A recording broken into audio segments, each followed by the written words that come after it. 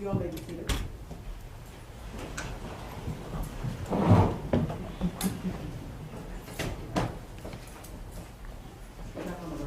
Okay. So the record reflects that the defendant is present, his attorneys, the state is present, and the jurors are present and seated. Good morning, ladies and gentlemen. Good morning. Good morning. I hope you're all well rested. We have a long day ahead of us. Thank you for showing up on time, and we will get started right away. Mr. Ruiz was on the stand yesterday, and the state is continuing their examination. The state passed the witness? The state has passed? Yes, Your Okay. Honor. Is the defense ready to Yes, proceed? Your Honor. Go ahead. Thank you. Hi, Mr. Ruiz. My name is Miss Muse, and I have a few questions, or a lot of questions for you today, okay? Some of these questions are going to be tough, and some of these questions are going to probably make you sad or uncomfortable. So, just letting you know in advance, I apologize, but I need some clarity, and we all need some clarity about the incident that occurred, okay? Okay. One thing I do want to remind you before we start is that perjury in court is a third-degree felony. You understand that? What is perjury?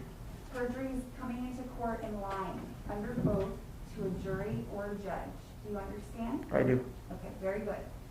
So, yesterday after you were done with direct examination with the state, did you meet with them and discuss anything afterwards? No, ma'am. Okay. So, I want to go back to your testimony from yesterday. And you said that you met Amina at Kroger when you would go over there and run errands for your mom, correct? Correct. Where was your father, and why couldn't he run errands instead of you if you were in school? He was working. And you were 22 at the time that you met Amina? Because you said you're 34 today. So Correct. how old were you 14 years ago? 20 years old? About 20. Okay. And you weren't in high school with her at Louisville High School. Correct. I was in college. And y'all started having sex. Is that why y'all fell in love and all that stuff happened? Objection, Your Honor, relevance and improper character evidence. It's relevant, Your Honor, because he explained how in love he was with Amina and how he was going to marry her and how he was going to leave his family for her. And so it is very relevant. I need to understand the relationship that they had. Thank you, question. When you and Amina started dating, did it become serious? Yes. And you wanted to marry her? Correct. And when you have a serious relationship with her, did it become sexual? Objection, Your Honor, relevance and improper character evidence. Overruled. Well, you can't produce evil out of evil, so you can only produce love It's out a of yes love. or no question, sir. Did you have sexual relations with Amina in your relationship? Object to answer that question. Sir, you cannot make any objections here. You answer the questions. You understand? Yes, ma'am. Okay, the attorneys make the objections. You answer what you're asked, all right? Apologize, Your Honor. So to be clear, it's a yes or no question. Did you and Amina have sexual relations during your relationship? Yes. And did she explain to you why she moved from Bedford to Louisville with her family? Yes. What was the explanation that you understood? As you understand it, what was the reason? Her father had found out about a previous boyfriend named Joseph, and he wanted to move him away from that previous boyfriend. And do you know who Joseph is? I did not. Did Amina tell you she still had communications with Joseph? She did not. Did you know that she had communications with Joseph? I did not. Did you find out when Amina left you that she had contact with Joseph? I did not. So let's get into your discussion that you said yesterday. You said that you and your dad went to the police station, is that right? Correct. And that was the night of the incident that you heard about. Yes. If Eric told us on the stand yesterday that Objection He to was hear with testimony and improper impeachment. Sustained. Okay, let's go into your statement. So you remember going to the police station with your dad that night, right? Correct. Okay. That evening was January 1st of 2008, is that right? Yes. Do you recall when you went to that police station, giving a statement to Detective Shingle? I do. Do you recall making that statement inside the police station? I do. Do you recall saying this, okay, what I'm about to read you?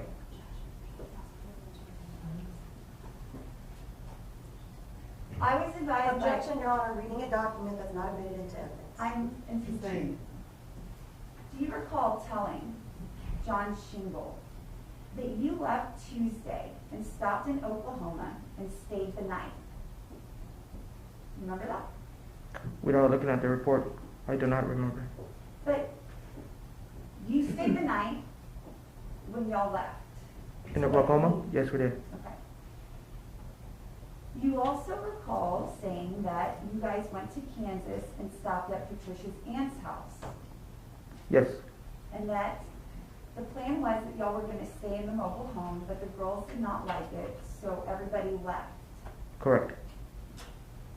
You advised that you arrived in Kansas around noon and y'all left around 5 o'clock p.m. going to Tulsa. Is that right? Yes. Around 8 o'clock p.m. Wednesday night, you said y'all stayed in a hotel Yes. in Tulsa, Correct. and then y'all went shopping and bought food and furniture and were going to look for an apartment. Correct. Y'all started looking for that apartment Friday morning in Yes. Tulsa. So you said that you signed, and you provided the lease, that you signed your name on. Is that right? Correct. You didn't use an alias name or anything like that. No, ma'am. And you understand that when you sign your name on a lease, that means you're stuck to pay for that lease for the year you said you signed it for. Correct. Okay. So then, you advised that your parents came to get you Friday night. Saturday. Is that right? Saturday. Saturday, okay. So Friday night, if you told Detective Shingle, Friday, back in 2008, when your memory was the best, that would be wrong. Correct. So, Edgar advised they signed, they did not arrive until late, so everyone went out to dinner together, right? I don't recall that. You don't recall saying that? I don't. So if it's in the statement, the verbal statement that you gave, that would be incorrect. Objection, Your Honor, improper impeachment. It's not. The witness does not have a sworn statement, and therefore she's reading from a document that's not admitted into evidence. Your Honor, I'm using the DA's predicate book to establish this. Ms. Hicks, would you like the witness to express his memory with that statement? I would be happy to, that's what I'm asking him about. I'm going through the inconsistencies that he gave, that's all I'm trying to do. Your Honor, he does not have a sworn statement for her to impeach him with. That we know of, because we haven't received one from this state. So, under Rules of Evidence 615, prior inconsistent statements, I can go into this stuff too, and I can ask them to produce all the statements that they have in their custody. So I can examine those and go through this impeachment. All right, go ahead. Proceed with the question? Proceed to the question. Thank you, Your Honor. All right, Mr. Ruiz, so, it says that everybody went out to dinner, and so you're saying that didn't happen. I'm saying I don't recall it. Okay, thank you. You also stayed the night, and then you and your parents left out Saturday together to come back to Louisville. Correct. You said that Sunday morning you got a call from Amina saying that they were all on their way back from Louisville. Is that right? Can you repeat the question? You ended up receiving a call from Amina saying that they were all coming back to Louisville from Oklahoma. Correct. They all get back to your family's house around 7 o'clock p.m. Correct. Amina and Eric stay there while Patricia and Sarah left to go back to Patricia's house in Alvarado. Is that right? Correct. You advised that on Monday you get a call from Eric and that he received a text message from Sarah saying that she and her mother are back at their house in Louisville and they want you to go and get the stuff from Tulsa. Is that right? Yes. You advised that you and Eric drove by the residence and saw Patricia's car in the driveway, which matches what you said yesterday. Yes.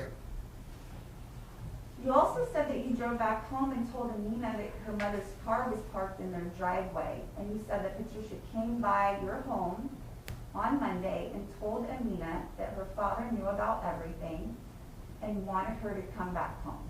Yes. Okay. When she leaves the house, you said around 6 p.m. on Tuesday. You know that your father spoke to the district attorney a few weeks ago, right? That's what they said. Okay. And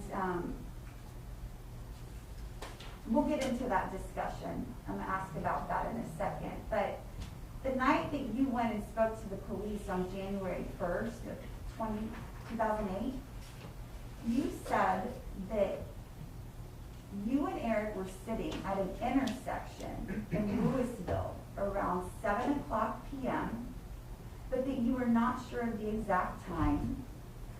Is that true? That's not true. That's not true. Correct. So when Detective Shingle says that that's what you told him, that would be incorrect. Objection, Your Honor, comparative testimony and improper impeachment. Sustained. So let's go more. It says here that Edgar said they went on to Old 121 after seeing Amina and Sarah in the taxi with their father. So they decided to follow them. Is that correct? Can you repeat the question? Edgar said they saw Amina and Sarah in the taxi with their father. So they decided to follow them. Correct. So you and Eric are the ones that followed Amina and Sarah that evening. No, me and my dad. So, I'm going to read it to you again. Objection, Your Honor, I'd like to have a running objection to counsel reading from an officer's report to try to impeach a witness. This witness does not have a sworn report and it's an improper impeachment. Your Honor, Sustained. can I respond? We don't have any written statements because the state agency didn't provide those to us.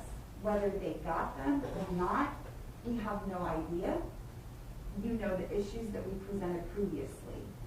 So this is all I have to impeach this individual, and statements made to different people, including law enforcement, is proper impeachment. I can go through as long as I know Raise your your questions. questions properly, counsel. Raise your questions properly. Will do, Your Honor. All right. Do you recall saying that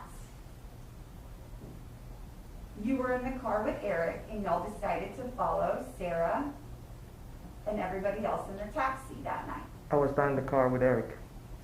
And your statement, your testimony today and yesterday is that you were in the car with your dad. Correct. Okay. Also, y'all, and so you recall saying that you took 635 exit to head back home, and that it looked like Amina's father was taking the 114 exit. We did not go to 635 East home. We were going to 635 East towards Richardson area. You advised that you did not know anything had happened until they received a call from a friend saying the police were at Amina and Sarah's house. Correct. You both stated that Islam, who's Amina and Sarah's brother, were very controlling of them and was always trying to protect their father from being hurt. Is that right? Say that one more time. You're saying that Islam was a controlling brother and always following or telling and ratting out on the girls. Correct. Would it be, do you recall Amina saying that Sarah rats her out and doesn't have her back anymore? I do not recall that. Do you recall ever finding out that Amina texted Joseph 4 days before they came back to Louisville? I was not aware of that. How are you not aware of that if she and her sister were sharing the same cell phone? Correct. I don't keep track of who uses the phone. You don't keep track of who your girlfriend you're really in love with and about to marry communicates with? I'm not. She's an Objection. adult. Overruled. All right, so let's talk about the dating situation. You said that her dad didn't want her dating you or American guys or something, right? Correct. Did he ever tell you that he doesn't want you dating his daughter? He did not. You and Eric used to go post stuff in front of their house, right, and like watch and see what was going on? We did not. You never done that? We did not. Why would Yaser say that you guys poisoned their dogs? That's a question you need to ask Not him. Yaser, Yasin, his brother. Yeah, that's a question you need to ask him. So you're denying ever causing any problems at the home or anything like that? Correct. I have no problems with them. You didn't have a problem with him not wanting her to date you? You were okay with that? Correct. That's his choice. Let's talk about this tennis class. You said that Amina had signed up for a tennis class Correct. and that she decided that she wanted to spend time with you. Correct. So instead of her being in high school, she's hanging out with a college kid. Where would y'all hang out? Go to Brahms, eat ice cream. Do you thought that was appropriate to take a high schooler out of school to spend time with them and give her ice cream? There's nothing wrong with eating ice cream. Okay. During school, did you go over there and have sexual relations with her in the school at any point? Objection, Your Honor, relevance and improper character evidence. Sustained. It goes to the relationship that they had and possible motive. Council approach.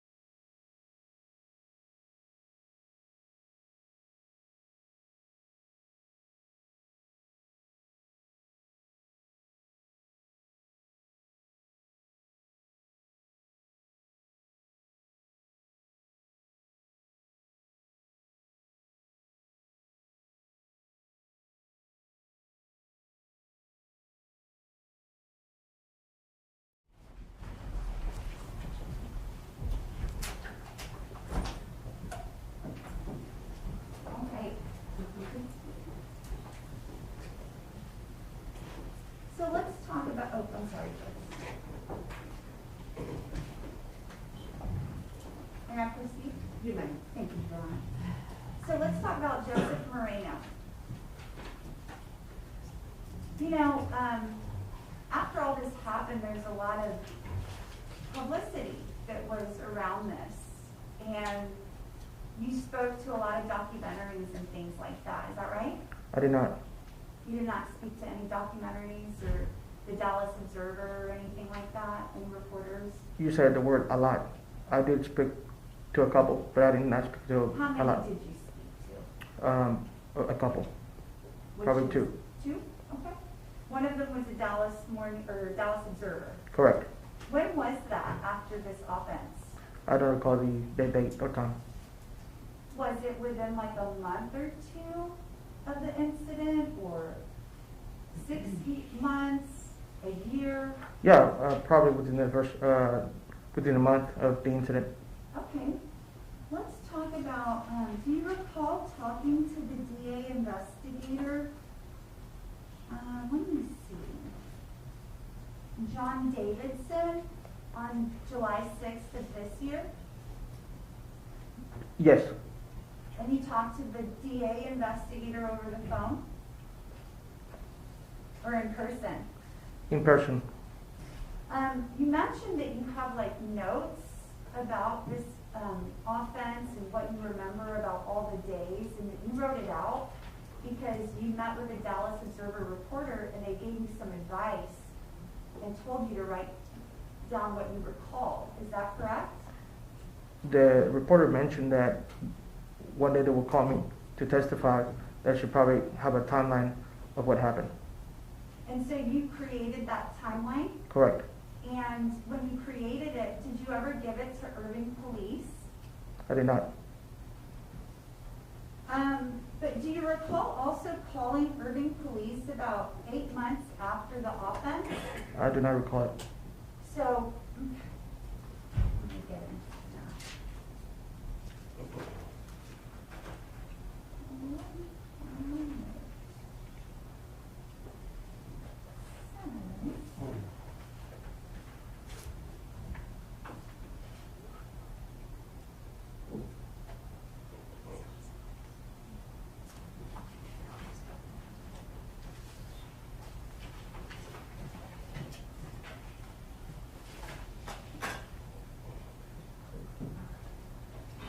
When you created that timeline, is it the timeline that you gave the police that night that you went to the police station?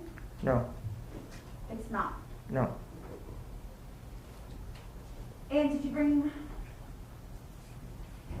why, I just don't understand, there's some notes that are brought up where you had contacted and asked if there was any new evidence or information on this case. You called Irving PD and asked that. I don't recall.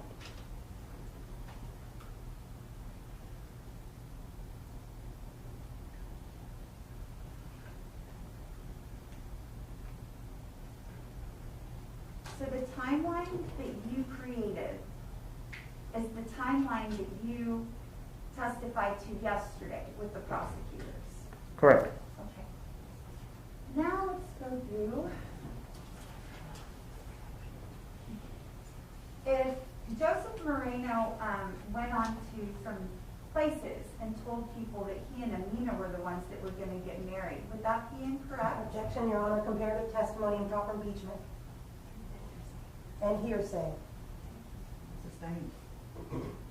So you never had any idea that Joseph Moreno and Amina had relationships still? Correct. But they did have an ongoing relationship? I was not aware of it. Okay. What's your opinion of Patricia, since you spent so much time with her? She was the mother of Amina and Sarah.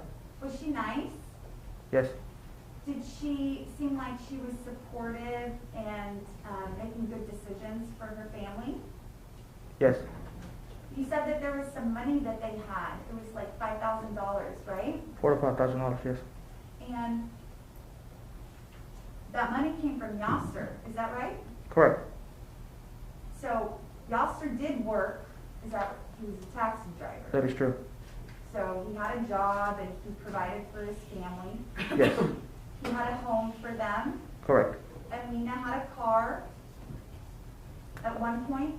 At one point, yes. At one point she had a cell phone. Correct. At one point she had all the beautiful clothes that a teenage girl would love to have. Is that right? Yes. And so she was this nice, sweet young lady that you wanted to marry. Correct. And y'all leased the apartment. You said, well, why didn't, I don't understand why that you didn't take Amina to your party with your parents that night on New Year's Eve. You said your family had a big party. Why didn't she go with you? She was there at the New Year's Eve party. She didn't come to the party on the 29th on Saturday, December 29th of 2008. Yeah. She was not allowed to come. Patricia was not okay with it. She did come to the party on the 31st, which would have been Why wasn't Patricia okay with it? because she was back in Dallas. They were back on Sunday the 30th. Well, I don't understand. So Amina was in Dallas. She was back in Dallas Sunday, December 30th, Uh-huh. and spent the night Sunday, December 30th, and Monday 31st. So then why didn't she just stay with you for the New Year's Eve party? She stayed with me on that 31st. No, why didn't she go with you and party at the party with your family? She went with me. Okay. And then afterwards, where did she go? We went back home. Okay. And that's when Patricia came.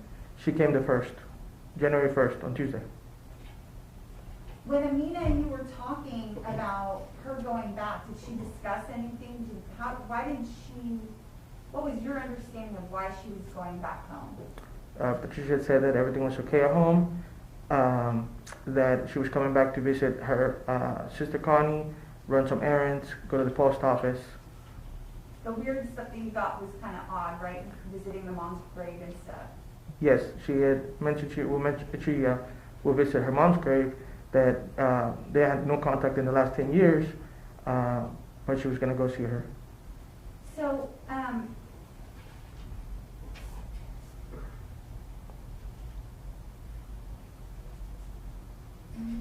when did you and Sarah ever communicate with each other? No, ma'am. But she was the one with the cell phone only at that time. On January 1st. And it says that, you know, that text message, you remember that text message they put up yesterday? Correct. It said it was from Sarah. Yes. But y'all never communicated until that text that night? We communicated in person. She was with us throughout the whole week. Okay. So when y'all talked, did Sarah ever mention to you about Joseph? No, ma'am. Did Sarah never mention that they were going to go back so Amina could be back with Joseph? No, ma'am. And you had said that Patricia said, come on, we're running out of time. Correct. When she came to your home to get Amina. And what did, you spent a lot of time with them those days. What did that mean, running out of time? Y'all already found an apartment that was furnished, so what time was running out? I still don't know the answer to that. You might want to ask her that. Okay. Sure. What about, you didn't ask that question when you were present in front of her? I did not, ma'am. And you said it was the last time you would see her, and when she was leaving, she told you that you failed her. Correct. And how did that make you feel? I was disappointed.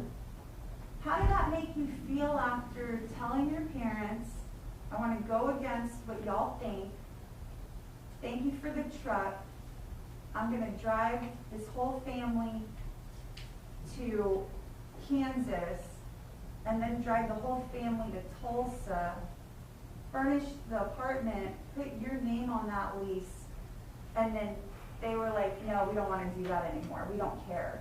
Yeah, I've been taught that if you can help somebody, if it's in your means, you help somebody. All I do was just help. How did that make you feel when you did all that, and then that's what happened? I felt great that I did my best at the time that I could help someone.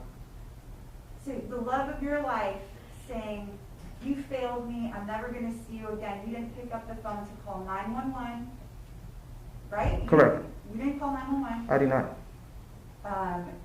When y'all, the story you gave yesterday was you and your dad went to Richardson Police Department to go bail out a family member. We went to the Richardson area to bail out a family member. Okay. Up in jail? In jail, correct. Where the police are? Correct.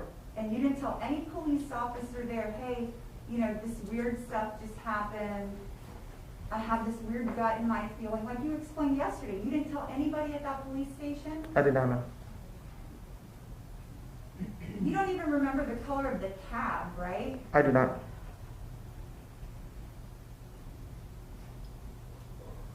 And then Patricia called you. Patricia called you to give you the unfortunate news, and then you, at that time, initially, police say went with Eric, but now you're saying went with your dad to the police station immediately to talk to them. Patricia did call me. I'm not sure what the police said. Patricia called me.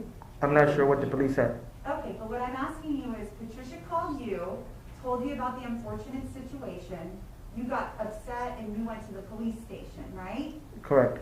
And it's incorrect if the police think you went there with Eric, you actually went there with your dad. I went to the police station and I was there with Eric. To the police station? Okay? Yeah. But your dad was with you in the car. Correct. Okay. But Eric was not in the car. Okay. I saw Eric at the police station. Eric was at the police station and not in the car. Correct. When Amina was taken from your parents' house by Patricia, you said taken by the hand, 18-year-old girl taken by the hand and pulled out of that home by her mom. I did. And that's kind of like kidnapping, right? I'm not sure. Taking somebody, removing somebody from a location. Your Honor, objection, this witness is not skilled enough to answer that leading question. Speculation. Sustained. Did it look like Amina wanted to go with Patricia? She did not want to go with Patricia. And you didn't call the cops at that time, right? There's no harm in forcing someone to pulling someone out the door. There's no harm in forcing somebody out of the door and taking them where they don't want to go? Yeah, I can't make that judgment. Okay. And if your dad said, did your parents ever say in front of you, like, Amina, you should go home, it's the right thing to do? They did not.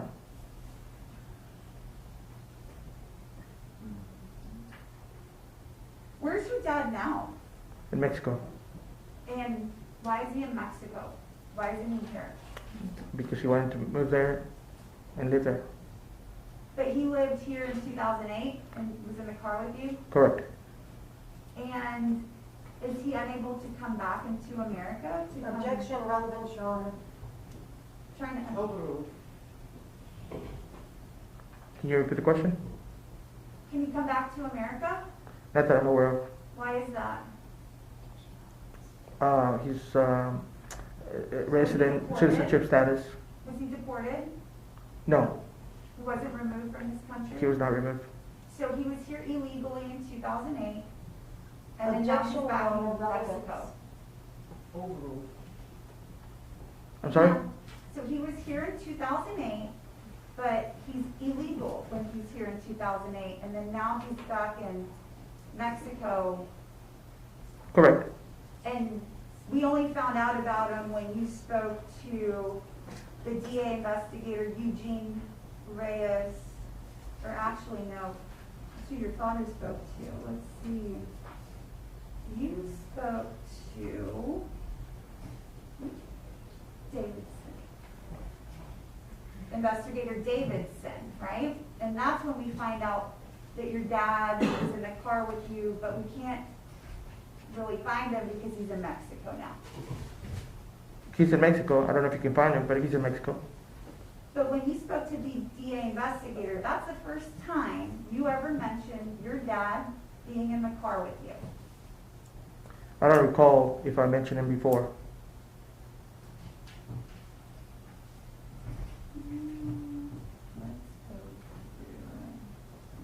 How did you know what Yaser looked like? I had seen him a couple times Where? at Kroger. Did he be assaulted? Did he cuss you out? Did he do anything? He did not. And I saw him a couple times at Quick Trip getting gas. Was he mean to you? We never encountered.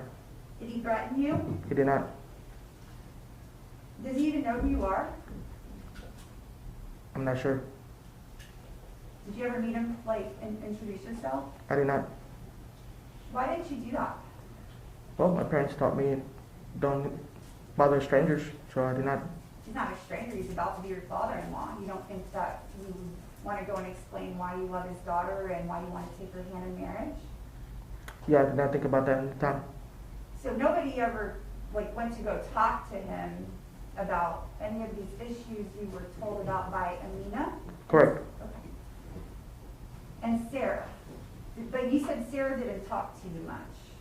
just say hi. She would say hi. You know, you mentioned a situation where Amina said her dad pulled a gun on her for having a boyfriend. Correct. Were you present for that? I was not present. Did Amina want to call the cops on her dad for doing that? She didn't mention that to me. I'm not sure.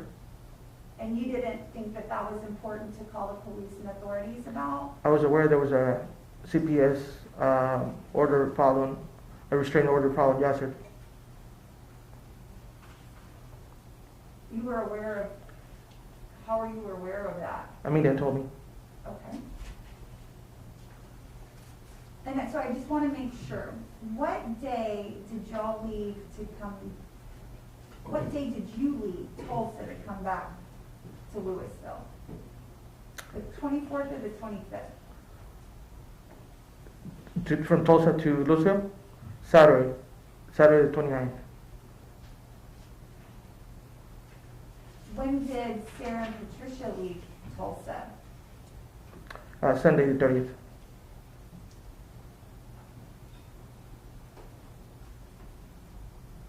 Are you aware that Amina called Joseph the day that you left Tulsa? I was not aware of it, ma'am. Why did you keep calling your girlfriend from blocked numbers? That's what she always requested. And so how would she know to answer, to talk to you? That's a question you need to ask her.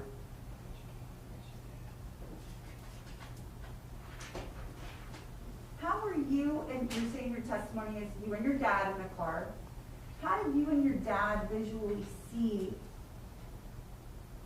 that they took the exit for 114? If you were present and you saw all of this happening at your home, right? Her being pulled by the hand by her mom forcefully, not wanting to go home, why did y'all stop following them? Because we did not follow intentionally Yaser. It was just by coincidence. And we did not follow him until 114. We diverted on in Great Bend area, 635 East. But y'all decided to quit following them, to go to Richardson, to go bail out somebody that's in a safe place or in jail. And you can go get them later, 2 hours later if you need to. Jail is not a safe place from where I'm aware of. Say that again? Jail is not a safe place from where I'm aware of. But you thought it was safe to unfollow your girlfriend when she was in a vehicle with somebody that you believe is so dangerous that you just saw her pulled out of your home by her hand forcefully, and you and your dad were like, she looks safe, so we're gonna go. Correct. We're not there to enforce any law. We're not law enforcement, and she's on the care of her father, and she was on the care of her mother when she left the You house. didn't care about that when you moved them all to Oklahoma. Correct. I was there to help. So why were you there to help if this was the truth and you thought they were not safe Objection with on the them? minute, Your Honor.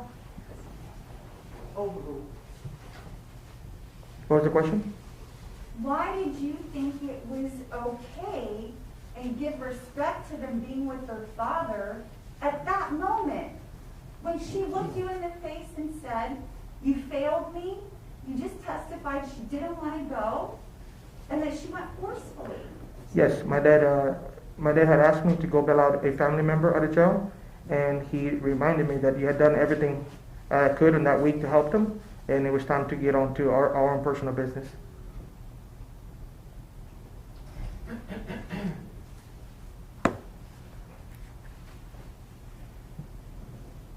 How many times did you speak to the police after this incident? In the last years or when? Total. I don't recall how many times. I know I spoke to them the night of. That's it. One time. That time and 2 months ago whenever I was subpoenaed to come here. How many times did you speak to the FBI? I don't recall speaking to the FBI. You never met with any FBI agents about any of this case? I don't recall ever meeting with him. And how many times did you speak to the media about this case? Again, it was probably 2 or 3 times.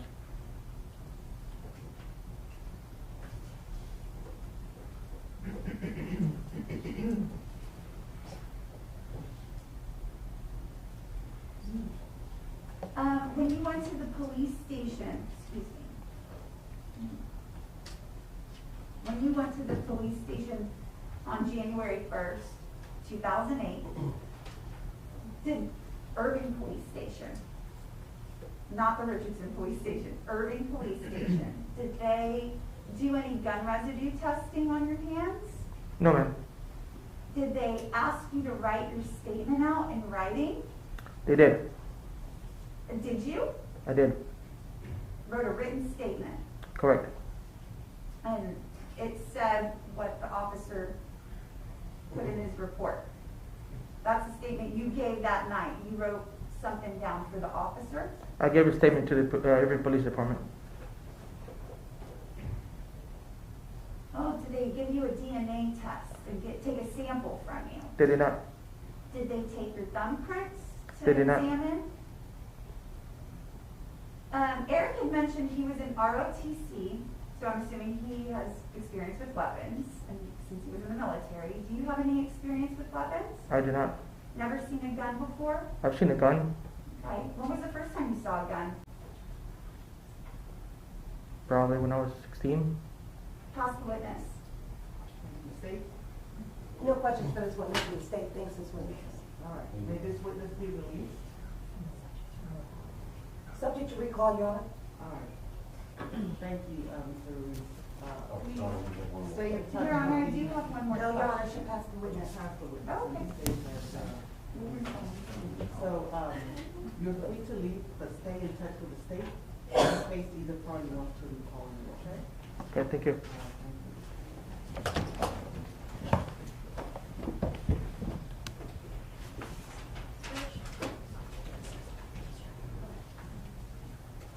Go ahead, next witness. Thank you, Your Honor. The state called Officer Hubbard.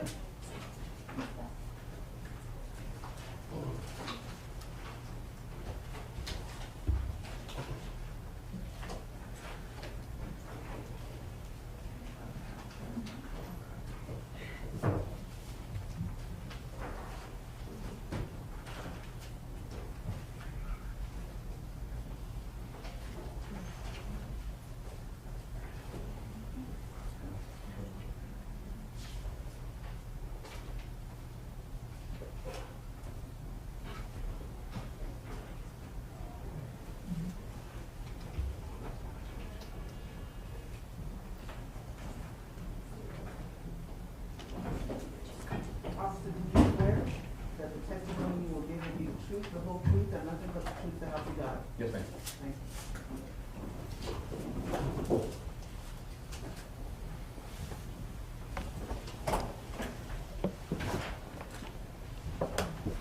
All right, state name, proceed. Hold it, you.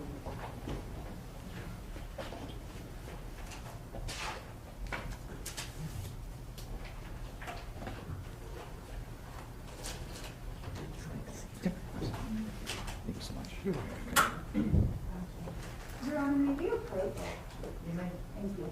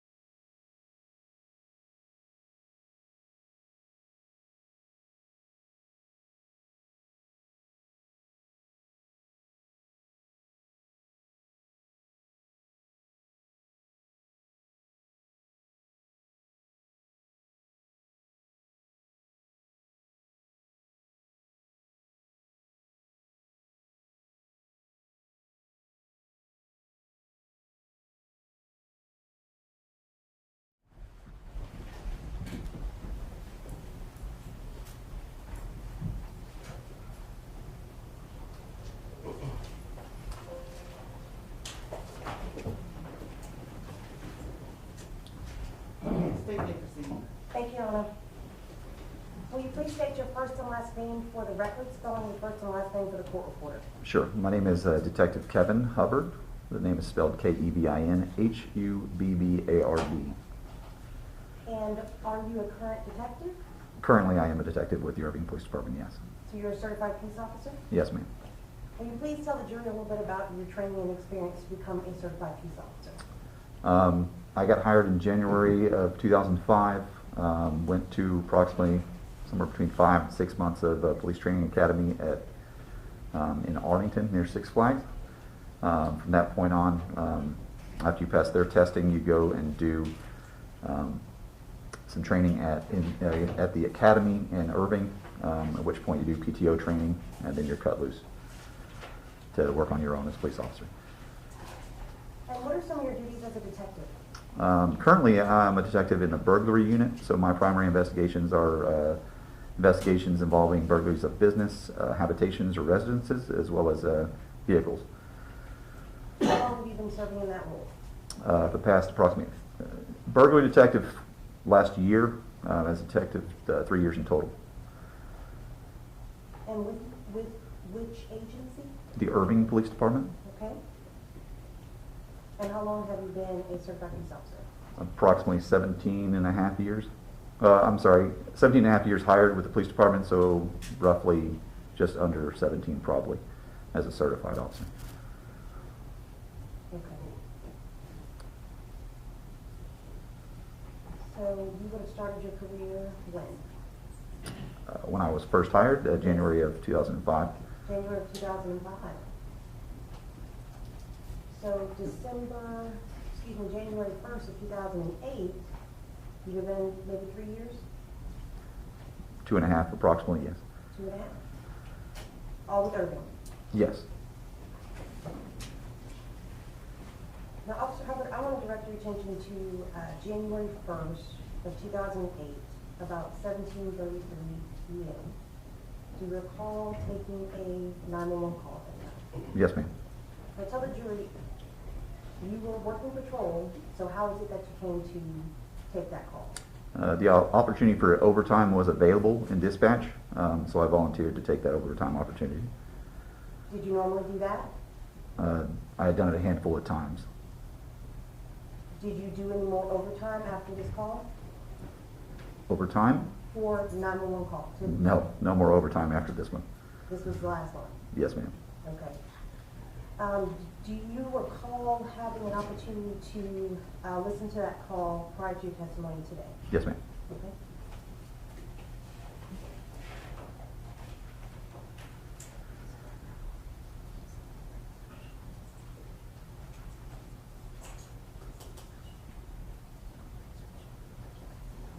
Your Honor, may I approach the witness? Yes, you may. Thank you. Detective Hubbard, I am showing you what's been marked as State's Exhibit 10 and State's Exhibit 11. Have you had an opportunity to review both of these calls? Yes, ma'am. Okay? And did you in fact initial both of these calls? Yes, ma'am.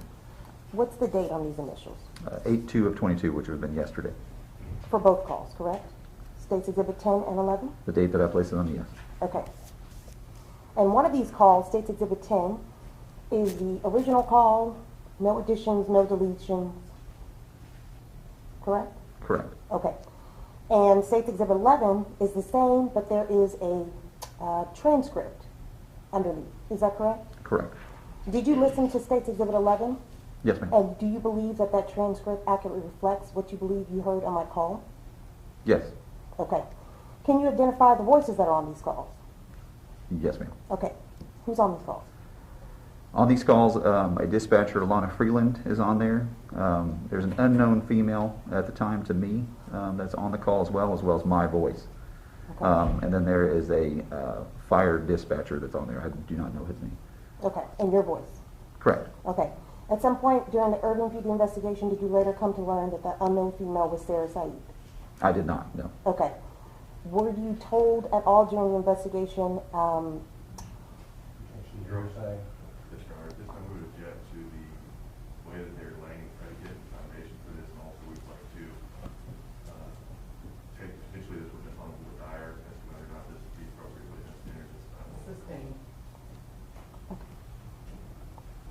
Your Honor, they'd be permitted to take the witness on voir dire? But you can continue to lay your Okay, thank you, Your Honor.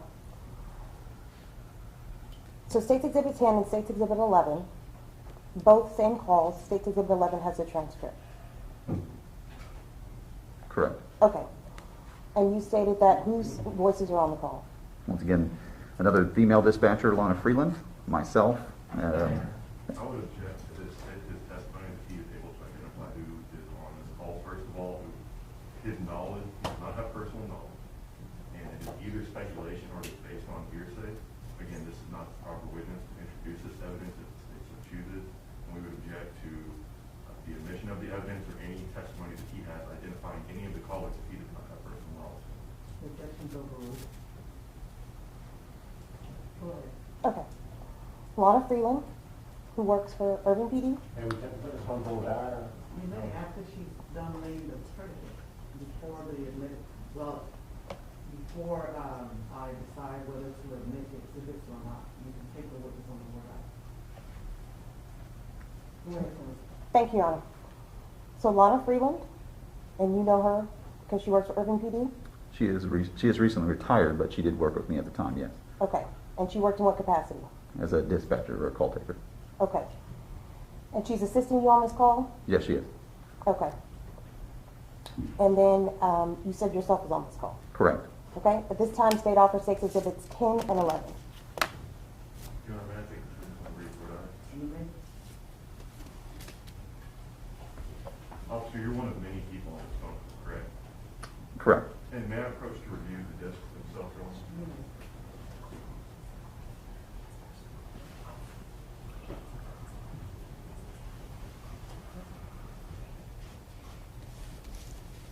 Officer, is this your handwriting on these discs? The only handwriting in mine is actually the ones in red. The ones in red? Correct. From yesterday? Yesterday afternoon, yes. Okay. Now, How many different voices are on this 911 call? I can recall 4 offhand. Okay. And other than law enforcement personnel, the other caller, the one making the call, is the name ever given? No. At the time of the call, were you able to identify who's calling? No, sir. It's a distress call? I'm sorry. Would you describe this as a distress call? I would consider it a 911 call. I'm not sure what you mean by distress. When taking this 911 call, did your office, did you or any of the other law enforcement officers on the call follow the appropriate procedure in taking 911 call? I don't understand the question. I'm sorry. Did you identify the caller? I can't hear you through that. I'm sorry, sir. May I approach the witness? Yes, you may. Okay.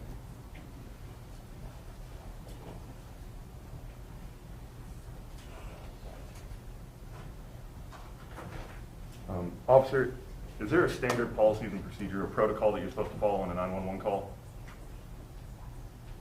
I would assume dispatch does have standard operating procedures, yes. So you're not dispatch. I am not the dispatcher. You No. did not receive this call.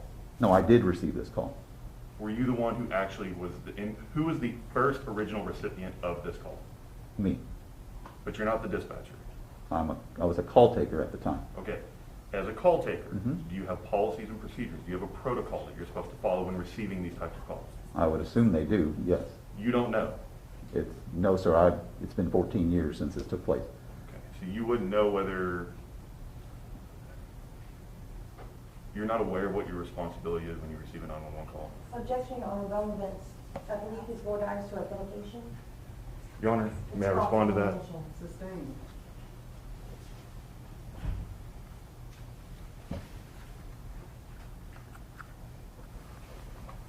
At what point in time are you able to identify all the callers on this? I was never able to identify several of the callers that were on there. That was not my duty. Thank you. Your Honor, he is not able to identify the callers. He is not able to identify the policies and procedures, the protocol that they're supposed to follow in taking 911 calls. If they want to get this evidence in, there are appropriate ways to do it. This is not the right witness. And for that reason, we would object to the predicate and foundation being laid improperly, that the 911 call is testimonial and a violation of the Crawford. It is additionally hearsay. There are not only other law enforcement agencies. There's an unidentified caller. And so for those reasons, Your Honor, we would ask that this 911 call be prevented from being admitted into evidence at this time with this witness. Your Honor, may I respond? Yes, you may.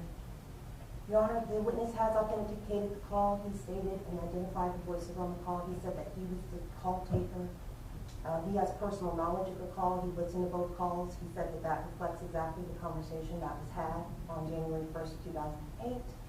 As a defense counsel's argument about Crawford is well-settled law that a 911 call is non-testimonial if there's an ongoing, ongoing emergency.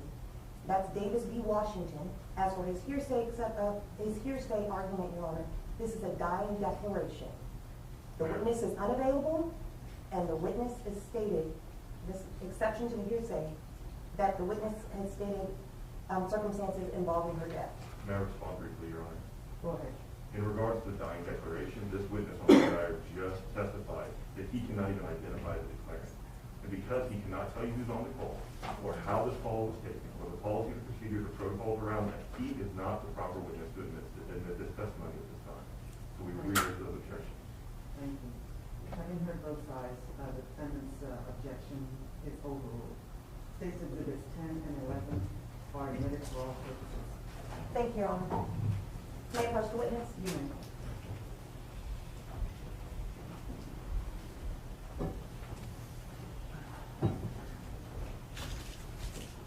Permission to publish State's Exhibit number 11? You may.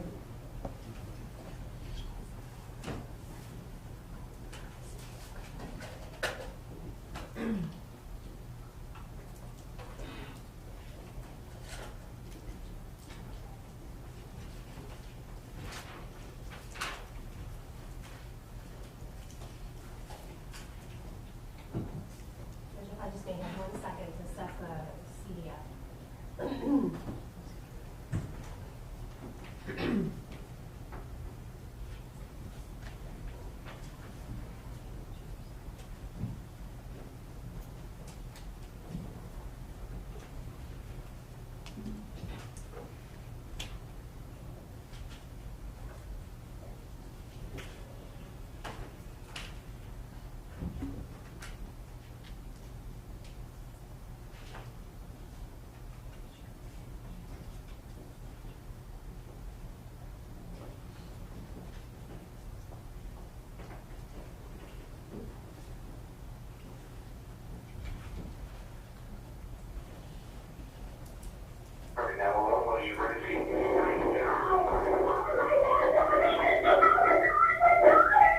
What's going on, man? Okay, let me just be on the way to get some parts on the line. Okay, hold on 1 second, okay?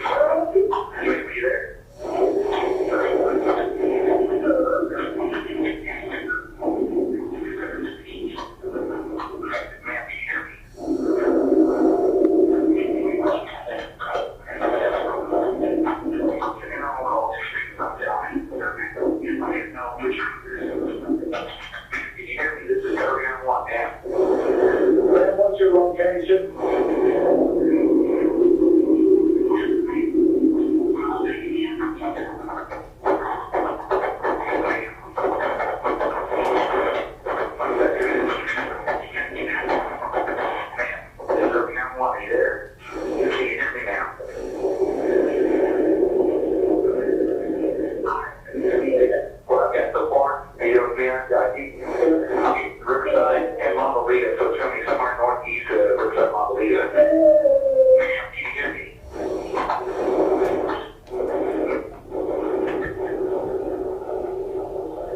We translated down, getting changed down, and on the field drive.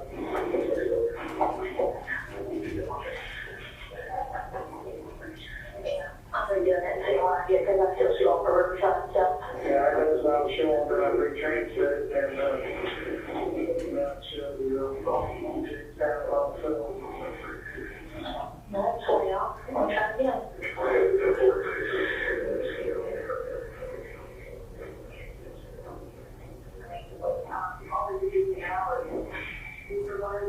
I was looking like that at like Cal and Elkhorn now.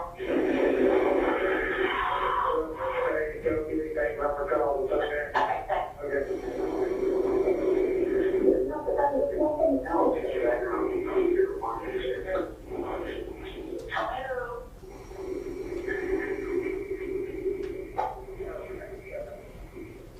Hello?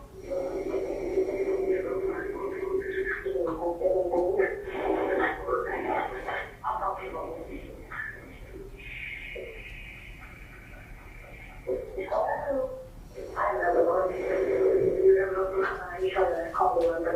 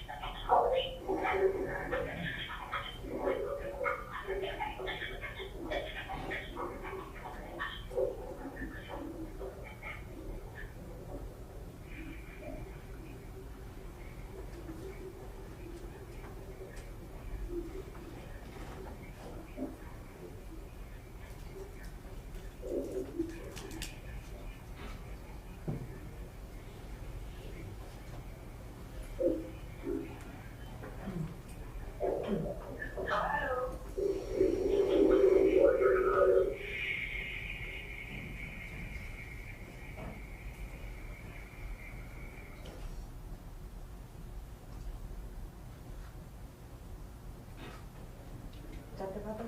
Yes.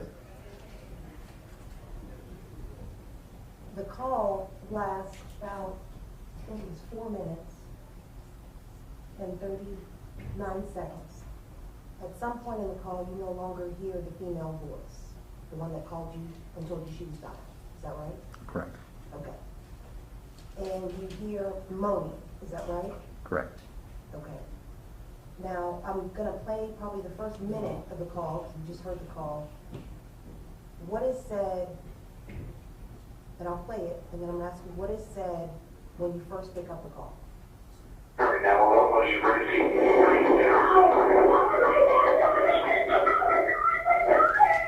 What's going on, man? I'm dying, not worried about her. Okay, let me transfer you on. I'll need to get some, sorry, on the line, okay? Hold on one second, okay?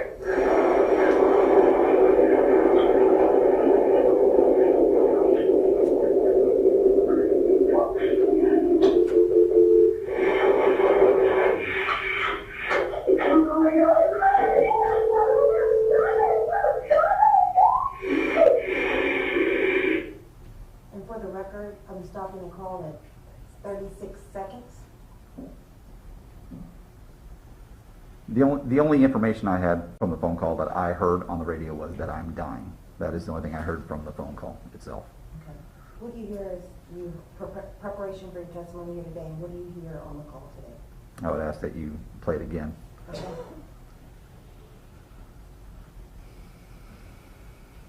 All right, now, what was your emergency?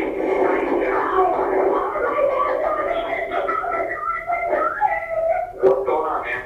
I'm dying, not worried about her. Okay, let me transfer you on. I'll need to get some, sorry, on the line, okay? Hold on one second, okay?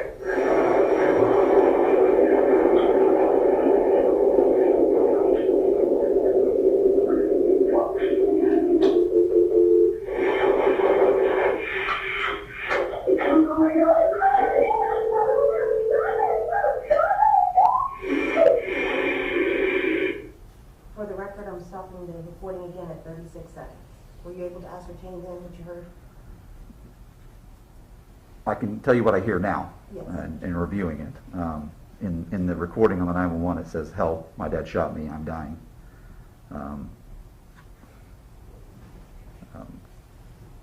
At some point, I ask her what's going on. She says that I'm dying, that's what's up. And then at some point she pleads, "Stop it, stop it, stop it."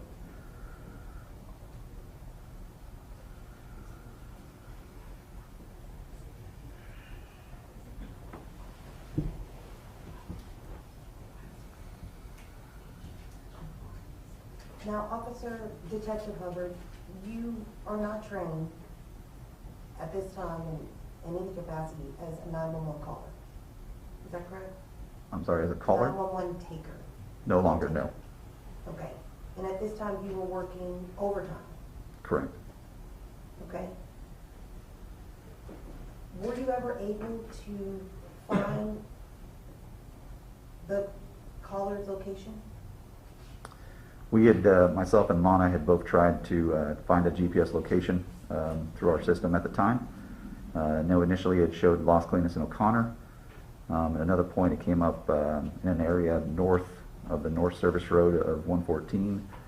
Kind of a square location would be the North Service Road of 114 to Las Colinas, O'Connor, and the last road. It says Mandalay in there. I'm not familiar with the road Mandalay, but the Omni Mandalay Hotel, as it was formerly known, would be the east side of that square. So you searched and you tried to search several locations, but you were not able to locate? Based on I was not involved in the search at all, as far as. Are you aware if that information was disseminated out to the Irving PD officers or detectives who were searching that area? Yes, it would have been sent from a dispatcher to the officers working. Of every location that this caller might have? The information we take is put into a system, and yes, that information is directly given to our officers on the streets. Okay.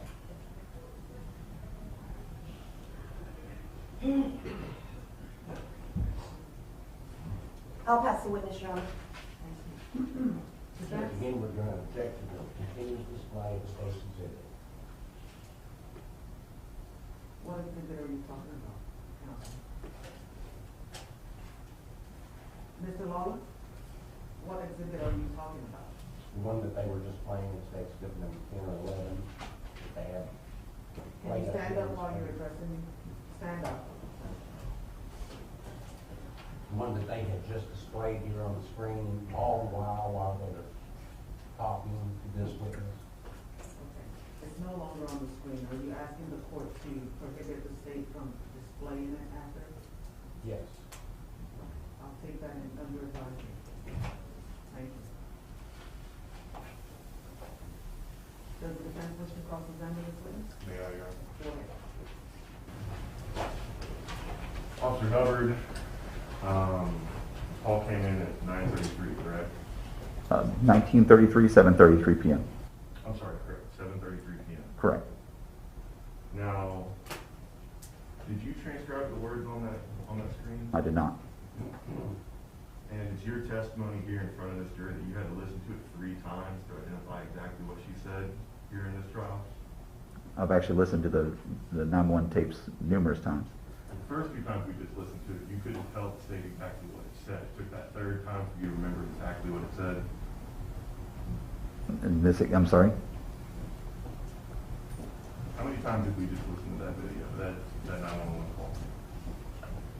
I believe twice is the times that we listened to it.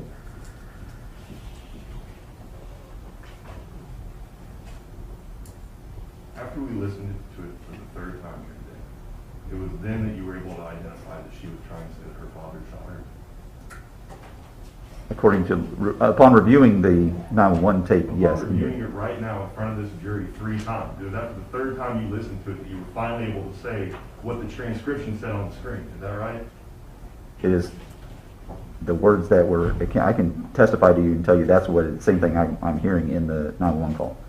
And while you have a hard time understanding exactly what the call is, you have a very clear and concise memory of every single GTS location that you're spitting off here in this call, right?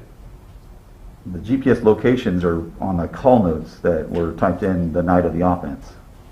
I guess I'm just confused as to your ability to recall the GPS so clearly during your direct examination, but your inability to recall what was said on the 911 call during your direct examination. So the interaction that night on the phone call was actually the only words that I could hear from her were that she told me that she was dying multiple times, and that was reflected in the call notes that night. Do you hear any other voices on that call other than the ones we've identified so far? The 3 officers, or you, the 2 officers, or law enforcement agents, and then as you described, the unknown declarant? No, I did not hear any other voices on there. No other voices? No, sir. No other men on the call? Not that I, no, not that I can hear, no, sir. I'm sorry? No other women on the call? Not that I recall, no. Did you hear any gunshots? I did not, no. As a 911 caller, are you able to testify to the actual physical or mental condition of the individual making that call? As a 911 caller? Yeah. I mean, excuse me, this is the recipient of the 911 call. No, I cannot speak on their behalf, no. So you don't know if they're dying? I can only take them for the words they give me. So you cannot testify whether this was a dying declaration. You have no idea what condition that person was in. At the time that I took the phone call, no. At this time, Your Honor, I would re-urge our objection to this evidence. I know that it's been admitted. I would ask that it be recalled under this state's argument that this was a dying declaration and stricken from the record, given the fact that he cannot provide the appropriate predicate under that hearsay exception. Your objection is overruled.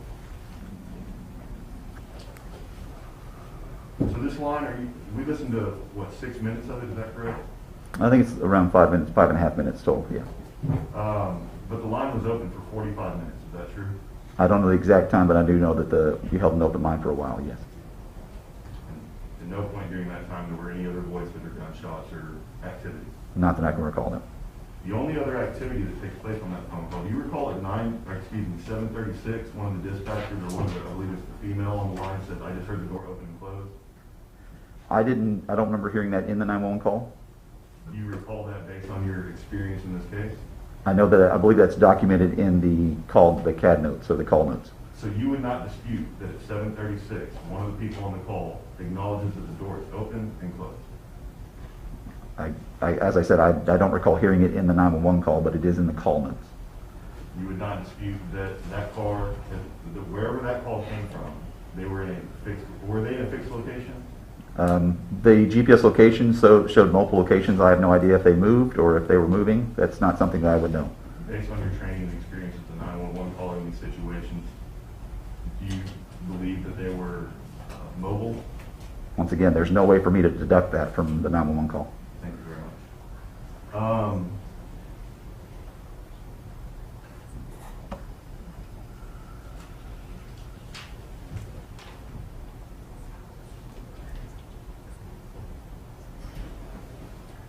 We have no additional questions for Mr. Ruth. Thank you. State, No further questions for this witness. may this witness be released? Yes. Yes. Your Honor. Thank you. You're free to leave. Thank you.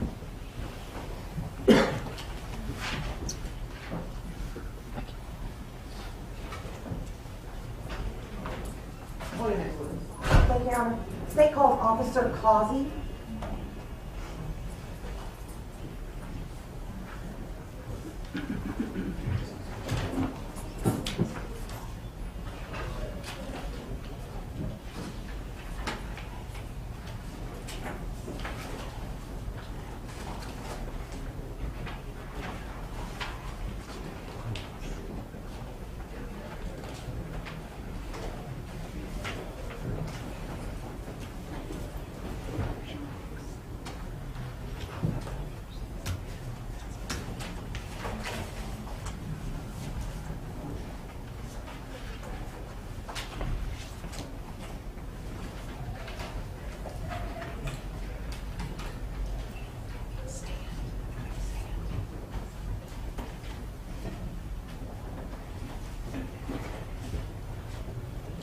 Sir, would you raise your right hand for me?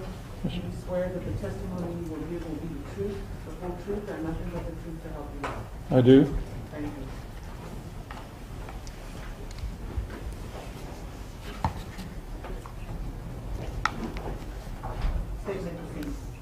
Thank you, Your Honor.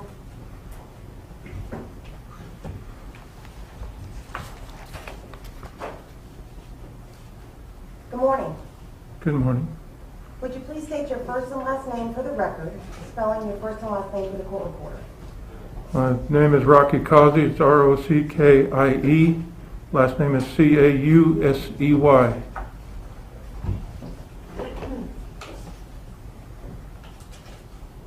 And Officer Causey, are you retired? Yes, I am. How long did you serve as a certified peace officer? I was with Louisville 22 years, 7 months, and 11 days. And on January 1st of 2008, were you serving as a certified peace officer? Yes, I was. For which agency? Louisville Police Department. Were you with Louisville the entire part of your career? Yes, I was. I want to direct your attention to January 1st of 2008, around 8:08 p.m. Were you dispatched to 1023 Lakeland Drive? Yes. Okay. And why were you dispatched to that address? It was a welfare concern that Irving PD had requested that we go by and check the residence for a person and phone. So Irving PD asked you to check the residence for a person and phone. Yes. Okay. Do you remember the cell phone number that you were checking? I do not. I have the number here, though, in the report. It's 972-693-8366. Okay. So you were asked to go to the residence to check on any occupants that may have called from that number. Yes, specifically a female. Specifically a female, because that number was registered to that address? Yes. Okay.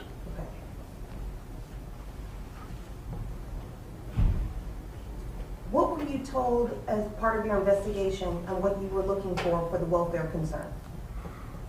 They said that they had received a phone call or... Hearsay. Your Honor, it's pursuant to his investigation? Not being offered for the truth of the matter, Raise sir. your question, please. Thank you, Your Honor.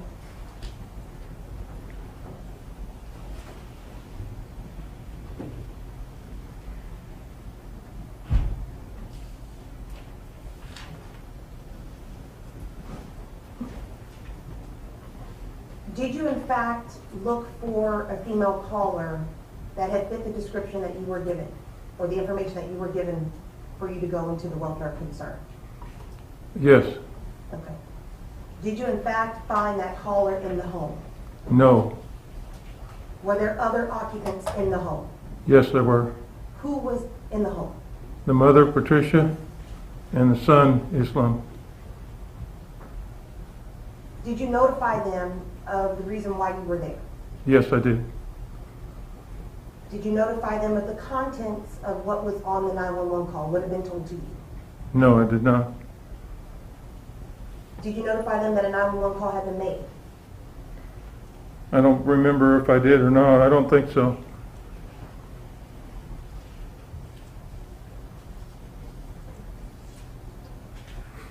Did they identify any other occupants in the home that were not present? No. I'm sorry. You mean the other occupant? Yes, they identified the two sisters and the father. Do you recall their names? The father's name was Yaser, and the sisters were Amina and Sarah. And they indicated to you that those occupants were not present in the home? Yes. And that was at 8:08 p.m.? Yes. Did you ask what clothing that those individuals may have been wearing? Yes, I did. Okay. Were you given that information? I was given a description of each, yes. Okay. And what was the description of the clothing? They said that Sarah was wearing a brown zippered sweatshirt with yellow puppies all over it and jeans. Amina was wearing a tan jacket with a hood that had fur trim on it and blue jeans. Yaser was wearing a turtleneck shirt, they couldn't remember if it was brown or gray, a brown jacket and khaki pants. Through your investigation, were you able to find out where these parties had gone? They said that they were left to go to Denny's to talk.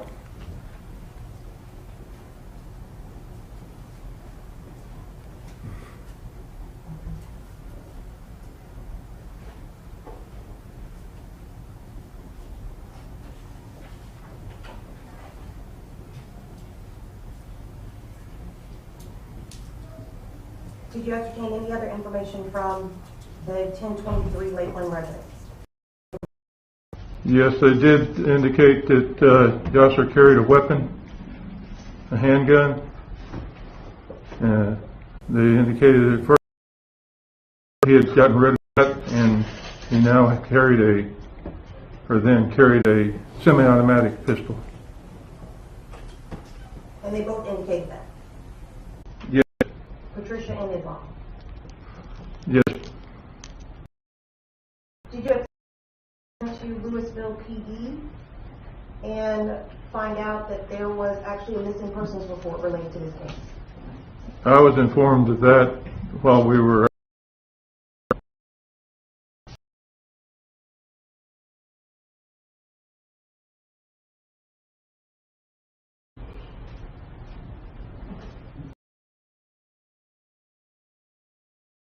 Other concerns that you thought that would be important?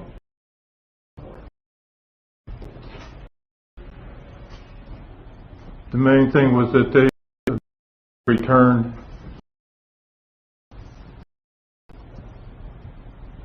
To the Louisville address? yes, to the home.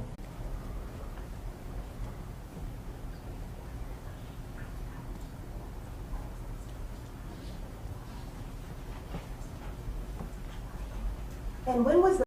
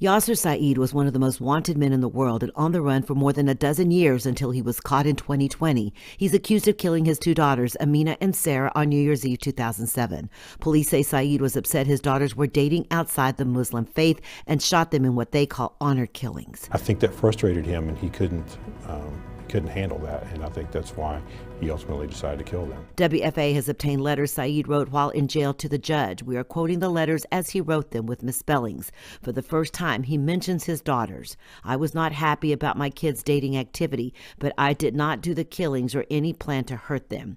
Irving police say he shot them multiple times and left them in a cab in front of the Omni Hotel. Sarah, the youngest, managed to call 911 and in her final moments named her father as the shooter. What's going on, man? I'm dying. In the letters, Said rambles on about honor killings and the changes in the law in the United Arab Emirates. In 2020, the UAE outlawed honor killings.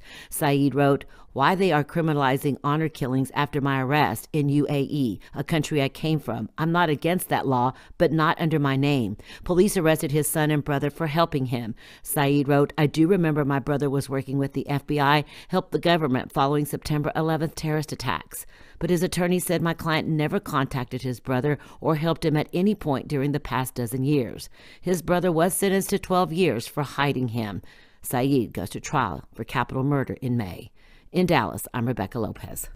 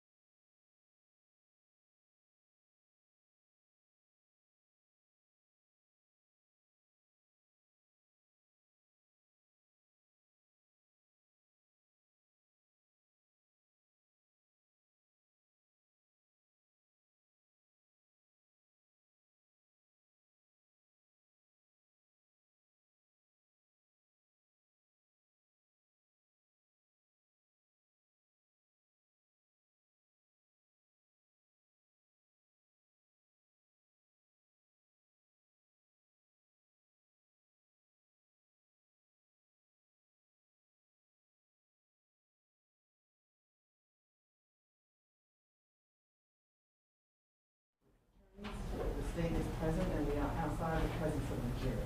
Mr. Lawler has an objection to make? Well, we do, Your Honor. During our break,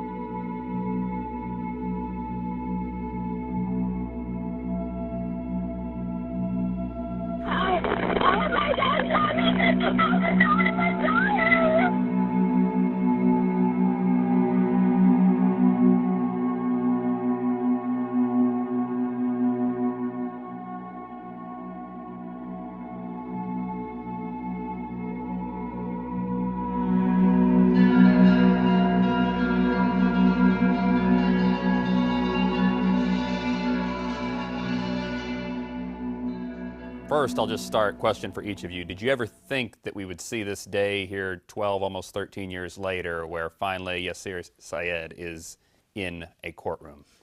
I always felt that he would be arrested at some point because there were sightings of him from different people. I hoped that he would be arrested. I remember getting the call when they said he'd been caught, and I was standing in the middle of the store, and I thought, finally, it was just like a big sigh of relief. But I always felt like there would be some tips that would lead to him. I thought they'd get him eventually. I never dreamed in a million years it would take this long. I think it's still a little bit shocking to me to realize that he was truly, apparently, in this area, if not the whole time, most of the time. There were, rumors in the beginning that he had gone to Egypt, but they never found any evidence that he actually did. There was a lot of talk that maybe he was in New York City driving a cab. But to think that he was just hanging out here in North Texas for all these years, that to me was still pretty shocking.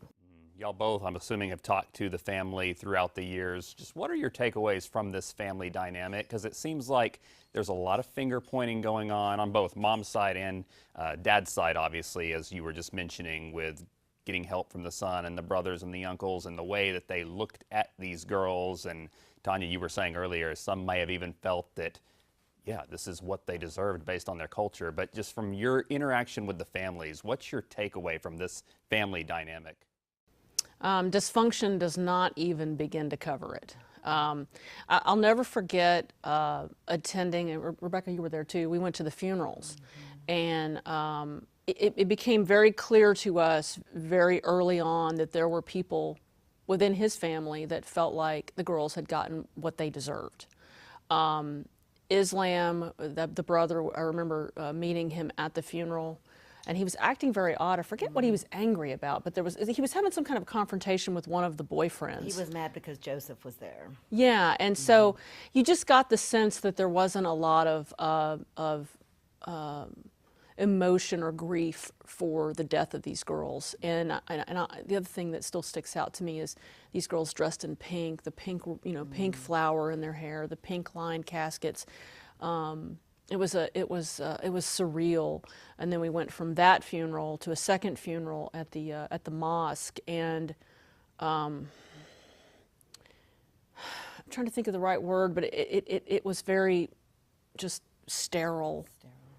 You didn't get the feeling that there was a whole lot of care for these girls, and it was heartbreaking. And then just the whole way this went down. I mean, these girls had convinced their mother to flee the state, and they go to Kansas, and then they go to Oklahoma. They rent this apartment, and then she brings them back. I mean, I'll never in a million years understand that.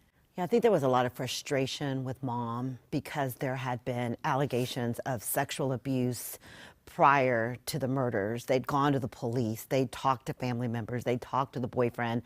And though I do believe that Mom was also a victim of violence at the hands of Yaser Said. There are police reports that indicate that. And so I do believe that she was in fear of him.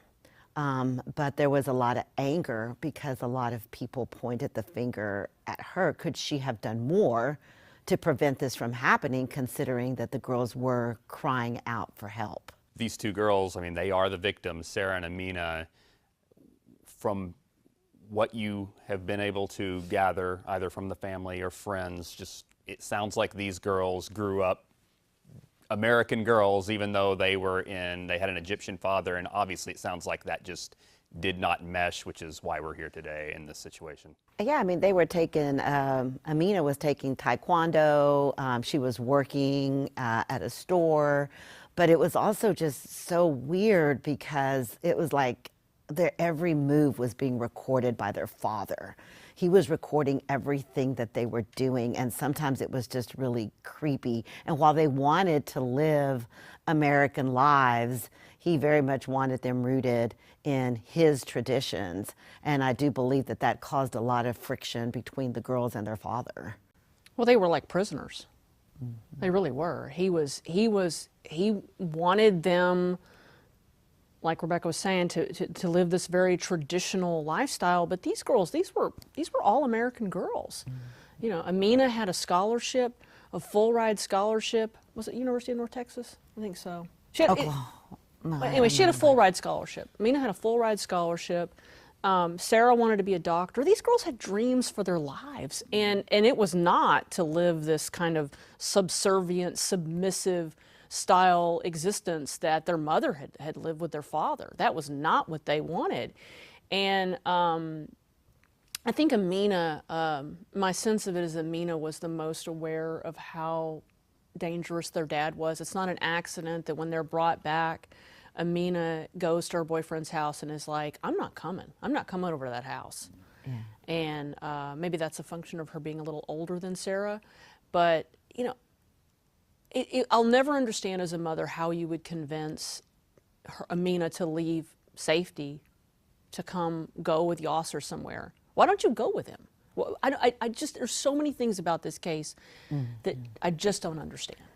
Well, I think that, you know, also you have to remember Patricia married him at 14 years old. She was clearly, I mean, I'm not making excuses for mom, but he very much had control over her as well. She was 14 years old when they got married. She had her first baby at 16, That's true. The son, and then the two young girls after that. And so, you know, he definitely had his thumb over that entire family. In fact, in some ways, it's a miracle that she got up the gumption to even leave the state.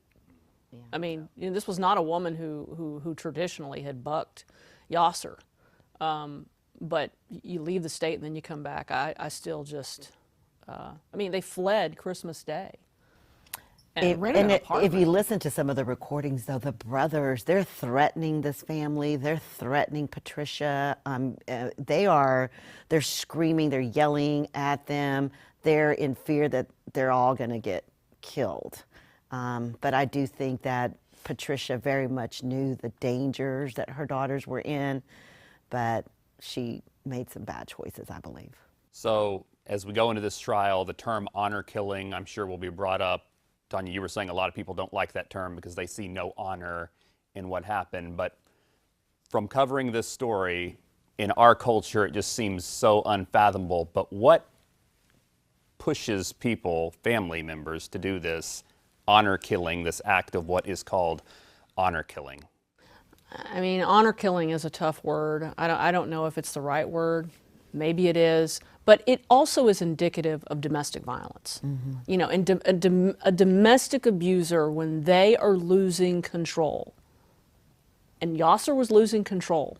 He was losing control of those girls, and to a certain extent, he was starting to lose control of Patricia. That's when it's the most dangerous. There's all kinds of stories we've done over the years where the most dangerous time for a woman and her children is when they've left. And then to come back, I mean, you've put yourself in enormous danger. So, you know, is honor killing the right word? I don't know.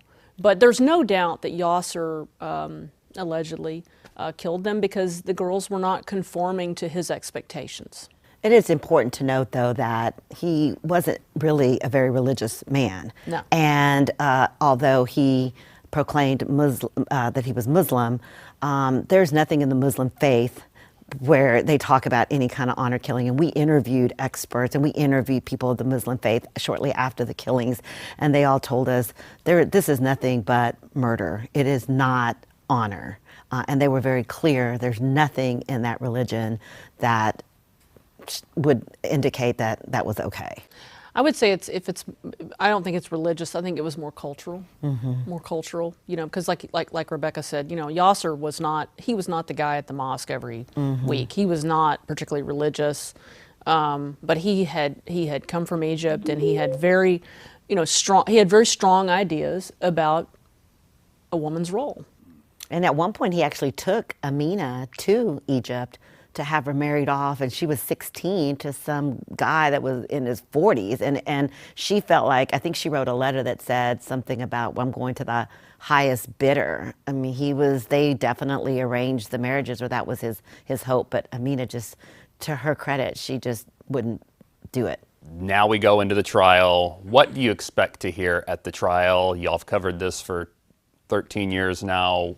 Do you expect to hear things you haven't heard before? I think we will. I think there's things that we don't know that they never released, the Irving PD never released to us. And I'm very fascinated to see what more they have. And I think that the other interesting thing is, what role also the 911 had in all of this, because the 911 operator clearly missed, if you listen to the calls, that my father shot me. And I think there's going to be a lot of focus on that, on the 911 call where Sarah is naming her killer. And I want to hear more about what happened there. Oh, I have no doubt. And we've covered enough big trials to know that every time we think we know everything about a case, there are things that come out that we did not know. And I think this will be one of those cases. I think there's going to be shocking things. I think there's going to be upsetting things.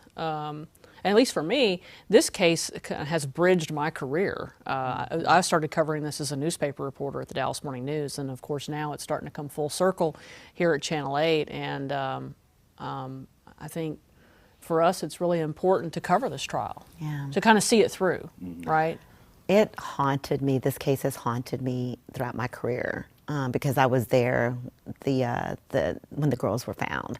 And I covered the story from the very beginning. And it has haunted me throughout my career because it was just so senseless.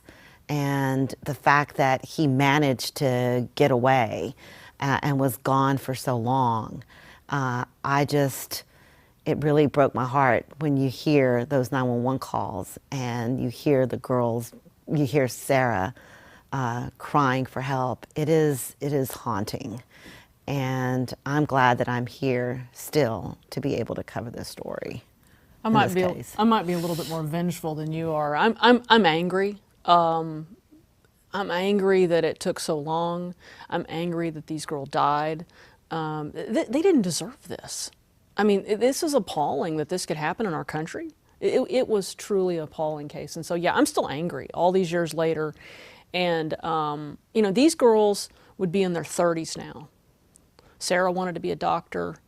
Amina had dreams. They both had dreams. And these women would presumably be, young and successful, going on about their lives. Instead, they're buried in some weed overgrown cemetery. That's sickening. And but it didn't shock me that his son was part of hiding him out. It didn't shock me that the brother was part of it.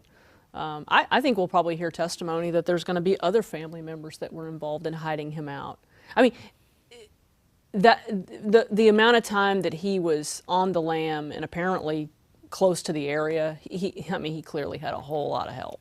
And it's interesting because I recently pulled some of his records at the jail, and he had been writing to the judge. And in those letters, he barely mentions them, but he obviously takes no responsibility. He is the victim, which is typical of sociopaths and narcissistic people. They don't take the blame for their actions. And again, this is all alleged, but clearly he is not going to take the blame. He is not going to be the one that says, oh yeah, I made a mistake. He's just going to stay down the path that he was somehow victimized. Yeah. When we cover these trials, we bring in a lot of legal experts who provide their analysis. With this one, how much do you expect his attorneys to talk about the act of honor killing and whether or not something else was motivating him? I don't know what necessarily their defense strategy will be, but how do you negotiate that cultural difference or that cultural disparity as far as what we know here in America and what was obviously a big part of these killings? Honestly, I think this is going to be very much like the Billy Shamir case. I think the prosecution's going to present their evidence. I think the defense is going to present no evidence until sentencing. I don't know how you defend him. There's clearly the Sarah names her killer on the phone. They've got his fingerprints. He's hiding. He's been on the FBI's most wanted list, which is the same one they put, Osama bin Laden on. And so you've got all of the stuff surrounding him. So I feel like they're only going to focus on the sentencing phase. And I would be surprised if they present much of a defense at all. Yeah, I think we saw in the Shamir case, just like Rebecca was saying, that the defense basically asked questions to try to knock holes, but they didn't call their own witnesses. It was, during the guilt innocence portion. It wouldn't shock me if they take that route. I don't even know how you defend this guy. I think it's a tough one. I think you try, if you can, maybe to raise reasonable doubt, but one of the girls named their killer. Yeah, I mean, it's a tough case. It's a tough case for any defense attorney, other than trying to get him less time. But if you're convicted of capital murder, it's an automatic life sentence without parole, or the death penalty. Really, just last thing.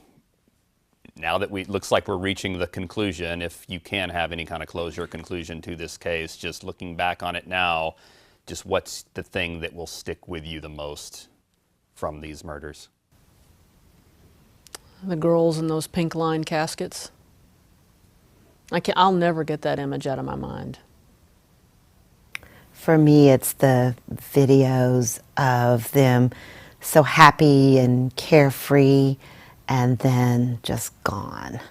They were just taken in such a senseless manner. And again, this is one of those that, as journalists, we cover things all the time that are painful, but this one really hurt because of the innocence of these two young girls and what was taken from them.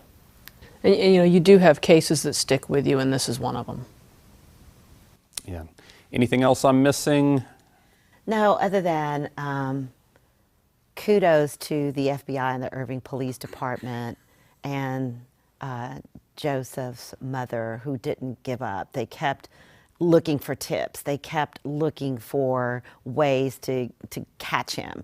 And the fact that we had just done a story about the fact that we thought that he might still be in the area. The FBI actually asked that we come out and do a piece. And we did, because they suspected that he was around. And then a delivery guy just happens to walk up to go deliver something at this apartment and recognizes him, which is just miraculous, because he didn't really look like Yaser Said like he did back then. And the fact that this person just saw him, and it led to them putting him on surveillance and eventually catching him. That was really good detective work, as well as, fortuitous. Well, and the thing about Joseph's mother was kind of wild. Rebecca was telling me she was wanting to do a story on it, and I happened to be at an event, a charity event at a laundromat, and I ran into Joseph's mother. She recognized me. Mm-hmm. I didn't recognize her. She recognized me, and I got her phone number, and that's how we found her again, all these years later. Yeah, and I guess that's where I'll end, is that because she was in that documentary prominent, she was the only one they showed out there at the tombstones. Does it strike you as odd or strange that this is a boyfriend's mother who's really kind of pushing this case and showing the most compassion, whereas even the girl's mother, it didn't seem like it seemed like she should be in that role when she wasn't? To me, it's telling. it is telling that the boyfriend's mom is the one that has been the voice and the advocate for these girls and not their mother. It is very telling to me. It is telling to me about her role in all of this. And in some ways, some people might say that she was complicit. In other ways, people might say that she was a victim as well, because she appeared to be a domestic violence victim. But to me, it is very telling. It is telling. She, you know, if these were my daughters, I would have been out beating the drum all these years, demanding his capture. And you just really haven't seen that from her. And it'll be interesting to see. I assume we're going to hear from Patricia at the trial. I'm looking forward to her being under oath to have to answer questions about her decisions that night to allow those girls to leave with him.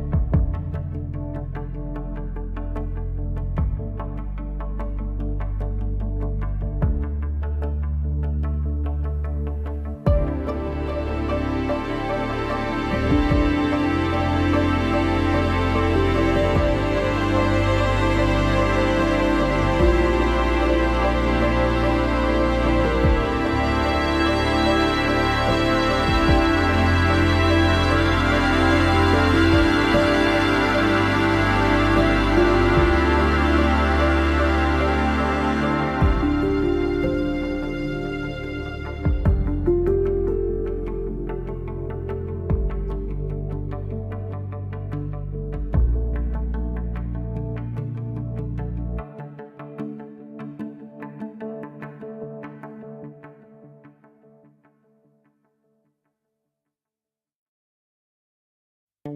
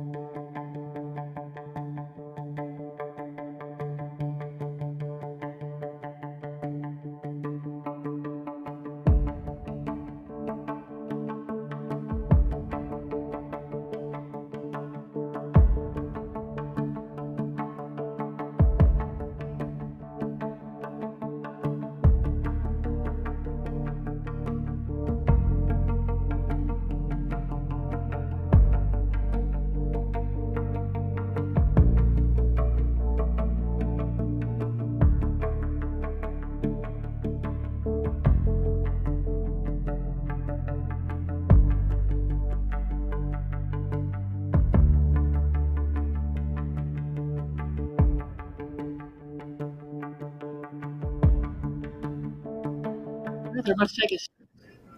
All right, Rebecca. Whew, quite the morning. Sorry, guys, that we've had to take the feed down. We're dealing with some technical difficulties. We're in the process of replacing some equipment, and we hope to have a live stream back up after lunch. So, pretty momentous morning. First time jurors are hearing these 911 calls. That first 911 call, obviously, we've heard it before, but it's just awful to hear Sarah Said, saying she's dying and her dad shot her. But I wasn't able to hear that second call just for technical reasons. Talk to us about what we heard in that second call. I'm going to go back first real quickly to the first call because our photographer was able to pan off to Yaser Said while the 911 call is being played, and he's got his ears covered with his fingers. He's kind of like he's trying to listen. Yeah, and he because I thought it was kind of like he was trying not to listen, but I don't know, maybe we saw different things. But either way, he's got his fingers, and he's really not reacting at all. I mean, you hear your daughter dying on a 911 call at her last breaths, and there was really no reaction. I'm assuming he's probably heard the 911 calls since they've been played in the media multiple times. As for the second 911 call, it came from the manager at the Omni, one of the managers at the Omni, who went to go look at what was happening because there was a taxi cab driver that pulled up from behind, the cab that the girls were in, and it's not moving, and he's honking. He's like, hey, this cab's not moving, and I need to get in line. So he gets out, goes in, he sees that these girls slumped over, so he goes to the guy that's the valet and the doorman, and then they call the manager. So the manager comes out and he sees the bodies, and he says it is clear to him that there is something wrong, that the girls are bleeding, and it describes it very vividly of what they see, what he sees, and then he calls 911. And in that 911 call, he's saying, I can see blood, I can see that they're slumped over, and then that's the 911 call, and it goes on for like 4.5 minutes. But then for the jury to hear from him, to see what he saw and the condition the girls were in is really, I'm sure, very disturbing for the jury to hear as well. I think that's pretty powerful. Oh, I think it's very powerful. The defense tried to keep these two 911 calls. Well, they tried real hard. Yeah, they tried to keep the 911 calls out of this case. They were basically saying that there was no foundation because you can't authenticate Sarah. Sarah and all this stuff. And so they were trying to get it tossed out. But Judge Onyem obviously ruled that they were going to be allowed in, and the jury heard them. And it's going to be very hard for the defense to go over that hurdle because, basically it's a dying declaration. Well, and my dad shot me. Yeah. Now the defense was trying to say, well, it's not a dying declaration. You can't prove it's her, blah, blah, blah. So they are definitely trying to, say that there's no way to prove that it's her. Well, that's kind of I hate to say that's the standard stuff, but that's the standard stuff. It's the stuff that we would expect to happen in a trial. When you've got a case like this where the defense doesn't have much, you just go with what you can. I don't know what else you can do. Yeah, and first on the stand today, they were cross-examining Edgar Ruiz, who is Amina's boyfriend, and they were basically trying to impeach him. And at one point, it looks like they're trying to cast doubt that Yaser Said is the only suspect, that somehow Edgar should have done more to save Amina, and why weren't his fingerprints taken? Why wasn't his DNA taken when he's gone to the police department, when he's told that, Amina and Sarah are dead? And they're like, well, why didn't they take your DNA and your fingerprints at that time? Clearly he wasn't a suspect at the time. So and he never was. And he never was and never has been. But they are clearly trying to say, well, you don't know where he was at the time. Well, they're trying to imply that he somehow had found out that she had contact with a prior boyfriend and that he was angry. But there's zero evidence of that. And that's a pretty big leap of logic. Well, and then the defense kept hammering him about, well, why didn't you follow the taxi cab if you think that she's in danger and that she's going back to a dangerous spot and you already had taken her away? Why didn't you follow the cab? Why? Because I didn't. Basically said, look, you did it. You took it. He rented bought furniture, rented an apartment, did all sorts of things, and they came back against his wishes and some of the other people, the other boyfriend that was Eric that was with him. And so he's like, look, I did what I could. So what was I supposed to do at that point? My dad said, it's time for us to move on. And I also think that he's a young kid at the time, and what happened was probably unthinkable to him, right? Yeah. It's unthinkable to think that this could happen to two young girls like this, the way this went down. Yeah, so trying to obviously, cast some doubt with the jury that, hey, no one actually saw Yaser Said. No one, that was the other part of the 911 call and getting the manager up there. They keep asking him, why weren't there cameras, or why didn't they collect any of the video evidence that night? And I am kind of curious about that. If there were all these cameras rolling, were they not recording? Right. But apparently there was not a camera right where the taxi cab was dropped off. So there's going to be no video evidence of who might have been there or what. And so, and I don't know, I think if Edgar had been questioned today and the other boyfriend had been questioned today, there'd be video of that. 14 years ago, it wasn't as common to have video in interrogation rooms. Right. I don't know if Irving had it back then or not, but it's a much more common thing today for even, people that are witnesses, people who are not suspects, for police to record those things. So, some of this is the variations of what would have occurred during that time period versus today.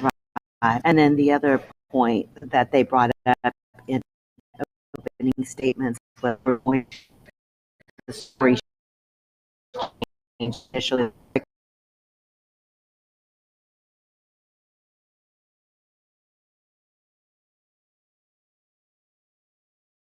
Ed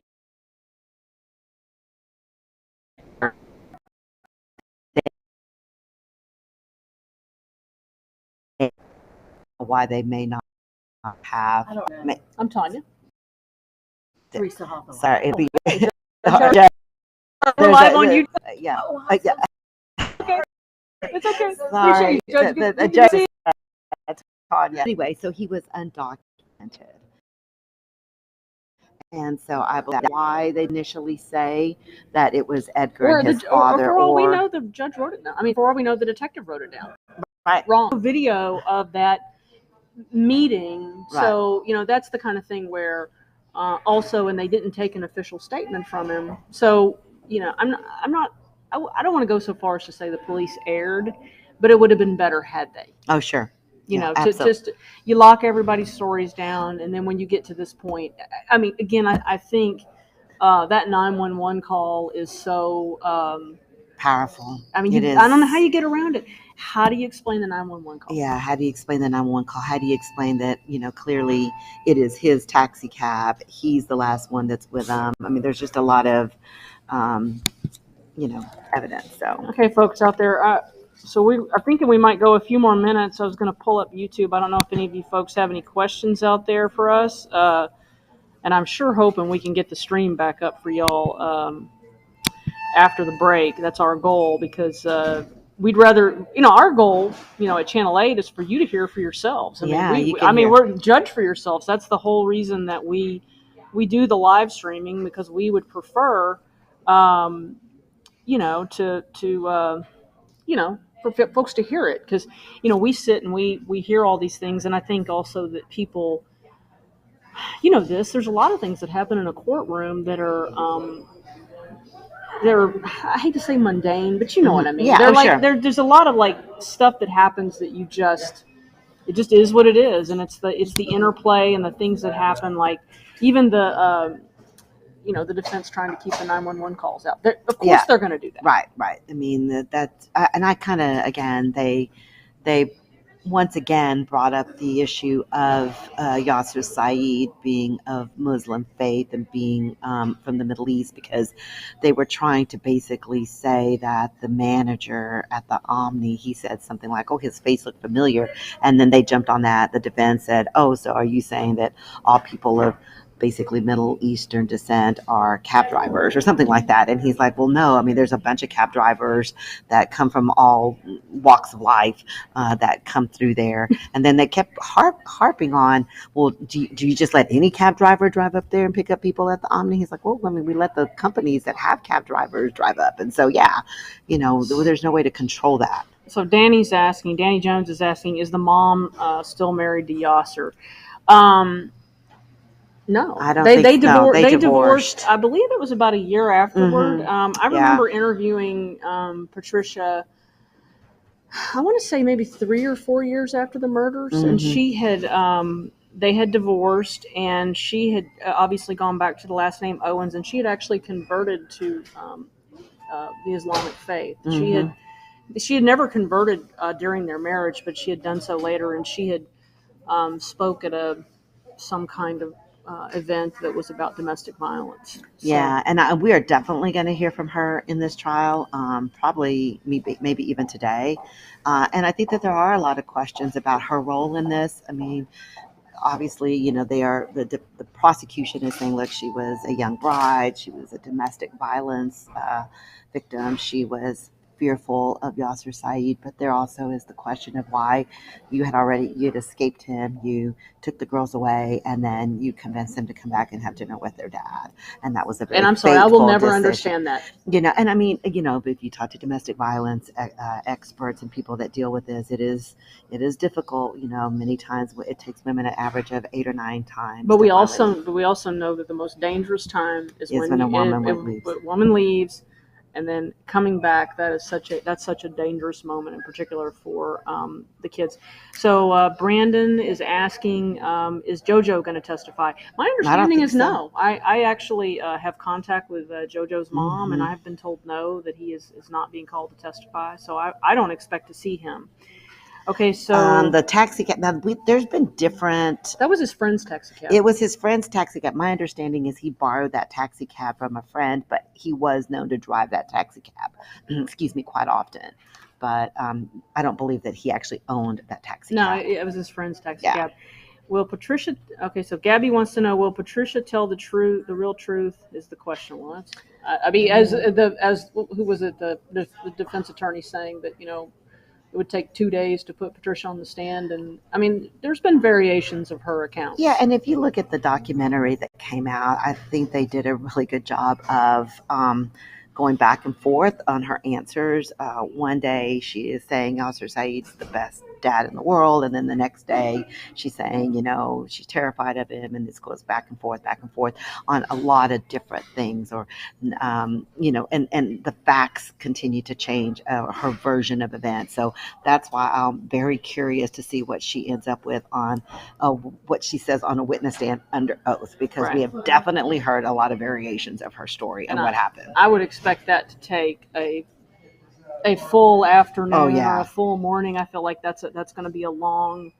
Actually, it feels like the trial's moving pretty fast. I don't know if it's you, but that's how it feels to me. Yeah, we still have to hear, obviously, from the medical examiner and all of the experts. And apparently, it looks like the defense plans to call at least some witnesses that are going to say that Sarah's dying declaration was really because she wasn't coherent at the time. She'd been shot, and there's no way that you could hold her to what she's saying. How do you think that'll play with a jury? I don't think it's going to play very well with her. Clearly, she knows it's her father that has, or she is saying it is, my dad. Okay, so why was Patricia not charged with anything? Well, guys, it takes evidence, and to my knowledge, there's no evidence. And maybe we'll hear something at the trial that we haven't heard yet. But to my knowledge, they had no evidence to show that she knew when she, affirmatively knew that when she sent them off with him that he was going to harm them. So, we'll see. We'll see. And there's no evidence that she hid him afterwards. There's clearly evidence, obviously, since his son and his brother have been convicted of harboring him during that time. I mean, he disappeared. It was interesting because one of the reporters from another TV station asked Tanya and I mean, did he just disappear from that night? He disappeared to never be seen again until that they caught him in okay, so Justin. Lemus is asking who is the female sitting next to Said. I believe that's an interpreter. That's an interpreter, yeah. I don't know what his English speaking abilities is. Maybe it could be I'm guessing he speaks English, but it could be that, some of the legal terms and things. And people I speak Spanish, and it would be hard for me to listen to you'd have to translate for me with some of the, legal stuff. So I could see that. Is the trial live now? Well, right now they're on a lunch break, and we've got a crew is working to replace the equipment in the courtroom so that we can hopefully, fingers crossed, guys, bring the feed back up. Because while we're still recording, at the moment we don't have a live. While we were still recording, we didn't have a live feed going out for technical reasons. This is a sentiment a lot of people have. This woman who is saying, I'm not sure if it's a man or a woman, but it says, I'm very familiar with this story, and I can't believe the mother wasn't put on trial. She's just as guilty, in my opinion. And there are a lot of people that feel very strongly about Patricia's role. But again, I believe the prosecution is going to treat her like a domestic violence who was also fearful and, made some bad choices. Let's see. Is the death penalty still an option? No. The prosecution took the death penalty off the table. I mean, certainly this would have They could have gone for the death penalty. And also the way this is going to work is it's not going to be like a typical trial where you have, guilt, innocence, and then you have a punishment phase. If he's convicted, he will be sentenced to life in prison without parole. Right, So automatically. there's not going to be a second part to this trial. Okay, so Nick back at the station is asking us to reset, but also we're going to reset and probably be ending here in a few minutes so I can catch up with logging sound. Excellent. So and writing. Yes, we have the early deadlines. In our world, what would get us in trouble is if we miss deadline. Yes. So just kind of recap what's happened over the last couple of days. Well, I mean, obviously, the opening statements were pretty concise. The prosecution said, this is what you're going to hear, this is what you're going to see. The defense attorney is clearly trying to say, look, this guy was persecuted. That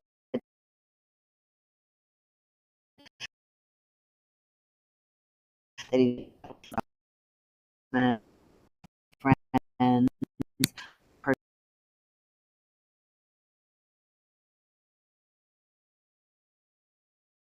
from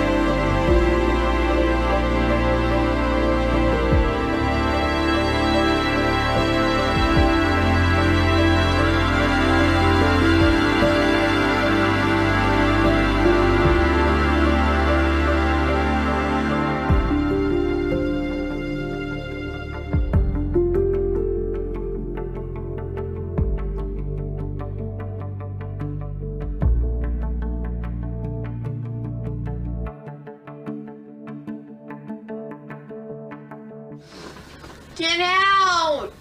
I'm erasing this tape. No, you can't. Yes, I will. Are you drunk? This is illegal. Do I videotape you when you're sleeping? Hey, get there. These are videos that have rarely been seen. Wow, look at these eyes. If I put my eye on you. I'm gonna get sick now. This is Yaser Said Okay, turn it off, Dad. with his teenage daughters Amina and Sarah. He followed them everywhere, and he recorded their every move. Here, he's keeping an eerie watch on Sarah at work. She smiled to the customer. Bubba, she has to. Part of her job. She's in trouble. But problems with their dad went back years. When they were younger, the girls told police he was sexually abusing them. This is him again behind the camera. Nice legs. I got this. Take this blanket from this one in the back. No! Go. No! Get away! Take. No! The girls told police they were scared of what he might do one day. Get out! Here's the other one. Ruth Trotter's son Joseph was dating Amina. I knew the fear and threat was real all the time. I mean, she told us all the time that her dad would kill her. Finally, in December 2007, their mother, Patricia, decided it was time to take her daughters and leave Said. The girls and their mother hid in Oklahoma for a few days. But then on New Year's Eve 2007, Patricia went back to Said. Amina begged not to go. Amina said she was never going back. But Patricia insisted. On January 1st, 2007, Said forced the girls to go with him to dinner alone. Police say he drove them in a taxi cab he was borrowing from a friend to the Omni Hotel in Irving and shot his daughters. Amina was shot twice in the chest. Sarah, the younger daughter, in the back seat, was shot 9 times. Sarah managed to call 911 for help. She names her father as her killer. What's going on, ma'am? I'm dying, that's what's up. You hear her last breath. She was fighting till the very end. After that call, there was a frantic search for the girls. But technology was limited and the phone couldn't be traced. Police drove up and down the streets, searching for more than an hour. Irving 911, search. What's your emergency? But then, another 911 call. A cab driver at the Omni reported seeing 2 girls in a taxi slumped over and possibly dead. She has blood coming from her ear. Detective Curtis believes Said did not want the girls dating outside the Muslim faith. I think that frustrated him, and he couldn't handle that, and I think that's why he ultimately decided to kill them. It's called an honor killing. Said is now on the FBI's 10 most wanted list, but despite thousands of tips and a $100,000 reward, he is still out there. Authorities want the public to remember this man and his daughters. He can't hide forever, so somebody needs to speak up for them. They need justice. Police in North Texas want the region to be alert because Said still has connections here and say family and friends could be helping him hide. They said Said likes Denny's and IHOP restaurants. He's a smoker and may still be driving a cab. Just one tip could bring a suspected child killer to justice. In Irving, I'm Rebecca Lopez.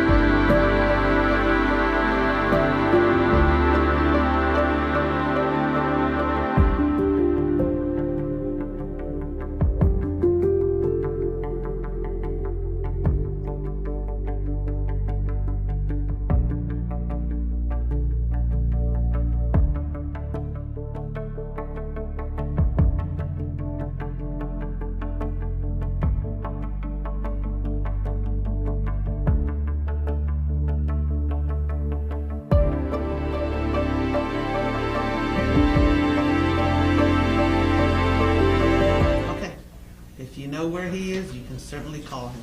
Is there anything else? Well, we have a right to rely on the state subpoena. He's here. I mean, he's got to be here. Okay, well, once the state rests, then you can call whoever you want, okay? All right. Anything else? Is there anything else, Mr. Law? No. Let's bring the jury in.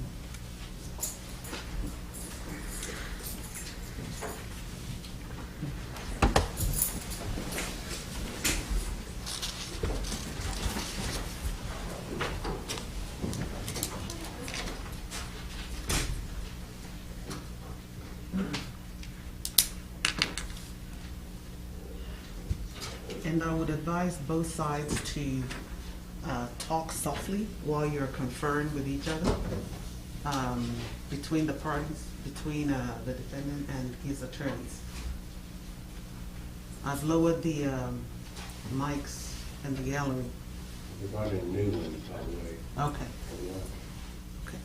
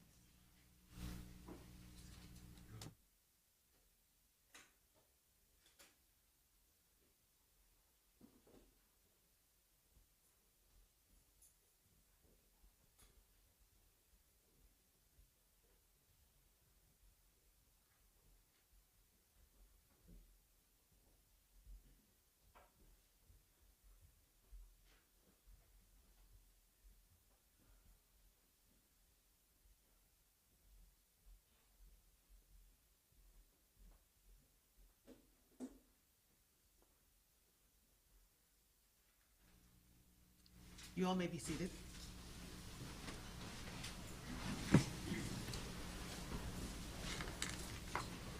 All right, we're on the record. Let the record reflect that the defendant is present with his attorneys, the state is present, and the jurors are present and seated. Good afternoon, ladies and gentlemen. All right, we have Mr. Watson on the witness stand, and I believe the defense was cross-examining him. Yes, Your Honor. Ms. Musa, you ready to proceed? Yes, Your Honor. Okay, go ahead. Mr. Watson, just a few questions. When you approached the taxi, did you see any doors open at all? No, ma'am. Do you know if anybody else that saw the taxi that evening before they came and spoke to you opened the doors of the taxi at all? From what the doorman and the taxi cab driver told me, the taxi cab driver did attempt to open the door. Whether he actually opened it, I'm not sure. Okay. To check on the girls, or at least to try to talk to somebody as to why the cab wasn't pulling up to the front. So somebody did attempt to try and open the I believe the cab driver behind the orange cab did, yes. But we don't know if... So the driver, do you know that driver's name? I do not, no ma'am. But it's the driver from that evening that the police probably spoke to, right? I don't know. I mean, what I do know of that cab driver is that he is a short Asian man, probably mid 40s to mid 50s. Okay. Be my guess. Thank you. And then, since it's a busy weekend, or that time, you talked about how many guests would be present at the hotel, about how many employees were present at the hotel during a busy weekend? I mean, I'd speculate because we have, a couple restaurants. You have, possibly having events, and I couldn't tell you what was going on as far as events in the hotel. What you saw that day? I would estimate maybe like 50 at the time of what had happened, 50 to 75 people. I mean, and that's a guess. And that's just in the lobby? No, like throughout the hotel, room service, housekeeping, And they're all moving around the property? everybody's moving around, everybody's busy. witness, Judge. State. Thank you. Just a few questions. Now, Mr. Watson, you testified that Jet Taxi was a pretty familiar company that would come through there. It is, yes, or it was. So anybody driving for Jet Taxi pretty much knows kind of the way your system works at home, right? The cab driving companies or the cab companies would have an understanding how it worked. If they've been at the hotel before, the cab drive or the cab line is unmistakable. Right, so if you're a taxi driver, you know you gotta wait in line, you gotta get called by the doorman. Yes, ma'am. And you were asked by defense counsel, you know, did you see the defendant? Did anybody else see the defendant? At this point, were you told by the police to be looking for a particular suspect? No, ma'am. So then you are instructed to be looking for anyone? I mean, at this point, all I had was what I experienced, and then, you know, the brief questions I was asked by the police. You know, did I see anybody? And I didn't. I mean, by the time I was out there was nobody to be seen. Okay. You were also asked about any cameras, and you stated that you believe there were cameras, but you're not too familiar. Yeah, I mean, I knew there were cameras in and around the hotel.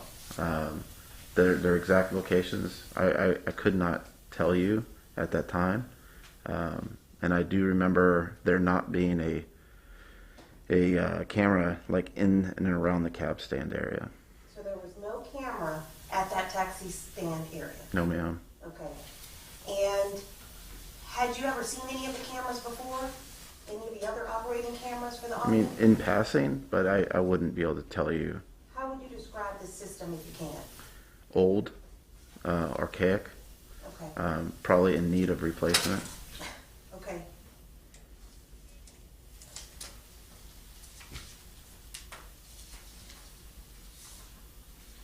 May I approach the witness, Your Honor? You may. Mr. Watson, I'm handing you what's been marked as State's Exhibits 244 and 245. These are other views, right? What are we looking at here? Do you recognize the objects in these photographs? Yeah, Exhibit 244 is the entrance of the hotel, and Exhibit 245 is the back entrance where the cabs would access the cab stand. Okay. State offers 244 and 245. May I inspect, Judge? You may.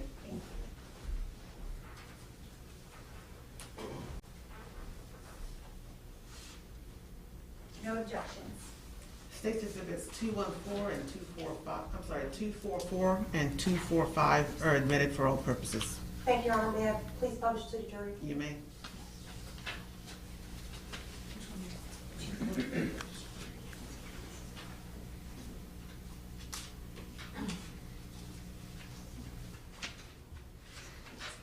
Now, in comparison, Your Honor, may I approach the witness again? You may.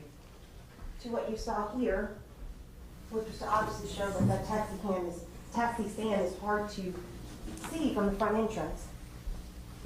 Taxi stand is not visible on here, No, ma'am. right? Because it's off to the side. Yes. Okay. And you can see that here because this is showing the street view, Yes. okay? Where would that taxi stand have been if you're able to? It'd be over on the right-hand side. Over on the far right-hand side. On the other side of the partition, the wall, Yes, ma'am. okay? Exhibit 245, please.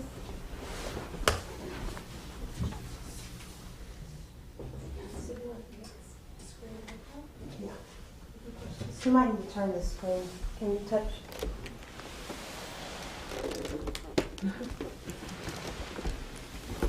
Okay, that's good. Stay. Okay, I'll hold it. Okay. That is a lot better. All right. Show the jury here where that taxi stand would have been. So the cab stand, the front of that cab stand is almost to the side because there's a walkway right here. And so if you're a pedestrian, you could actually walk through and then onto a walkway along where the event center was, or at least the event rooms are at. If you were a cab driver, you would enter here, and then it circles around, and the front cab would probably be kind of perpendicular to this area here. So the whole length would be where the cabs would be. And at times we had, cabs kind of hugging the sidewalk almost if it's busy, with other cabs kind of on this side waiting to turn in if it was busy enough. So if you were a cab driver, somebody that had been to our building before, you would enter here, and then you would wait your turn to move up to about here. And the front drive. I can allow Mr. Watson to be able to draw actually physically on there. Okay. So give me 1 second to fix that. Okay, there you go. So if you'll touch the screen, Mr. Watson, you should be able to indicate what you're testifying to. So this is the street view here.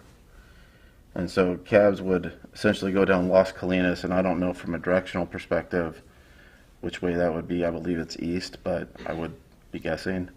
And then they would turn in to the left here. And the jury can look at the larger screens. And then you have a walkway here. So as a pedestrian, you could walk from the sidewalk through. And then there's kind of a crossing to where you could access the sidewalk, which begins here on the opposite side of that retaining wall. A cab driver would access the back area. If you go straight, that's where the loading dock is, but cabs would make a left here and would probably be about right here on the opposite side of the retaining wall as to the person that's front line. So you'd have one car that could fit on the opposite side of the walkway, and then cars would essentially stack in. Maybe 5, 6, 7 cabs would fit in that area. When we were not busy and people would be in queue for getting called up. Back over here, on the opposite side of the tree, on the opposite side of the pillars and underneath the porte cochere would be the doorman. And as I had said before, maybe about 30 yards in total, 100 feet, would be where this doorman would whistle or blow his whistle to call the cab that's in front of the line. And on the side over here, there were no lights, so it's really dark. You had a lot of trees. These trees are cut back, but at the time, it's a dark corner. Can't really see really well. You can whistle and you could make out the first car, but you can't necessarily see around. So at times when it's busy, you would blow the whistle because you can't necessarily see somebody there. And so at this particular moment, the guy, so the jet taxi, the orange cab was about right here, and the individual that was next in line was parked right behind him. Got out of his car and then attempted to open the door at that point. So, I think this illustrates kind of how it works. And then on the other picture, the entrance is this way. Okay, can we see 244? Hold on 1 second. I'm going to clear this thing. Sure.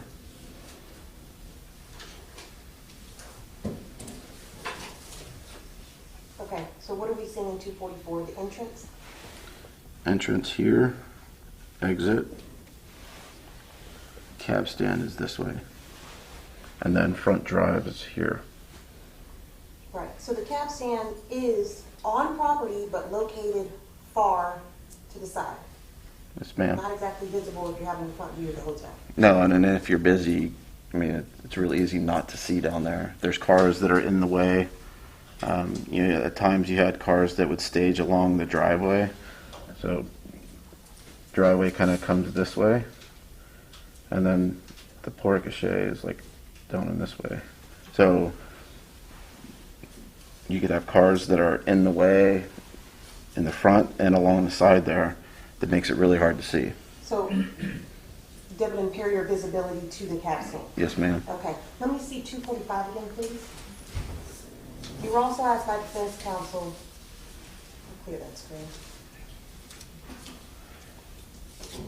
You know, if someone were to get out of that cab in the taxi cab stand, that they would be seen by the cameras because they would have to be walking towards the hotel. Don't you see another exit way on this screen? Right here. I mean, this, if I am a car here, if I'm a pedestrian here, if I'm a pedestrian, this is my exit. So you see two possible exits? Yes, ma'am.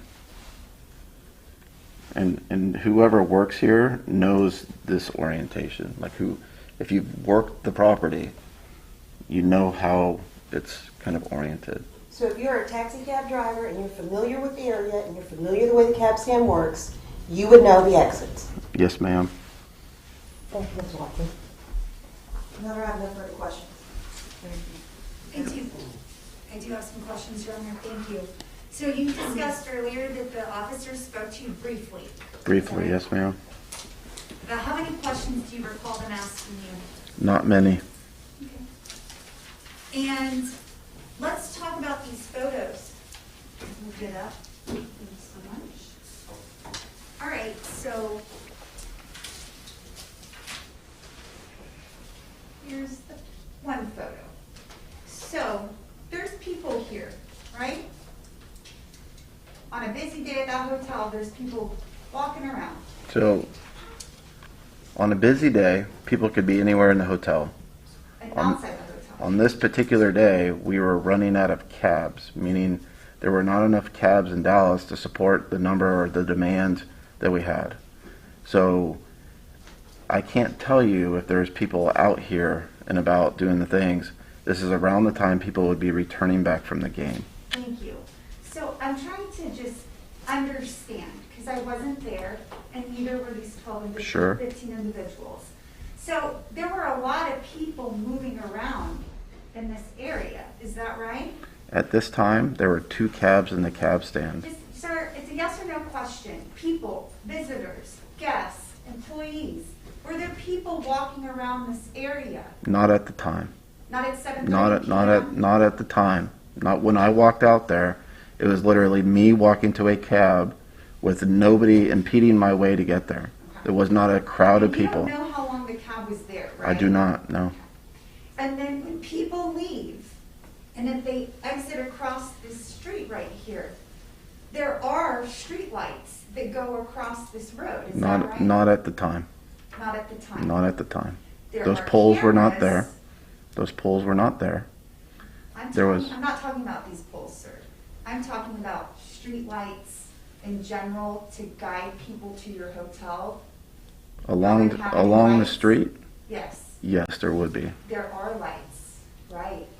And those lights also have cameras for situations like this, so officers can pull those videos. Is that right? No, How do you know that? I've never seen a camera in my time on me in the street, anywhere. You've never looked up at the lights shining onto the road? I've seen the lights. I've never seen cameras. Okay. And then back here, there are cameras back here at the hotel. Is that right? I don't know. Officers didn't ask you to pull any of that information, did they? Not at the time. And then back here, is this the hotel or is this an apartment complex? It's an apartment complex. Did you see the officers go over there and discuss anything with anybody at the apartments? No.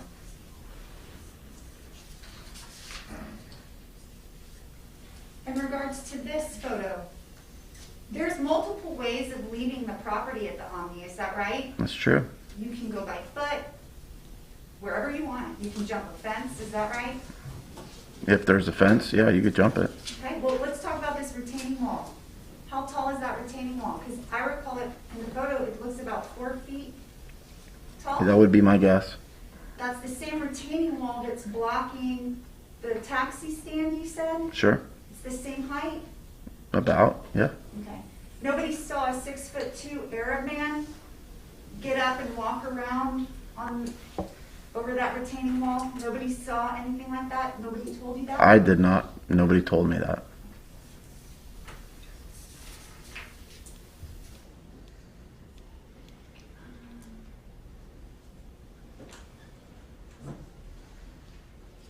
I thought it was interesting to recall exactly how the shrubbery looked like. That time, you said the trees were not as thick or thin as they were in this photo. Sure. Recall saying that? Yes, ma'am. How do you remember the shrubbery, but then all the other questions I've asked you about employees and stuff like that, you can't recall a lot? Out of curiosity. I think that it's easier to remember the way something looks versus a person, a name, things of that nature.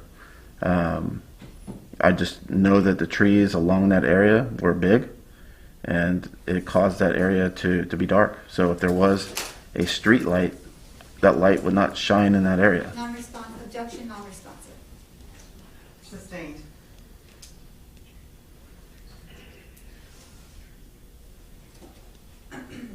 You had mentioned that it was really cold and dark.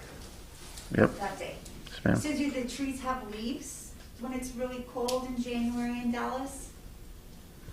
At that particular moment, I wouldn't be able to tell you if it had leaves or not. To pass the witness. Anything else for this witness? No further questions for this witness, Your Honor. May this witness be released? Yes. Okay, thank you. You're free to leave.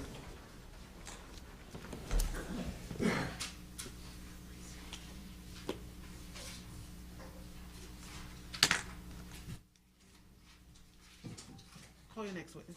Thank you, Your Honor. State calls Officer Bracey.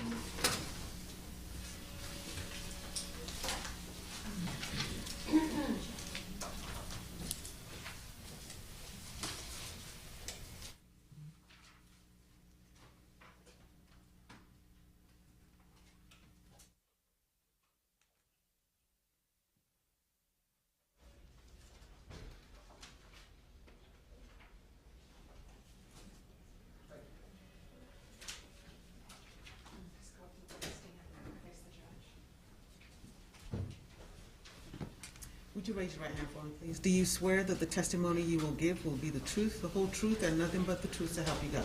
Yes, ma'am, I do. Thank you.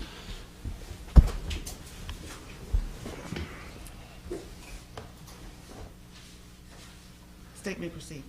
Thank you, Your Honor. Officer Bracey, can you state and spell your name for the court reporter? Yes, ma'am. My name is Richard. Last name is Bracey. B as in boy, R-A-C-E-Y. And your first name? Richard? Did you already spell that? Yes, ma'am. Okay. I didn't spell it. It's R-I-C-H-A-R-D. Are you currently an officer? No, ma'am. I am retired. You're retired? Yes, ma'am. And you retired from Irving PD? Yes, ma'am. September 30th, 2018. And you do not live in Dallas County anymore, is that correct? No, ma'am. I do not. Okay. So you retired and took off? Yes, ma'am. All right. I do want to take you back to and just jump into the incident on January 1st of 2008 involving Irving Police Department. Yes, ma'am. You were a patrol officer at the time? Yes, ma'am. I was. Okay. How long had you been a patrol officer at that time, or an officer? I was sworn in 1989, so I'll have to do maths.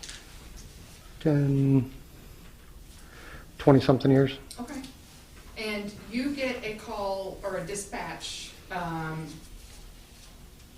in your report. How do you receive this dispatch? Or you're receiving information from the 911 call taker in your patrol car. Yes, ma'am. Okay. And this is around 1944 hours. Would that be correct? Yes, ma'am. Or do you get this call later? No, 1944 hours, so 7:44 p.m. Yes, ma'am. And when you get that call, what is being relayed to you? The dispatcher is relaying to myself and another officer that there's a 911 open line coming from the area of Las Colinas and Wingren. Wingren, okay. Yes, ma'am. And can you explain to the jury what's an open line? It's, trying to just think of the easiest way to describe it. It's kind of like a butt dial. It's the operator is can tell that there's an open line, but no one is talking in the background. They're not hearing anything at that time. Okay. So someone's called 911 and they're not hearing anything at the time they're getting the information. Okay, and based on their information back in 2008, it's showing up somewhere around Las Colinas Boulevard and Wingren area, is that correct? Yes, ma'am. Okay, is that Dallas County, Texas? Yes, ma'am, it is. In fact, all of Irving is in Dallas County, Texas, correct? Yes, ma'am. Okay, and what do you do when you receive this call, that it's an open line, that someone's in distress? I proceed to the area. My shift was 7 p.m. to 7 a.m., so I just come on service. This was my first call of the day. I started heading towards Las Colinas and Wingren, and when I got in the area, the dispatcher said the line was still open and they couldn't hear anything. So I circled the area. There's a lot of parking garages and multi-story condos, apartments, hotels. So it's just not looking on the street. You have to think vertically as well, where everybody could be. And without much information, I mean, what information are you given It's, at this time? the only thing we're given is that it's in the general proximity of Las Colinas and Wingren. Okay, so you're not giving us a car description? No, ma'am. You're not giving a suspect or a victim description? No, ma'am. And in cases like this, do you normally, when you're looking around, I would think some people are like trying to flag you down, right? So you get some help at least. Yeah, and that's when we get one of those calls. That's what we're looking for. We're looking for somebody in distress, an accident scene, something that would lead someone to need 911 first responders, whether it's fire department, police department, so forth. Because at this time you have really nothing to go on except an open line call. That is all. And all you have is dispatch telling you where they believe that the call is coming from. Correct. All right. May I approach the witness, Your Honor? You may. Mr. Bracy, I want to show you some marked states exhibit number 4. Do you recognize this? Yeah, it's the Las Colinas area of Irving. Okay, just an aerial view of the Las Colinas area? Yes, ma'am. All right, do you believe that if we use this map to talk about where you went and where the Mandalay or the Omni Mandalay is would be helpful to the jury? I believe it would. Okay. At this time, Your Honor, I'd like to offer into evidence states exhibit number 14. No objection. All right, thank you. State's exhibit number 14 is admitted. All right, permission to publish, Your Honor? You may. Would you grab this back? Oh. And where the jury can see it. You can also step down. Can you step down? Can y'all see it okay? Okay. Sorry, it's looking a little awkward. If you can show us kind of where you were when the first call came out. When the first call came out, I was leaving the North Station, which is O'Connor Boulevard, and that's pretty much north and south. They've changed the name of North O'Connor to Riverside now. It goes all the way up to 635. Our North Station's up off there. So I came south down Riverside and turns into O'Connor. And Mandalay is here. This next street, it's barely at the bottom of this 2-lane right here, is Wingren. So I came down O'Connor and circled this area. There's high-rise apartments, condos, a lot of apartments here. We have a multi-story hotel. We have multi-floor parking garages in multiple locations. There's a lot of condensed urban area. Circled the streets. Didn't see anybody in distress flagging me down or anything. At this point, do you are you communicating with 911? I'm communicating directly with the dispatcher. Dispatch, I'm sorry. So the 911 operator is relaying to the dispatcher, dispatcher's relaying to me. Perfect. So I circle the area, I'm not seeing anything. So this area here is kind of the center of where we call it ping, where it's bouncing off the towers.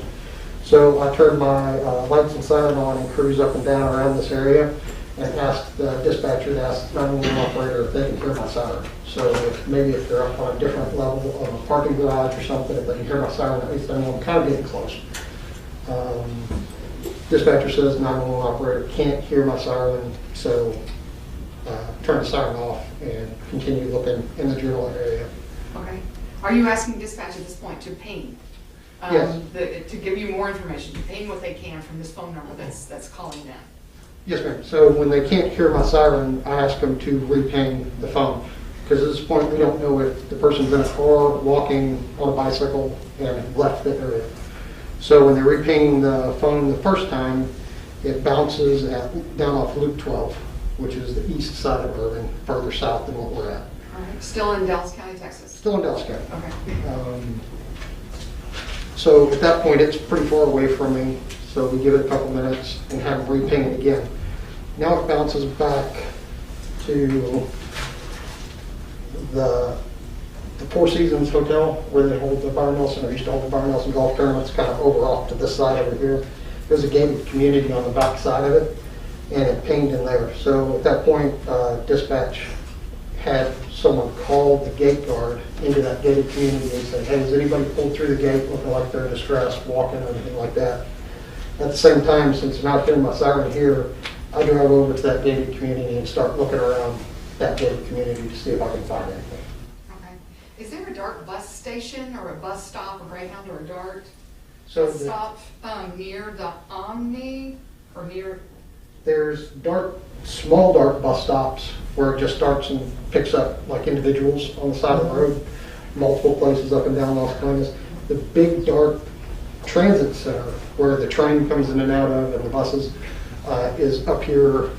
So this is O'Connor.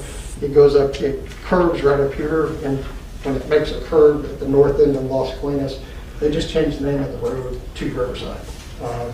So right at Northwest Highway in Riverside, which is the old Northwest Highway in O'Connor, is where the DART Transit Center sits on the northwest corner. Okay, so off this map, but fairly close. Yes, ma'am. Okay.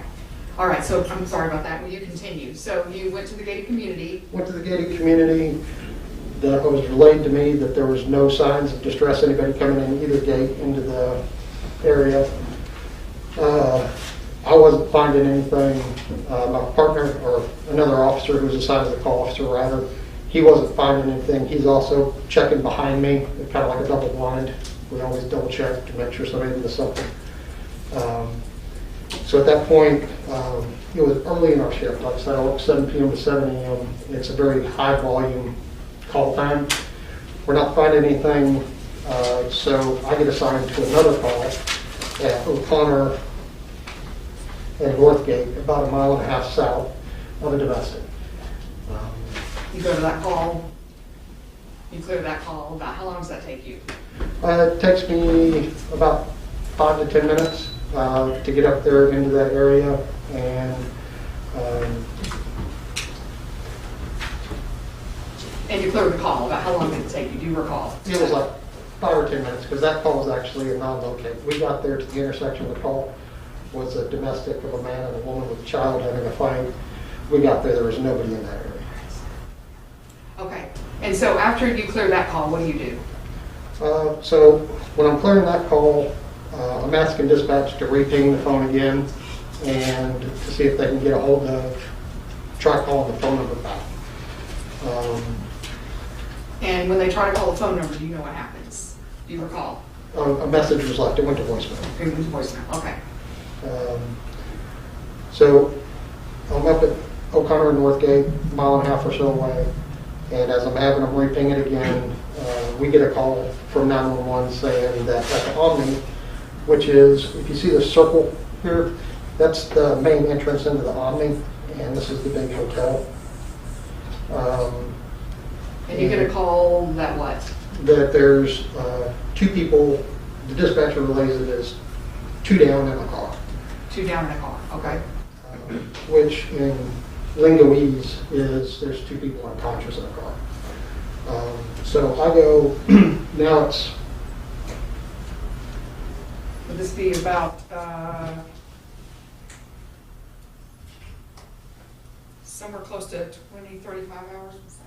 8:35? It sounds about right. If you said you arrived on scene at 8:35? Yeah. Okay, and you were fairly close to the Omni? Yes, ma'am. Okay. So when I got the call, the 2 down, I immediately asked the dispatcher to call the fire department. and send ambulance and fire to May I that. first the witness, Your Honor? You may. Before you sit down, Yes. I just wanted to point this out. So you're saying this is the Mandalay Hotel right here? Yes, ma'am. Is that This is correct? the parking garage. This is the main tower to the hotel. This is the front door going in and the conference area over there. Okay. And was there a cab stand? Can you show on this map where that cab stand would be? So if you see this heavy tree canopy right here, if you come in here, there's a little drive that goes underneath this tree canopy and pops back out right here, just on this side of the circle. So the whole cab stand is covered by trees. So you just can't see it in this picture because of the canopy cover. But this is where all the taxis queue up, waiting for the doorman at the hotel to flag them over. Somebody needs a cab and get picked up. Okay. Okay. And, well, here, have a seat and I'll continue questioning you.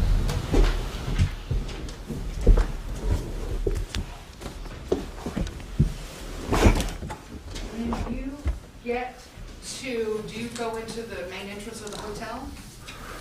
Yes, ma'am. So I arrive and I come through the main entrance just off that circle there, off of Las Colinas Boulevard, basically coming head on into the taxis. Okay, and the Omni Mandalay is also in Dallas County, Texas, is that correct? Yes, ma'am, it is. In the city of, may I approach the witness, Your Honor, again? You may. Mr. Ricey, I'm going to show you what's been marked as State's Exhibits 15, 16, 17, 18, and 19. Can you just look those over? Yes, ma'am. Exhibit 15 is, Just sorry. look them over and just look up all of them and tell me if you recognize these photos. You recognize what's depicted in the photo.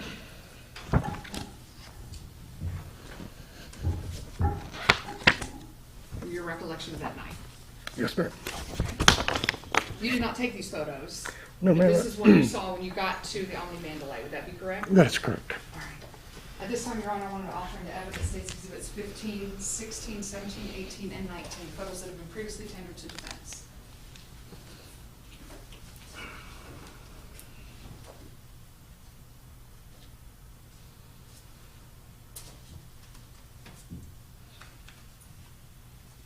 No objection.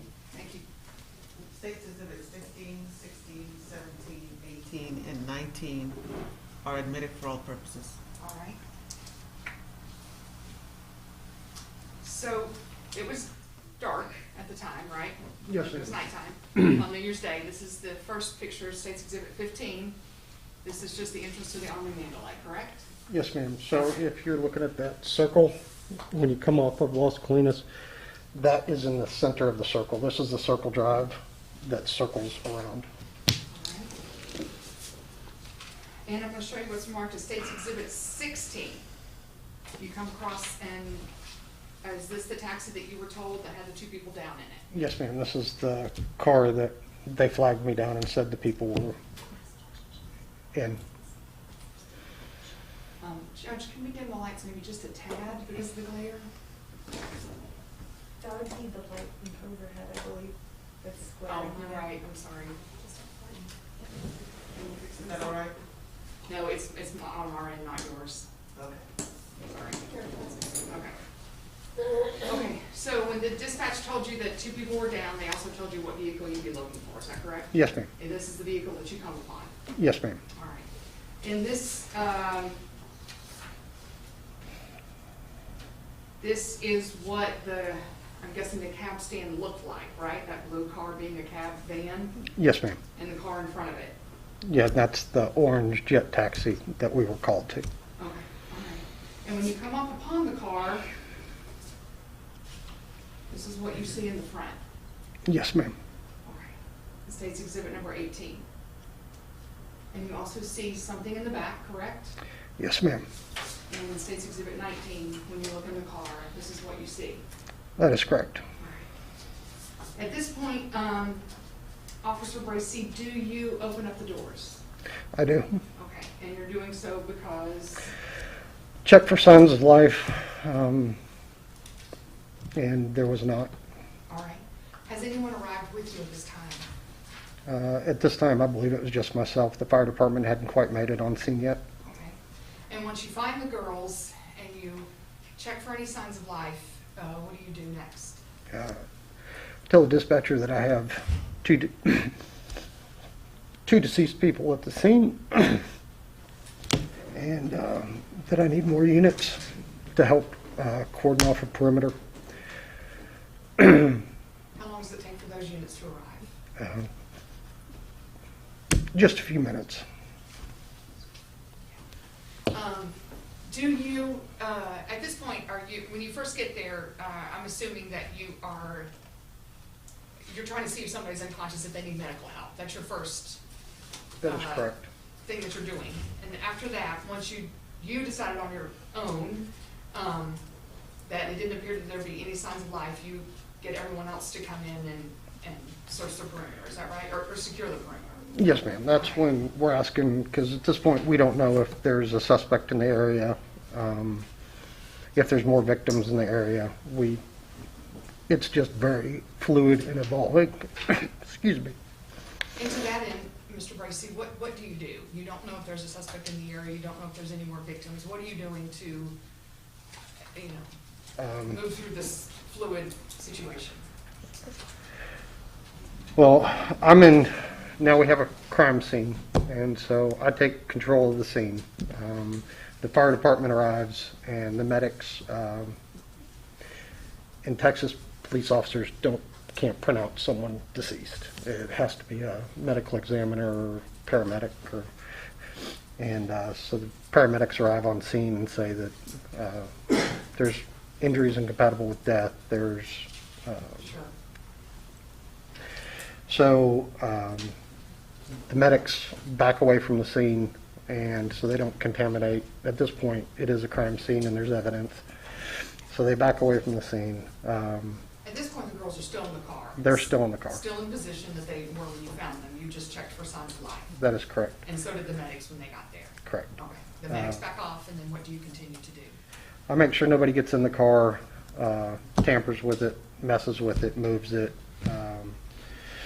Once the other officers arrive in the area, Sergeant Dunlop arrived and started directing the other officers to what areas around there to start looking for victims or suspects or things like that. I stay with the car. The watch commander was Lieutenant Redburn. He decided, since we didn't have very much information to go on, that there needed to be a thorough foot search of this area looking for a suspect or victims. So he called out our tactical section, which is the SWAT team, and more for just manpower, because while this is going on, we still have all the normal calls, accidents, and reports being called in. So he calls in extra resources. The SWAT team comes out and coordinates a foot search and searches all the parking garages, buildings, balconies, down by the Las Colinas Canal, Lake Caroline's the big lake around there. And slow you down just a little bit, Mr. Bracey. I'm sorry to do this, but at this point, when Sergeant Dunlop gets there and you're just looking for a suspect, you really have no information on the suspect at this time. Dispatch had relayed that when they had contacted Louisville, Louisville had stated, and I'm getting this from dispatch, that the girls had gone to eat with their father, and that the father drove a cab. Okay. So at this point, you do have at least a description to try and talk to the person who was last seen with the girls. Correct. Okay. And with this information, do you recall the description or no? Heavy-set male, and I can't remember the description of the clothing. Okay, but you were giving a clothing description? Because again, he was the last person to be seen with the girls. Correct. And he drove a cab? Yes. Okay. Also, on State's Exhibit number 16, Mr. Bracey, when you get to this is how you find the car when you get there, is that correct? That's correct. The lights were off, the engine was off, the keys were not in the ignition. Okay. Keys were not in the ignition, and did you see any weapons in plain sight, in plain view? I saw no weapons in sight. Okay. Windows were rolled up? Correct. All right. Were you able to unlock the door? Yes, the doors were unlocked. Doors were unlocked, windows rolled up, no keys, lights off, engine not running. Correct. All right, so you have a basic description, you're looking for more victims, and you have a basic description of the suspect. SWAT team comes out, and all of you guys are looking around. Yeah. Are you doing some of the foot traffic as well, or are you No, talking to people? Since I was first on scene, I stay with the car. I'm with the car, I'm with the girls. I'm sorry. So I stay with the girls. Lieutenant Redburn called out criminal investigations and the detectives and crime scene, and I stayed with the car. Crime scene arrived, and then I helped assisted Officer Hazard while still maintaining security of the scene. Do you also talk to any witnesses out there that you can recall? I did. When I first. I don't recall their names, but who did you talk to? There were 2 taxi drivers, a male and a female. They were the ones that were there, and there was a doorman from the Omni that was there, and I got their informations and had them write a statement of what they saw and what they did prior to my arrival. Okay, but to the best of your knowledge, they were not the ones that gave you any sort of suspect information? No. They gave me no information on. To the best of your recollection, they did not see anyone in and around that car? That is correct. Okay. After you talked to these witnesses, you relayed this information to the sergeants or whoever's coming on scene. Is that correct? Yes, ma'am. All right, and then you stay with the car and you assist Hazard? Yes, ma'am. Okay. Do you know if they were able to get a phone number for Mr. Said, for Yaser Said, from the family? Yes, they were. Okay, and do you have knowledge as to whether they tried to call that number to contact Mr. Said? Objection to hearsay. I did not call. I'm sorry. Do you know Right. if there was an attempt made to contact Mr. Said on that cell phone? Yes, they did. And do you know if that was successful? I don't believe it was. Okay. In fact, do you recall that the phone was turned off? I don't recall that. Okay. After. Okay. The foot search did not locate the suspect at that time. Is that correct? That is correct, ma'am. Okay. And after that, what do you do? I stay with the car with Hazard, Steve, and Steve takes pictures and from the outside of the car. I know criminal investigations went ahead and got a warrant for the car to search it to recover any evidence inside the car. Sir, can you move the mic closer, please? Yes, ma'am. I'm sorry. Do I need to repeat that, ma'am? No. Okay. So they get the warrant for the car, process the car. The medical examiners called coroner for Dallas County. They show up.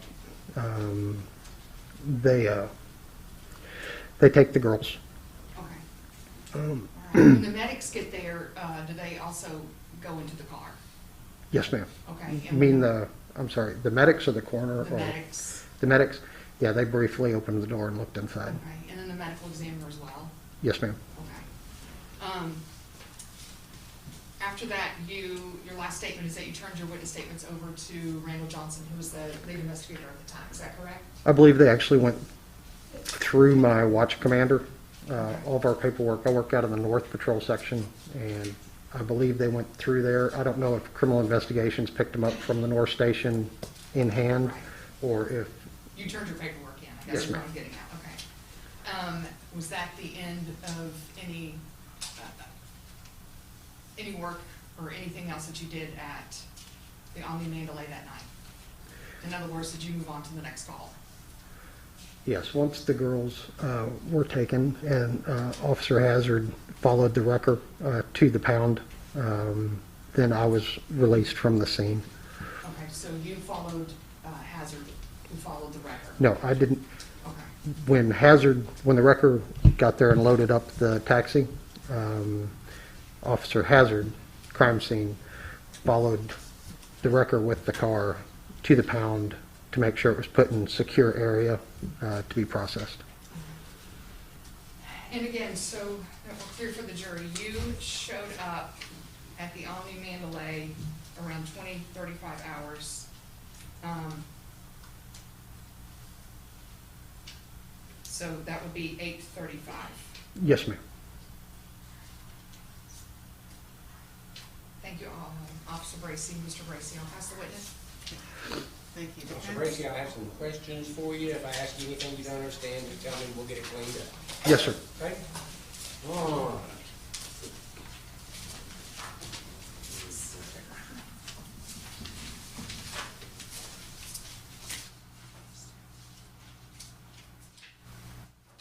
Let's look here at State's Exhibit number 16. I can't tell. Are the lights on? Of the car? Yes. No, sir, they're off. They're off. Okay, so the car was totally off, there were no keys in the ignition, no lights on, but it was unlocked, That is correct, sir. okay? And then, before I forget it, let me ask you this.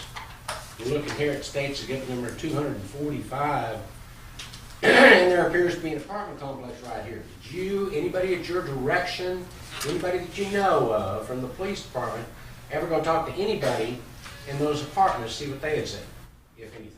No, sir, I did not. And You no know one if at, anybody did? and no one at my direction did. Nobody at your direction, you know if anybody else did, No, sir. okay? Nobody while you were at the Omni came up and said they had heard any shots or anything like that? Is that No, right? sir. There was no statements of that kind. And nobody had said to you that they saw anybody around the car? No, the first person who saw the car was one of the witnesses there, the taxi Speak up a driver. little bit. Pardon? Speak up a little bit. Oh, I'm sorry, I apologize. The first person who called us was one of the taxi drivers. Right. Then he's the one that saw people not moving inside the car. Right, but he didn't see anybody outside the car. No, sir. Nobody saw anybody walking away. Nobody saw anybody drive up. How about that? No, sir. No, Nobody saw anybody. No, nobody saw nothing. that's correct. All right. Now you said that you opened the car door. Did you find out if anybody else had opened the car door before you? Yes, sir. The witness stated that he opened the door. The male taxi driver. The male taxi driver. Yes, sir. And would that be Mr. El Hassan? Abdul Munaim El Hassan? It's a really long last name. I think it starts with an A. He told you he had opened the door. Yes, sir. And what did he say he had done when he opened the door? Which door did he open? He opened the driver's door, didn't get a response from the front passenger. Okay. He went around to the passenger side, opened the door, saw blood, ran to the front of the hotel and got the doorman. Okay, so he opened the front door on both sides? Yes, sir. Okay.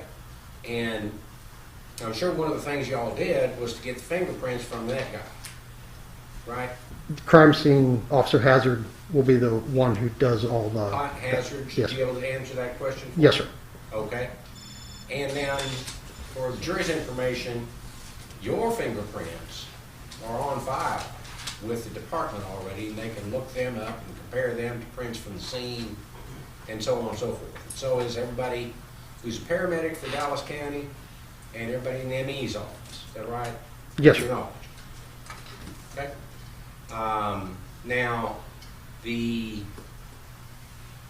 said that among the various people, when people who were been injured, dead, are found who show up are the medical examiners people, Correct. paramedics, and CID, and in this case, you brought out SWAT, or they brought out SWAT. Yes, Because you didn't know where the person who shot him was. Correct. Right?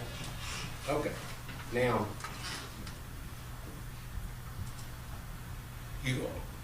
what is the duty of the CID officer or department that comes out? Criminal Investigation Division. the detective, Yes. they're there to oversee. I can tell you more of where I stop. Okay. As a frontline patrol officer, I answer the initial 911 calls, accidents, things like that. Because of the limited resources of departments, we compartmentalize a little bit. So when it gets into the further investigation where it's going to require calling extra people and making follow-ups, I work 7 at night, 7 in the morning, so it's difficult for me to contact people in normal people hours. So CID, they can flex their schedule and they can contact the coroner, AT&T and T-Mobile and get phone records. They can contact people at the hotel, witnesses, and they compile all that information and investigate further. I'm sorry. Whose job is it to collect DNA and fingerprints from a crime scene? That's crime scene. That's CID. Yes, sir. No, well, Crime scene. I don't know if crime scene, I retired in 2018, and they moved things around under different divisions or titles, heads. But crime scene is their own unit and have their supervisors, and they work closely with patrol and CID, hit and run for fatal accidents and everything like that. So the way this progressed, you came out first. You were a patrol officer, but you took control of the scene until your sergeant got there. Is that right? Yes, sir. And then he takes control of the scene. And then the various departments started getting there, and they're doing their thing. And somebody, it was their duty to take DNA and fingerprints from a crime scene, right? Who would have done that? That would have been crime scene. That would have been a crime scene. Yes, Did they get called out? Yes, that's Officer Hazard. Officer who? Hazard, Hazard. I think it's one Z, but it's Hazard, unless he has two Z's in it, but it's Hazard like Dukes of Hazzard. Okay. And he should have. Did you see him taking fingerprints from the crime scene? I do not recall him taking fingerprints there at the Don't scene. recall if did or not. Right. Okay. How about DNA samples, swabs? I did not see him taken at the scene. You didn't see him taking any DNA swabs? Well, I don't recall. We were waiting on the warrant before they processed the car.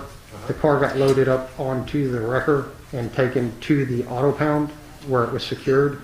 And I know in the past, a lot of the forensic work is done there in a more controlled environment than out on the street. Now you said you were waiting for a warrant. Would that be a search warrant for the vehicle? Yes, sir.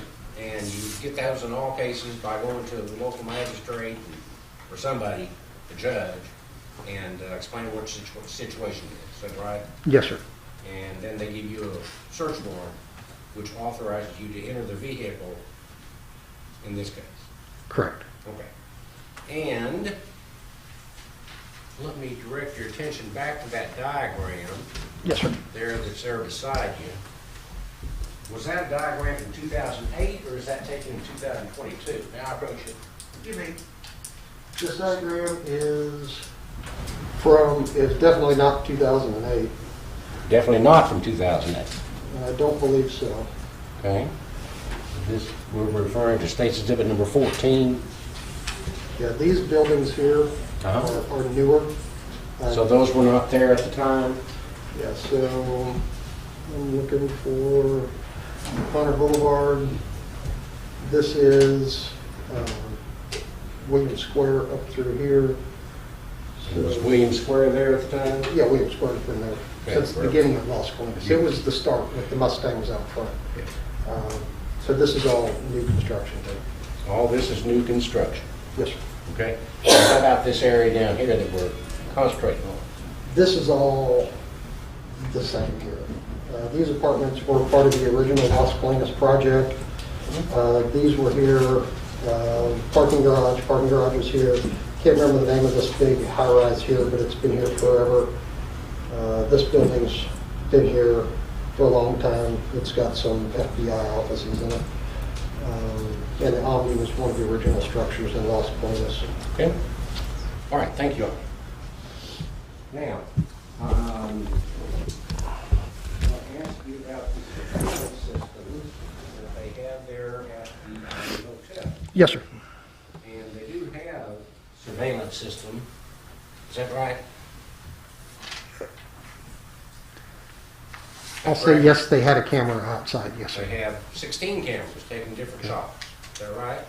I don't know how many cameras, sir. I just know which one I saw that night. All right. You went to, well, you seized the tape, right? I was with Officer Hazard when he seized the tape. You were with Officer Hazard? Yes, sir. Okay. Now, approach the witness, Your Honor. You may. Let me show you this just to refresh your recollection. Your Honor?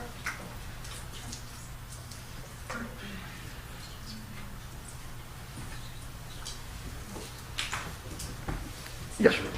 Just read that part down there. So what would you like for me to read, sir? Mr. Lawler, what are you showing the witness? Here you go. This part right there. Yes, sir. I seized the tape. What document is that? It's a police report from the city of Irving. Okay. Made by the witness? Yes, I'm asking the witness about it. Okay, so what, I'm not trying to be coy, but what exactly? Right there. You have highlighted, I seized the tape. Yes. Did you seize the tape? No, sir. Okay. So that's what wrong. No, sir, this is Officer Hazard's report. His name's at the top and the bottom. So you were with Officer Hazard when he seized the tape? Yes, sir. And what day was that? It was probably after midnight. It might have been before midnight of January 1st, so it could have been January 2nd. Okay. So you had the tape since that night? I never took custody of the tape, sir. I mean, police department? Yes, sir. Okay. And you were with him when you got the tape? Yes, sir. And where'd you go to get the tape? In there, I think it was a security office. It was one of the business offices there in the hotel. Do you know what happened to that tape? No, sir. Officer Hazard took possession of all the evidence and processed it.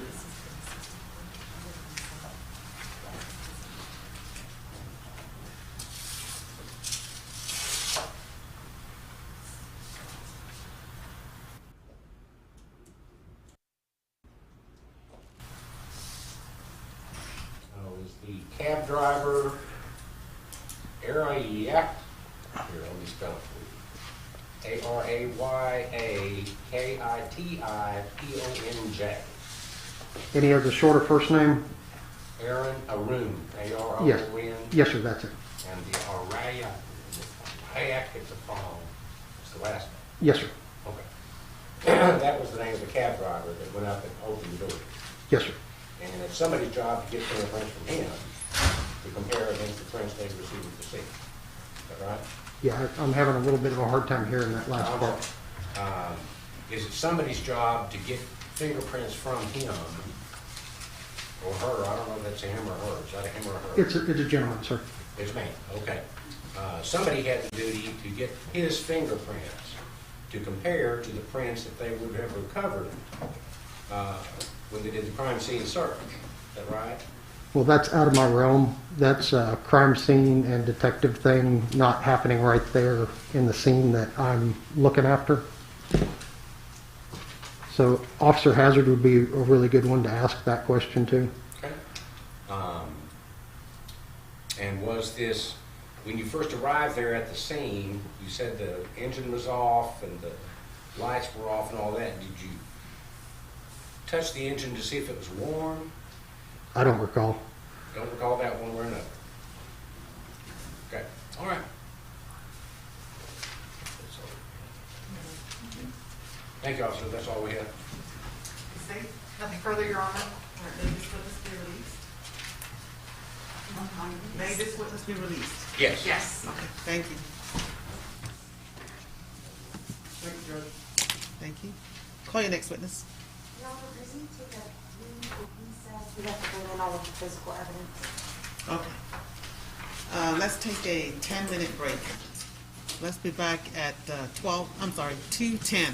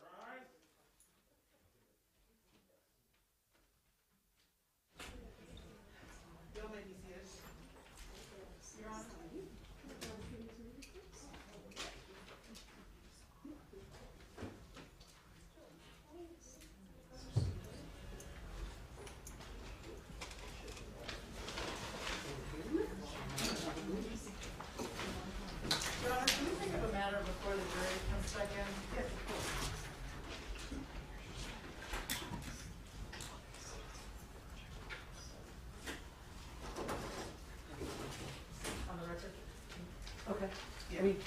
Are you ready, Jim? Is everybody ready? Yes, Your Honor. Okay, let's get on the record. Okay. Let the record reflect that the defendant is present in the district. The state is present, and we Yes, the defense has an issue to raise. Your Honor, we'd like to revisit the subpoena issue that we raised earlier.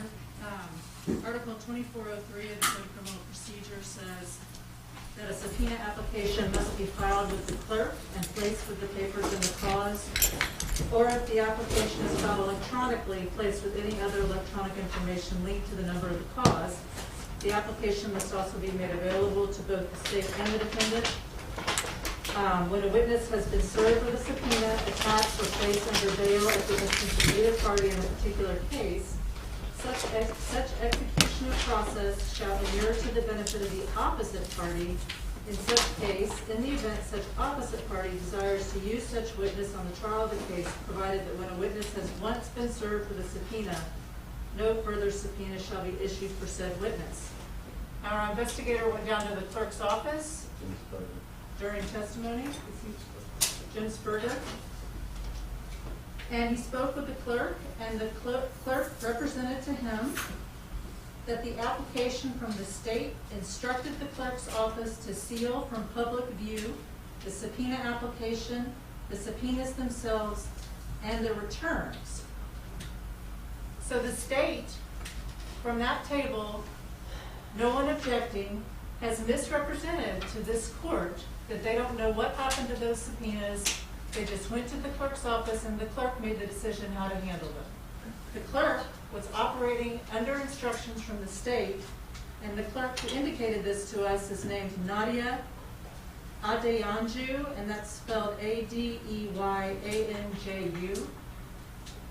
At this point, we would reassert all the arguments that we put forward in our motion for discovery or Brady sanctions, because this, in concert with the state actively concealing the surveillance video, the statement from Edgar Ruiz, and the statement from Victor Huerta, warrants a mistrial. Okay, what's the state's response to this matter of sealing the subpoenas? Your Honor, I have no knowledge of that, but as for the misrepresentations that defense counsel's made about concealing a video, that never happened. Concealing a statement from Edgar Ruiz, that never happened. If we need to take up hearings outside the presence of the jury, I'd be happy to do so. We have officers who are willing to testify. They did not have a statement from Edgar Ruiz, and they did not receive one from him, although he did testify to that. They can cross those officers on that issue. We can have our investigators up here and talk to them about the subpoena issue, but we told them we'd give them contact information. They'd like to subpoena him to come and testify, they can. But more importantly, Your Honor, Mr. Waller... I'd like to have one person from each side addressing me on this issue. And I'm confused because defense counsel knew he was under subpoena. So what is the harm? What are they articulating is the issue and the harm? We gave them a full witness list. They know who we're calling. They can present their case as they see fit. But to throw around these accusations of misconduct and Brady violations whenever they're not getting their way, I think is going a bit far. Okay, now, when one party subpoenas a witness, that inures to the benefit of the other party. My question to both sides is there a return? Is there a valid return that was filed regarding this subpoena of Joseph Moreno? Is that right? Who are we talking about? I'm talking about any subpoenas. We don't know who they subpoenaed. We're entitled to that information. There are no applications on file, there are no subpoenas on file, and there are no returns on file. Okay, now, like I said, when one party subpoenas a witness, it inures to the benefit of the other party. If the other party wants to subpoena said witness, now you have a witness list from the state, including everybody that the state subpoenaed, I'm assuming. No, we do not. Correct. We don't have that. And also, if they've subpoenaed somebody, we cannot additionally subpoena them because the subpoena comes from the court. And you as the court only issue one subpoena per person. We don't know who... I understand that. What I'm asking is, Did you receive a witness list from the state? Yes, that's who they plan on calling the Okay. case in chief. And on that witness list are the witnesses subpoenaed by the state. Is that correct? No, it doesn't say that, it doesn't indicate We that. don't know. And we don't know who beyond that list they've subpoenaed, which we're entitled to know. Okay. The question that I'd like to ask the state at this point, Ms. Black, Yes, Your Honor. did the state somehow get the district clerk to seal those subpoenas? I'm not sure, not in my direction. I have to ask my investigators. I believe Summer Almazi went to go find one. Okay, I'd like that information. Off the record.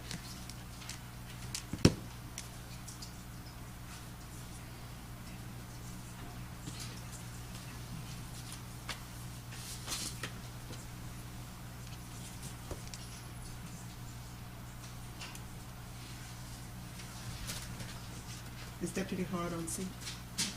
Okay, Deputy Hart, can you let the jurors know that we are handling some business, and we will call them in as soon as practicable. Thank you.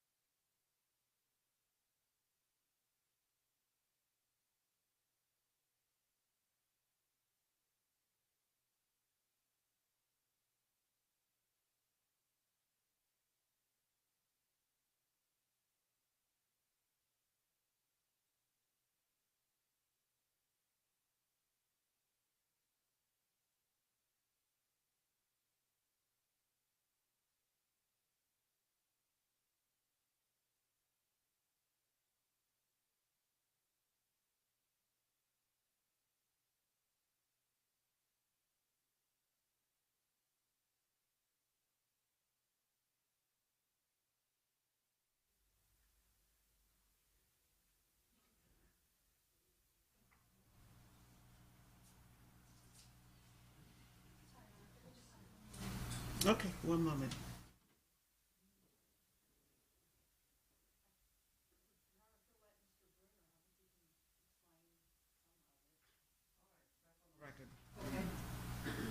Yes, ma'am. All right, would you raise your right hand for me? Do you swear that the information you will give or the testimony you're about to give will be the truth, the whole truth, and nothing but the truth to help you God? I do. Okay, thank you. Go ahead. You want me to take the stand or? Yes, go ahead and take the stand.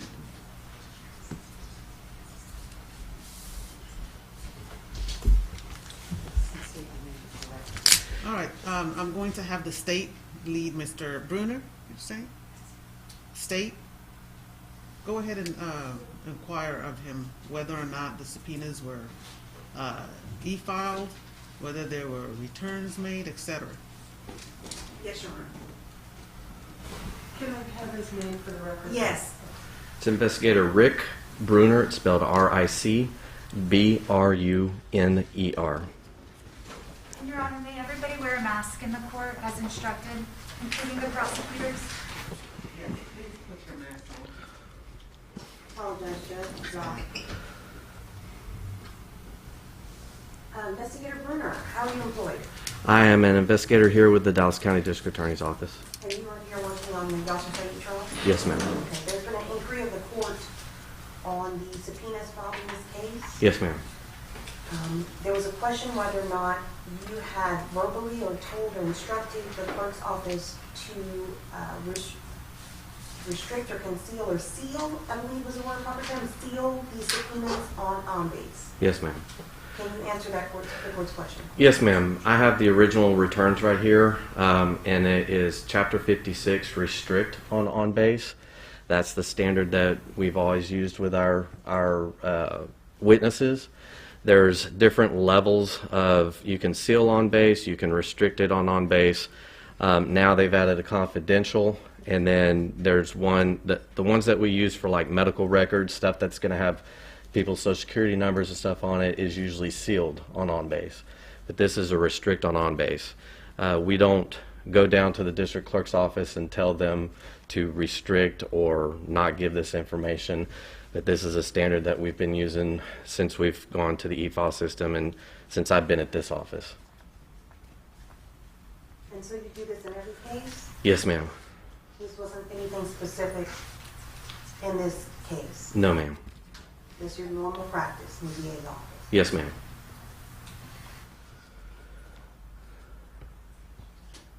I'll pass the witness, Your Honor. Pass. Mr. Bruner, who directed you to get those subpoenas? The prosecution team.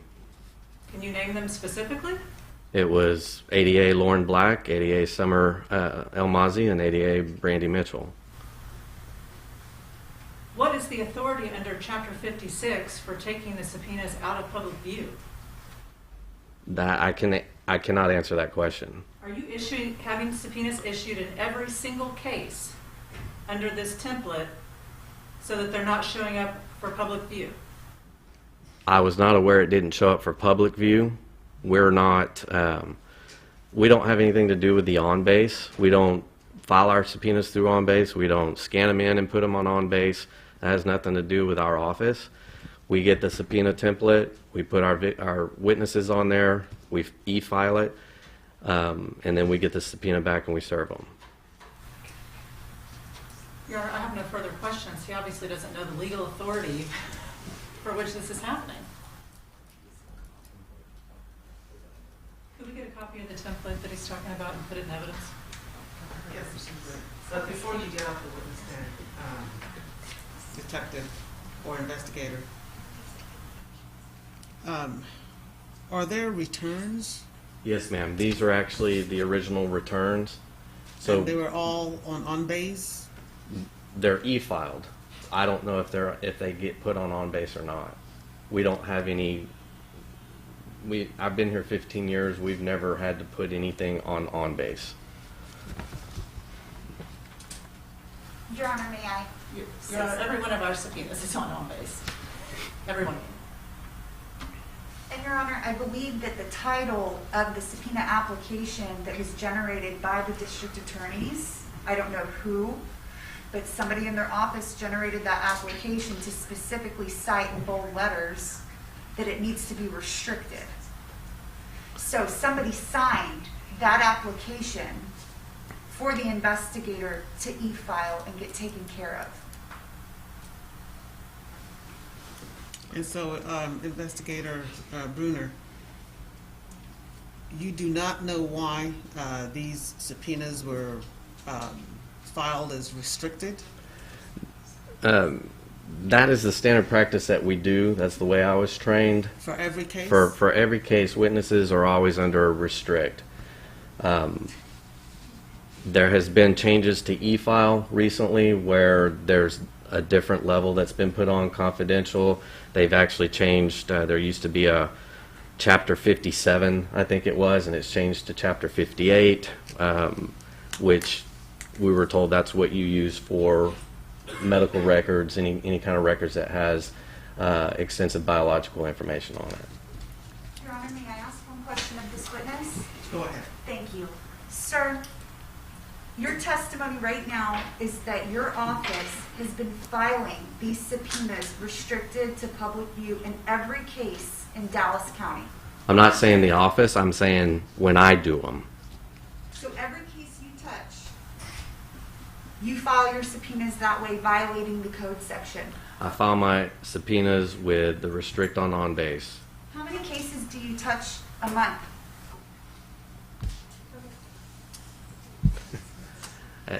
I have no idea. Many. Many. I don't do subpoenas for many cases, but I touch cases often. Let's say, how many subpoenas do you do a month? Usually it's just for... This is a concern, Your Honor, and I think this needs to get on the record. Well, let's restrict it to this case. So all the subpoenas that you got done in this case were under restriction? Most of them.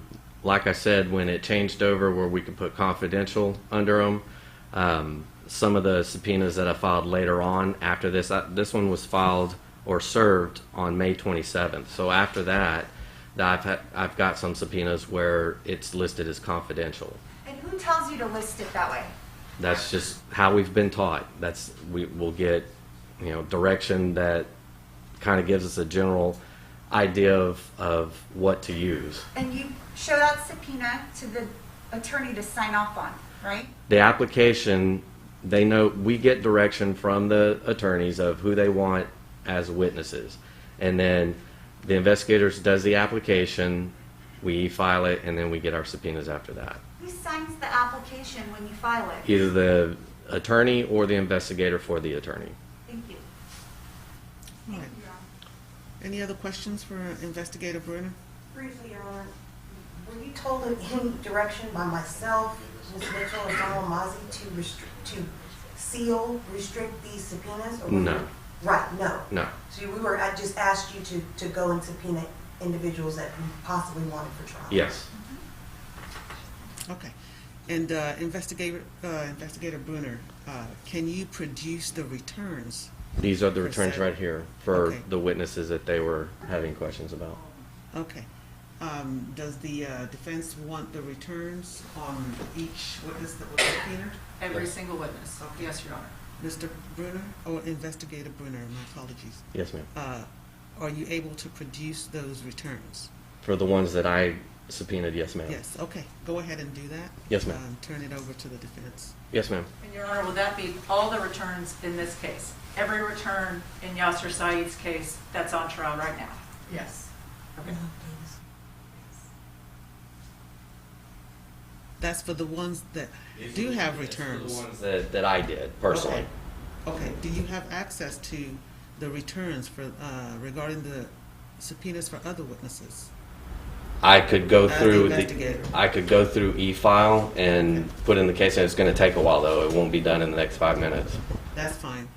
All the subpoenas that have valid returns, make sure you turn them over to the defense. Yes, ma'am. In the meantime, which ones do you have in your hand? Ruth Trotter and Joseph Moreno. Okay, go ahead and turn those over to the defense. Those are copies, correct? No, those they're the originals? originals. Yes, Okay, ma'am. would you They've make- already been e-filed, so I kept the originals until after the trial. Okay. Would you make copies and submit those to the defense, please? Yes, ma'am. Thank you. Off the record.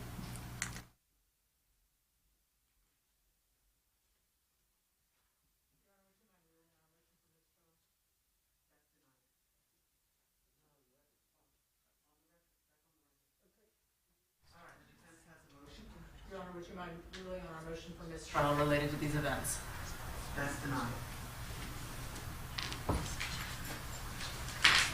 Are both sides ready to proceed? Yes, Your Honor. Let's bring the jurors in.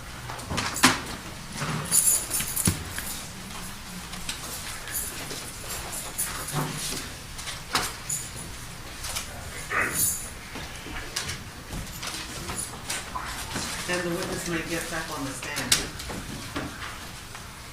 Had we finished with the last witness? We did, Your Honor. Okay, all right. Yes.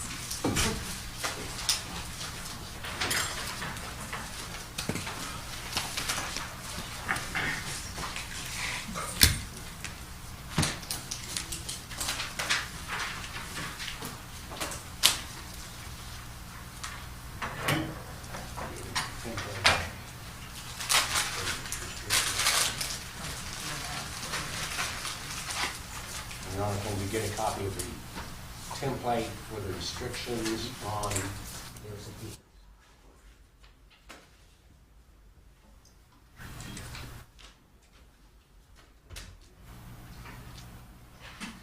Your Honor. I'm sorry. Can we get a copy of the template for the subpoenas where he says that they were restricted? Yes, I think that's part of what I asked them to turn over the Can we template. be more clear though, just so there's no issues, exactly that we want the subpoena application and the returns? All right.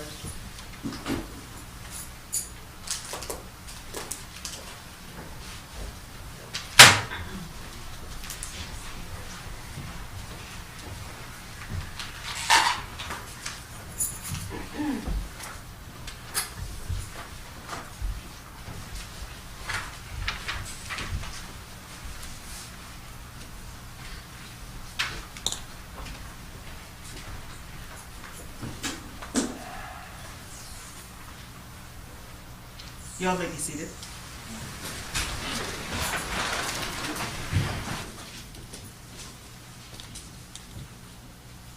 We're on the record. Let the record reflect that the defendant is present with his attorneys, the state is present, and the jurors are present and seated. State, call your next witness. Thank you, Your Honor. State called Officer Hazard.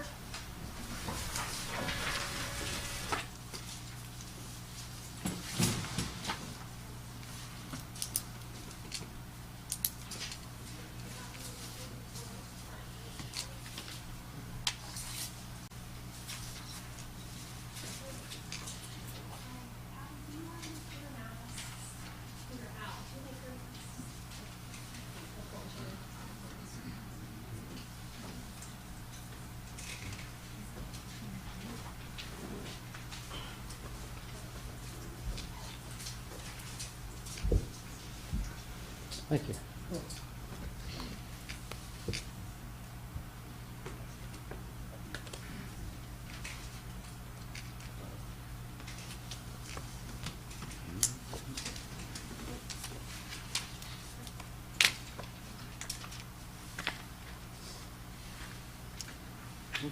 Officer, do you swear that the testimony you're about to give will be the truth, the whole truth, and nothing but the truth to help you God? Yes, I do. Thank you.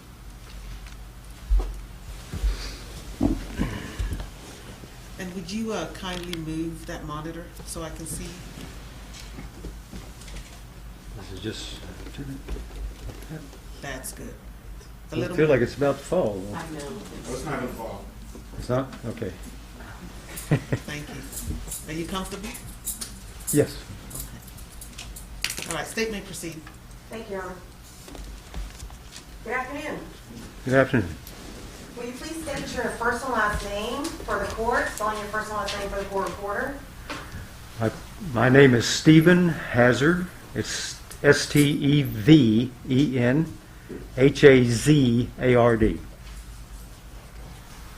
And Officer Hazard, are you retired? Yes, I am. Where do you currently live? In Cozumel, Mexico. I am. Well, it's a little cooler down there than it is here. I figured so. Please tell the jury a little bit about your experience and when you worked at Irving PD. I started at Irving PD in 1978. Everybody that starts as a patrol officer. I was a patrol officer for about 2 years. I transferred to the hit and run investigator, which works hit and run accidents and fatalities. I did that for a little over a year. Then I transferred to the Vice Narcotics Intelligence section. I was in there for about 4 years, and then I went to the Crime Scene Search Unit, which was the last 24 years that I was there. So in all, it's 31 and a half years. 31 and a half years. And you said how long were you working in the Crime Scene Unit? 24 years. 24 years. Now in the Crime Scene Unit, do you usually work alone or do you work in pairs? Most of what we do is alone. Some things we do work in pairs or more. And please tell the jury a little bit about what is required or what you do when you are processing the crime scene. Our job is to take photographs and gather any physical evidence that's out at the scene, in short. Take photographs, gather evidence, collect evidence. Yes. For any type of further prosecution. Would that be fair? Yes. I want to direct your attention to January 1st of 2008.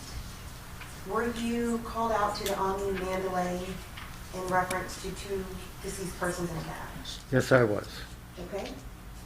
And tell us, when you arrived, were there any other law enforcement officers there prior to your arrival? Yes, there was.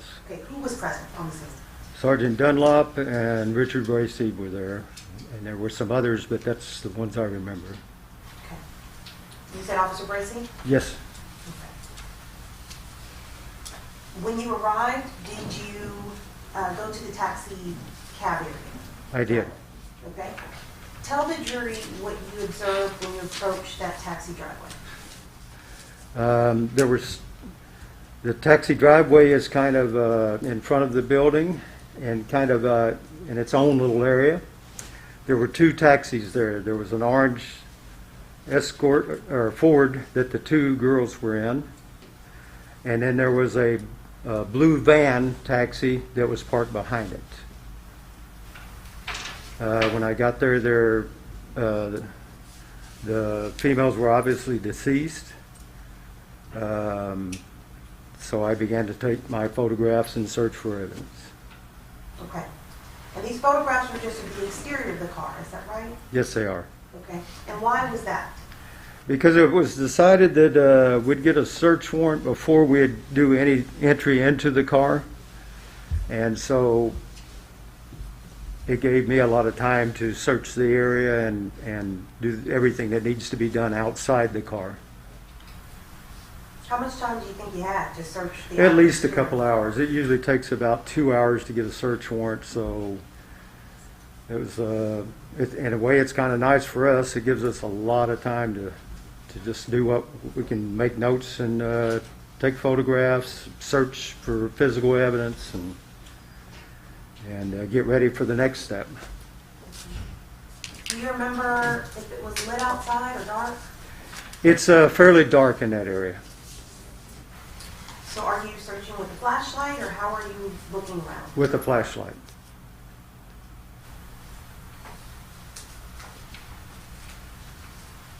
Okay. So what color was the cab? Orange. Orange. Okay, and it was in front of a blue minivan? Yes.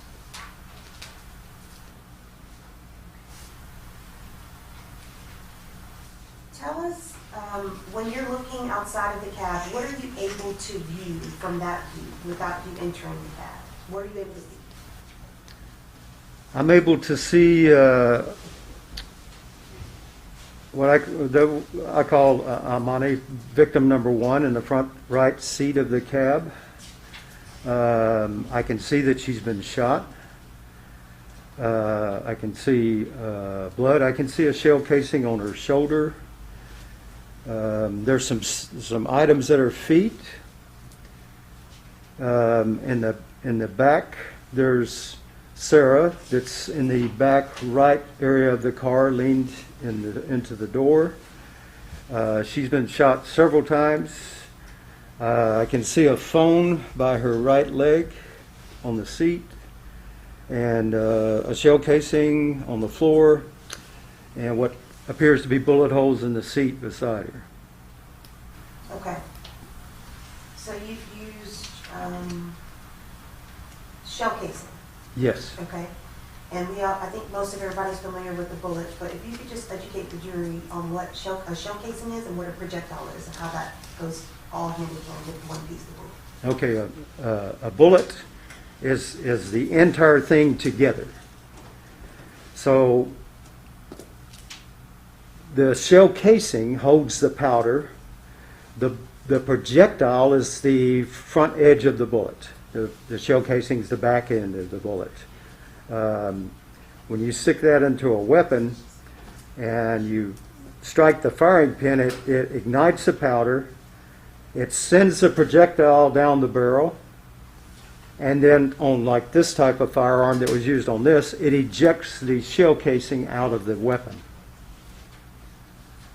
We usually have two types of weapons. One's either a revolver, which keeps the shell casings in there, or a semi-automatic or automatic, which ejects them out of the side. Okay, so a semi-automatic would eject the shell casing out of the shell? Yes. Okay. So, tell me anything else that you observed before you got the search warrant to enter the vehicle. Did you see whether or not the vehicle was turned on or off? The vehicle was off. The keys were not in the vehicle. The doors were all unlocked except for Sarah's. Sarah's door was locked. All the windows were up except the driver's door, which was down a little over an inch. Do you observe anything else on the exterior of the vehicle? Anything on the driver's door on the outside? On the driver's door, there was some cigarette ashes that had fallen down the window. Okay. So no keys? No keys. Off? Yes. And windows up except partially down on the driver's side door? Yes. Ashes on the outside of that door? Yes.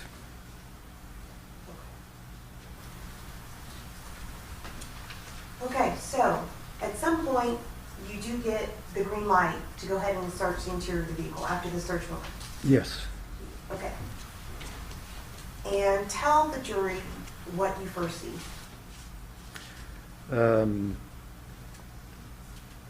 I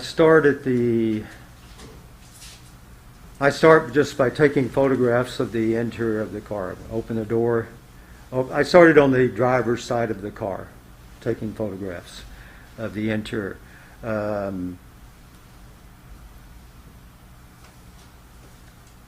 I can get closer that way to do the photographs that I couldn't have done, or that I could. I did some of them from the outside when we were waiting, but the ones on the inside, I have to wait until we get the search warrant. So you start on the driver's side of the car, and With you're the photographs. examining and collecting evidence on the driver's Right. side. And trying to see where everything's located before we move anything. Because when we move things, and we want to make sure we don't lose anything.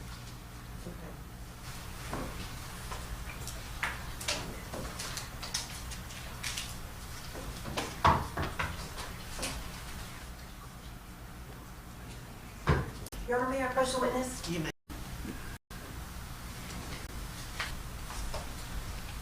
Officer Hazard, I'm handing you what's been marked as State's Exhibits 20 through 55. Will you please take your time and look through those exhibits?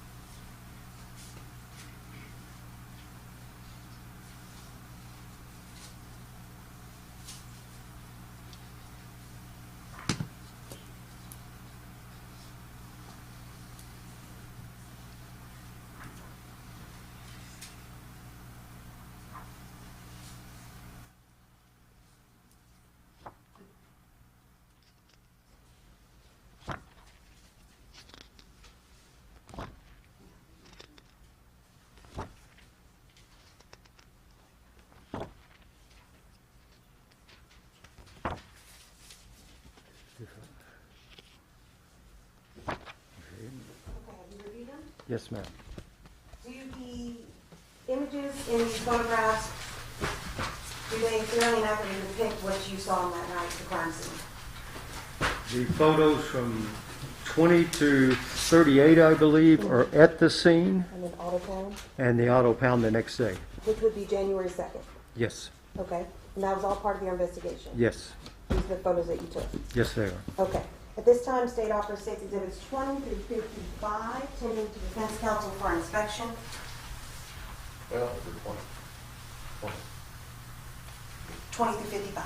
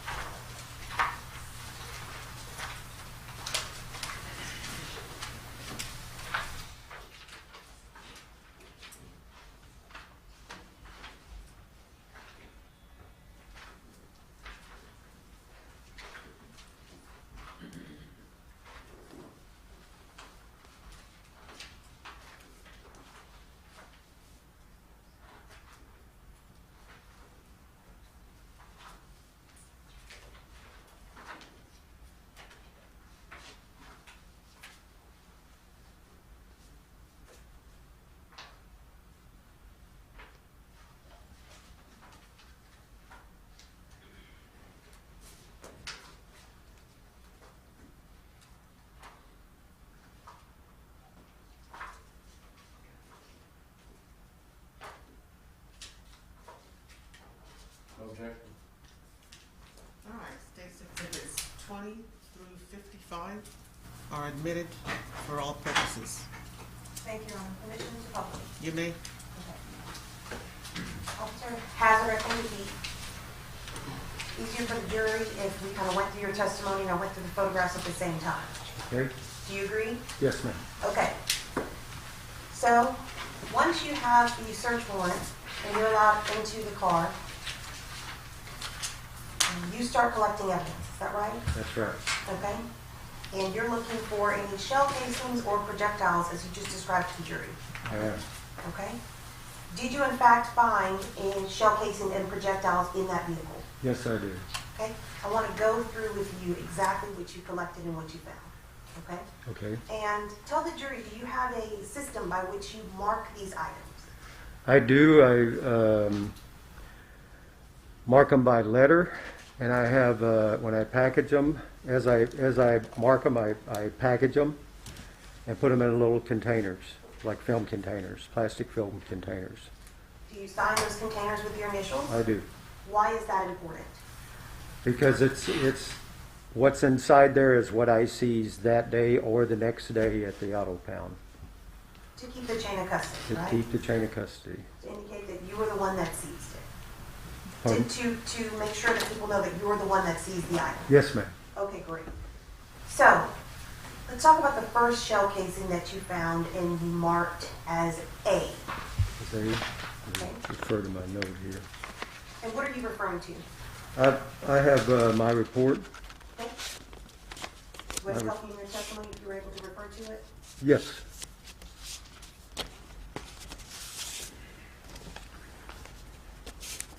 I've made a little note. Is that okay if I use this? May I approach the witness room? You may. Are these handwritten notes that you prepared for your testimony today? Yes.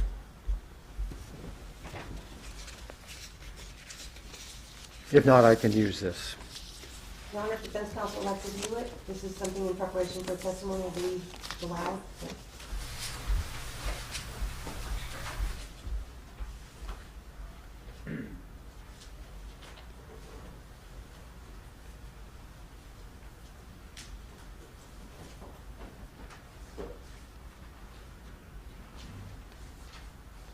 Permission to approach the witness? Yes, you may. Is there an objection by the defense? No. Okay. Going back to the first item you collected that you listed as A. Where did you find that item and what was it? It's a shell casing on victim number 1, who's in the front right seat, on her right shoulder. Okay, is that what we're looking at here in State's Exhibit 20? It is.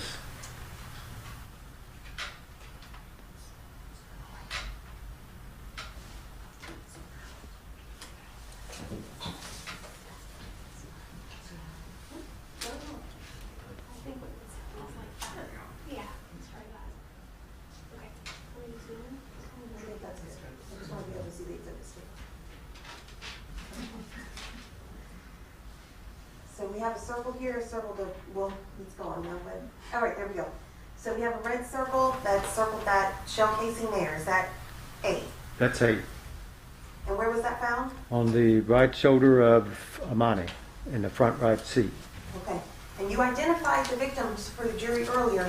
How did you identify them in your report? You said victim 1 and victim 2. Who is victim 1? Where's that body position?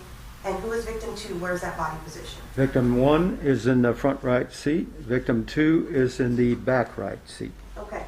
So this shell casing that's in Exhibit 20 is from victim 1, and it is identified as A. Yes, ma'am. Okay.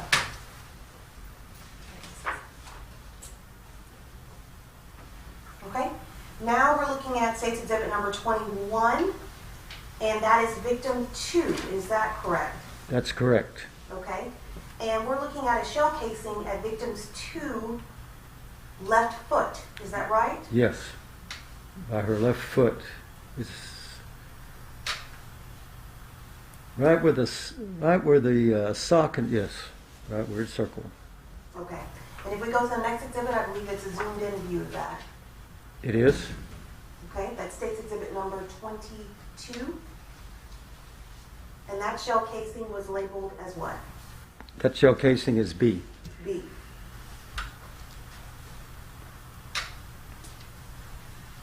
Okay.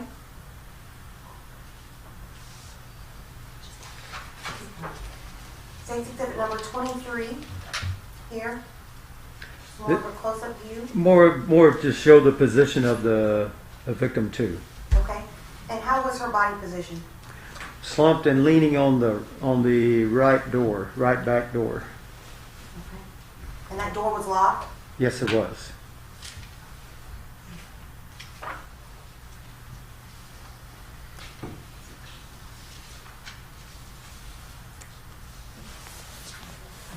Now we're looking at State's Exhibit number 24. Yes. This is a shell casing under the victim 2's right leg. Is that right? Yes, ma'am. It is. Okay. And what did you mark this shell casing as? As C. C. State's Exhibit number 25. I don't see a shell casing or projectile in this photograph. Why did you photograph? This is a close contact wound on victim number 2. Okay. And what can you see around the wound? You can see powder, and you can also see where the wound has what looks like burn marks around it. Okay. What does that tell you as a crime scene investigator? That the weapon was very, very close to the victim.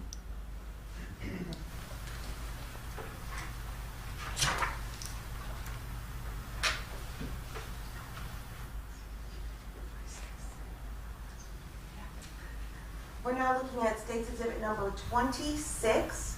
This is the driver's side door, the interior pocket. Is that right? It is. Tell us what is significant in this photograph. This photograph has the magazine for the weapon in the driver's door there. You can see that the magazine has what you can see one round exposed in it at the top of it. That's a live bullet. It hasn't been fired. You all found one? Yes, Did you collect that as evidence? I did. And then also, what do you see next to the magazine? The cigarettes, the empty pack of cigarettes. Okay. And what you said you had seen earlier, there were ashes on the outside of that driver's door. Is that correct? Yes, ma'am.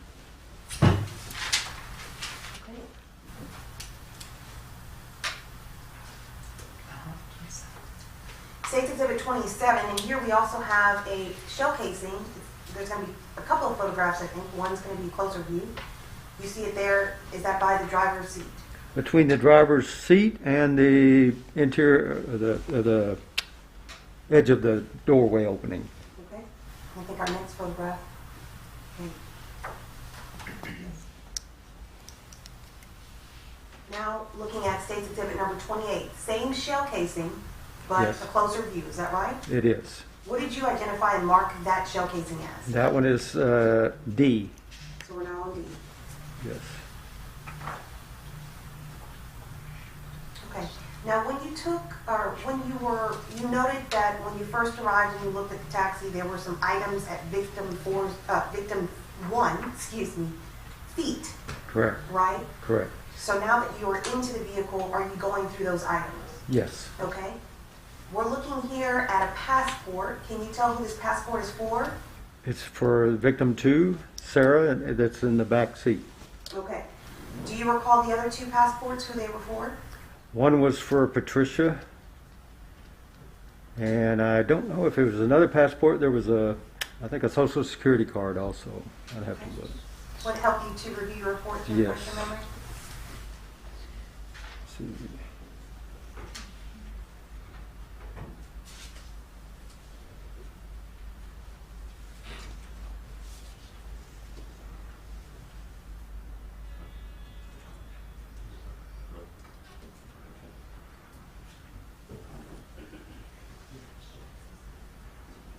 Two passports for Sarah, and a social security card for Sarah, and a passport for Patricia. Patricia Said. Yes, Patricia Said. 2 passports for Sarah, social security card for Sarah, and a passport for Patricia Said. Okay? Move on.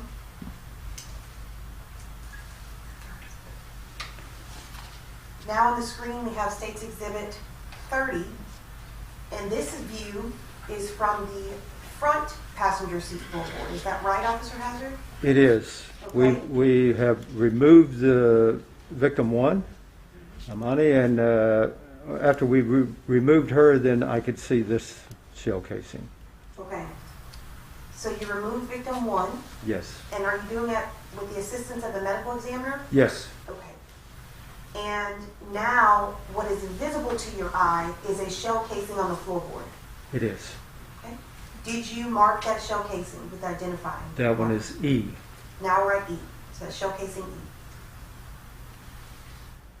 And this is a close-up view, State's Exhibit 31. It is. Same shell casing E. It is. Okay. And that is the body that you removed, victim 1. That is. Okay. And that's State's Exhibit 32. Sorry. It is. Yes.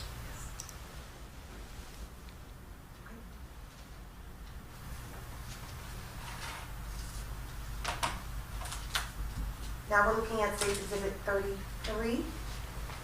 Now what's significant about here, and you tell me, but I see a seat buckle that is frayed. Right. This is where victim number 1 was sitting, and just to her right, the seatbelt has a bullet hole through it, and there's a bullet hole in the doorpost there.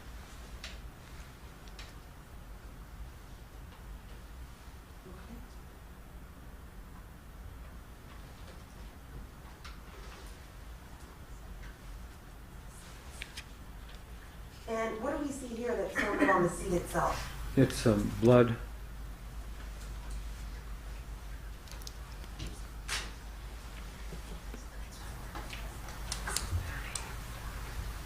Now moving to State's Exhibit number 34. Victim 2 has since been removed. Is that right? That's right.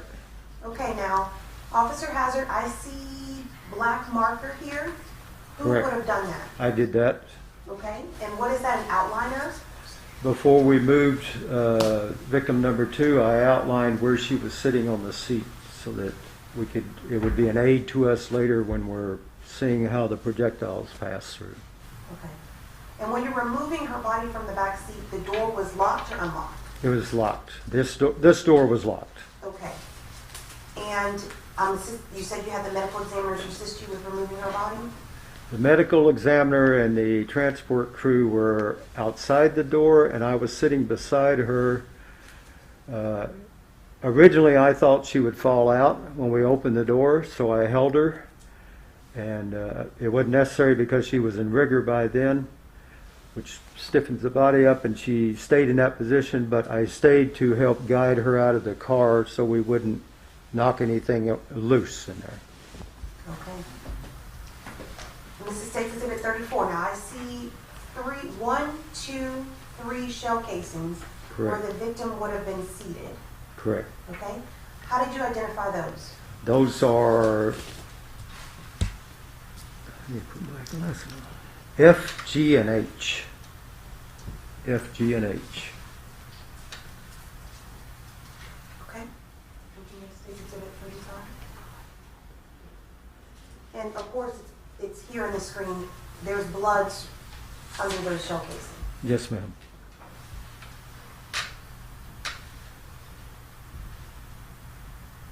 Is that after you removed victim number 2? Yes, it is. And the stiffness you described earlier, can you see that photograph? Still somewhat, you can, because of the shape of her legs.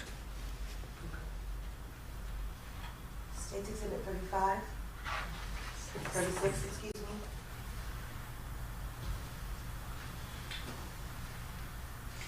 Okay. Same view here? Yes, Okay. the same view. This is just a closer up view, and it's also showing a shell casing on the floor. Casing. So we should see a shell casing here in State's Exhibit number 37, and that is on the floorboard. Yes, ma'am. And now in State's Exhibit 38, it's more of a close-up. So that's the back right floorboard. Did It you is. identify that shell casing? This one is I. Now these photographs these photos are done at the auto pound the next day. Is that right? They are. Okay. And was it just you, or did you have a partner helping you on that day? My partner, Eric Mosby, helped me with doing this. Okay. So in State's Exhibit number 38, 39, I see a yellow kind of stick going through that seatbelt that we saw earlier that was frayed. Yes, ma'am. Will you tell the jury what that is? It's a trajectory rod, or a fiberglass rod that you can use if you have a bullet hole with another bullet hole. You can use it to line up and see what the trajectory of that projectile was, as long as you know that that's the same projectile. It's making both holes. Okay, so if you have 2 holes, Yes, you can use this trajectory rod to see the pathway of the bullet. correct. Is that right? Yes. Okay. So the next few pictures we'll see will have several of those rods. Yes. And I'll have you kind of go through some of those. Okay. So now, State's Exhibit 40. Okay. We see how many rods in this photograph? Let's see, 1, 2, 3, 4, 5, I think. 5 rods, and that's where victim number 2 was seated. Okay, so what's significant about these trajectory rods? They're showing that the angle of the pathways of the bullets. Okay.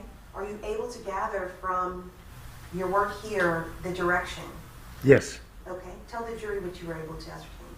It looks like that there was 2 directions of fire from this photograph. You can see the 2 upper ones are more straight into the seat, and then the 3 this way, coming back this way, are more towards the driver's seat. Now, at some point, Officer Hazard, you marked these with also identified. Yes, And they're letters as well. they are. Okay. So we'll continue going through. That's more of a lit view. Yes, ma'am. Just another view showing the rods. Okay.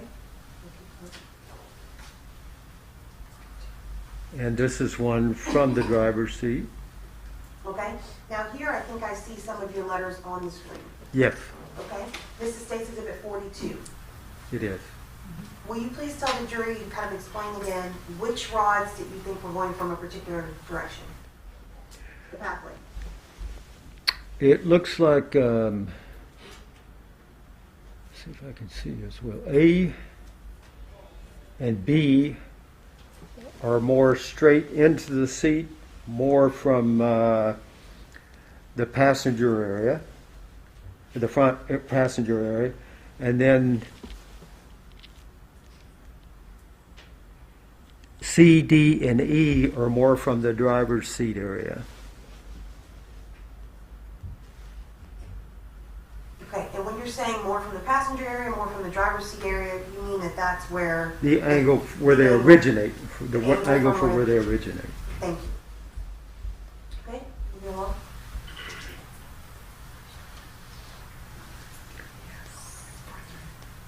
Looking at State's Exhibit number 43. Here I see a projectile. Yes. This is on the trunk mat when we open the trunk at the pound. Okay. Did you put a marker on that identifier? Yes, that's K. That's K. That's a spent projectile, not a shell casing. Okay.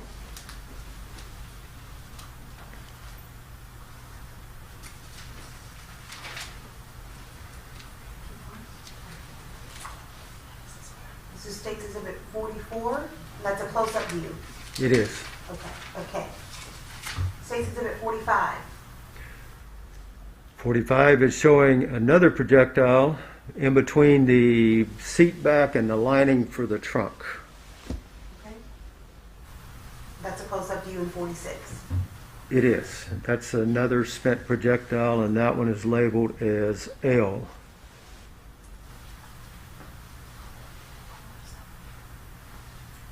That's it again, closer up. 47. And that's State's Exhibit 47. Now looking at State's Exhibit 48, I see some holes by the tire wheel. Yes, ma'am. These are the right back tire, which should be directly behind victim number 2. And there's 3 holes that exit the vehicle. So 3 projectiles pass through there.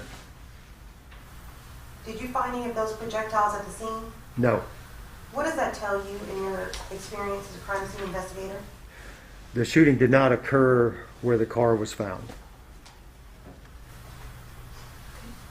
And did you mark, I'll keep going. Okay. This is showing another projectile that's between the seat and the back of the car, right beside victim number 2. So back right seat. Yeah, back right seat area. It's another projectile. And that would have been M? That is M. M as in mom. Okay. And that is State's Exhibit 49 for the record. Is that correct? Yes, it is. Okay. Looking at State's Exhibit 50.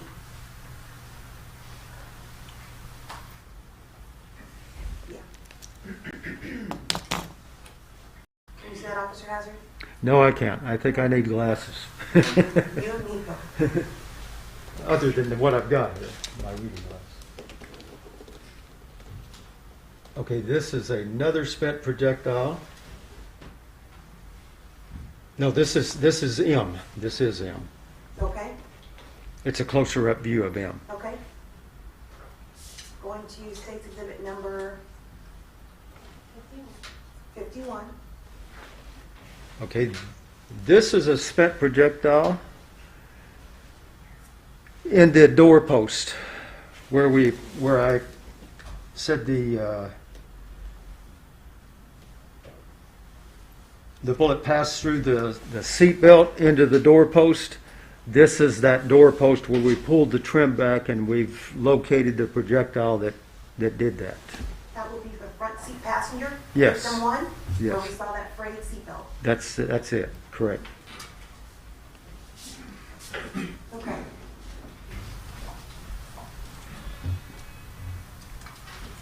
That's a closer up view, but it's not in very good focus. This was before digital cameras. And is this in? In, that's in. In is in Nancy? Yes, Okay. And that's State's Exhibit 52. yes. Going to State's Exhibit number 53. Okay, this is where I'm labeling the bullet holes. These are the holes where the projectiles pass through beside from victim number 2 through the seat area and then through the car by the wheel well. The picture we saw of the wheel well earlier, this is the inside part of that. And I've labeled them A, B, C, or A, B, E, and D on this. D is not a hole, D is an indentation. Okay.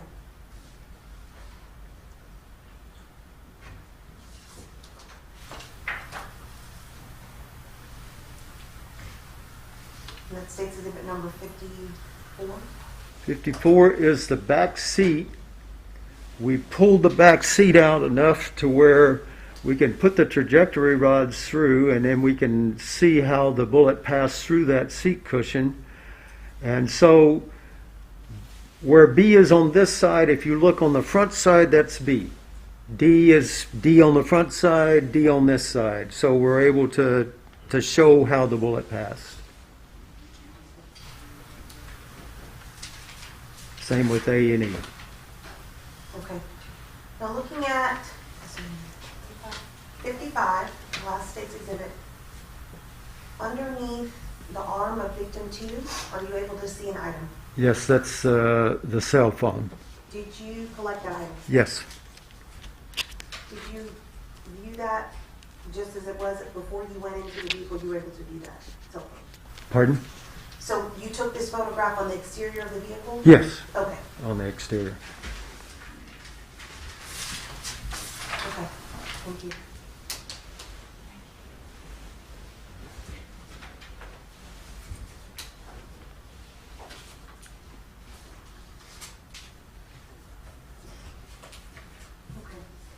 Officer Hazard, all of the projectiles and shell casings in this case were collected and were stored as evidence with your initials, is that right? Yes, they were.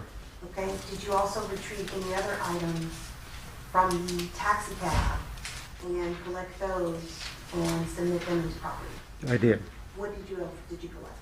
The back seat, both the seat cushion that you sit on and the part you lean against, and then the door panel here. That's what's in front of me. At the feet of victim number 1, I collected the camera bag. There's a few things that I've collected.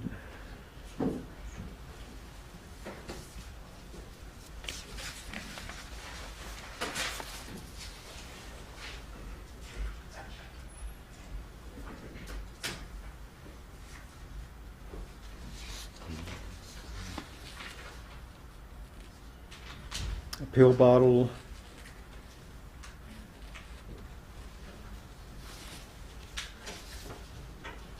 I believe that's it mostly for the car. Okay. At this time, I'm going to ask you to help me open these items for the jury, okay? Okay. After I've offered them. Your Honor, may I approach the witness? You may.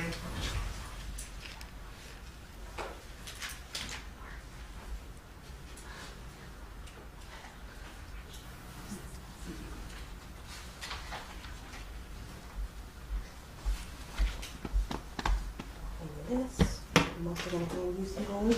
Thank you. Just send this form.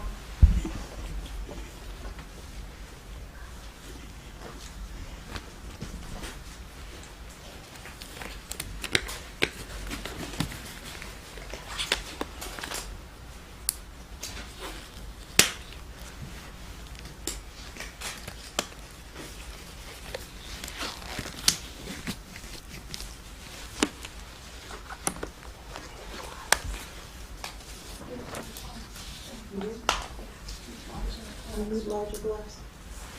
No, he's fine. Okay. Yeah. Unless they go up to my elbow. All right.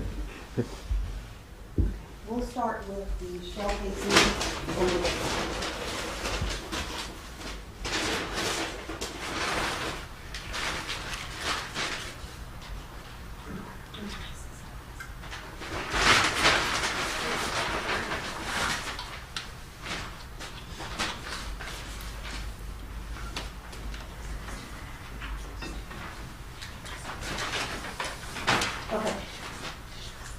Officer Hazard has handed you what's been marked as State Exhibit number 56.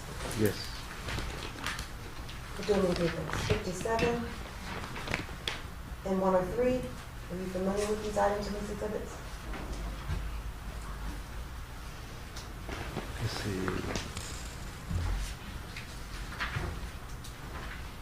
You might have to open this one. We have to open that, yes. On 57 and 56, do they have any identifying markers with the information? Yes, they have my name and batch number on them and the date and time. You're now removing from State Exhibit 103. Does that also have your name? It does. Okay. And so 56, 57, and 103, all look to be items you collected at this? They are items I collected at the scene. Okay. Your Honor, State offers items, State Exhibits 56, 57, and 103. No objection. State's Exhibits 56, 57, and 103 are admitted for all purposes.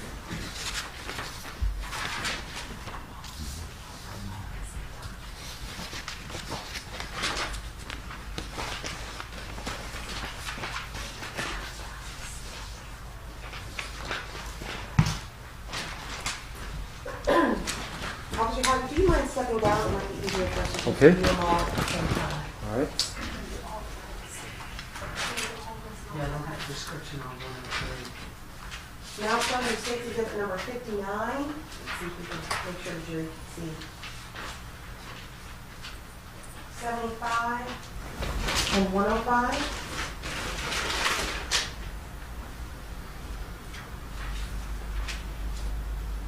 Yes, ma'am.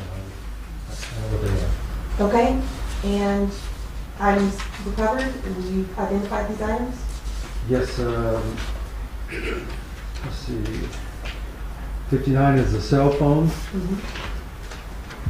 And these are, let's see, projectiles from the victims. Okay. Which exhibit specifically? 75 is a bullet from Amina and Sarah, and 105 is a bullet from Yaser Said. Is that Yes. right? State offers 59, 75, and 105. No objection. State's Exhibits 59, 75, and 105 are admitted for all purposes.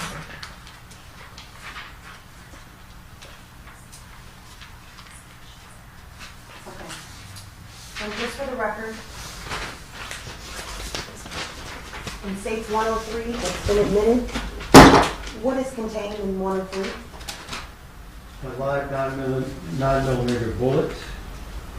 And this one, I believe is the one from the magazine. Yes, it is. Okay.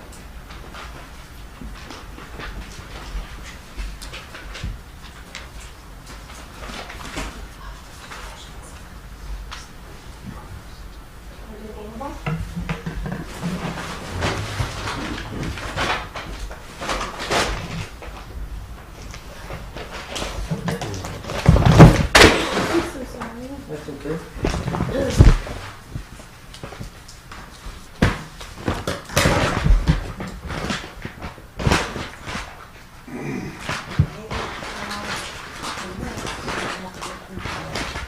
I noticed in there is a metal ammo can. Okay. That's recovered by Irving PD. It was recovered by Irving PD, actually from Investigator Johnson. Okay. I can barely hear. I can't hear it all. What exhibit is that? State Exhibit 58. 58? And what is 58? It's an ammo can that's collected by Investigator Johnson. Object to the relevance of this, number one.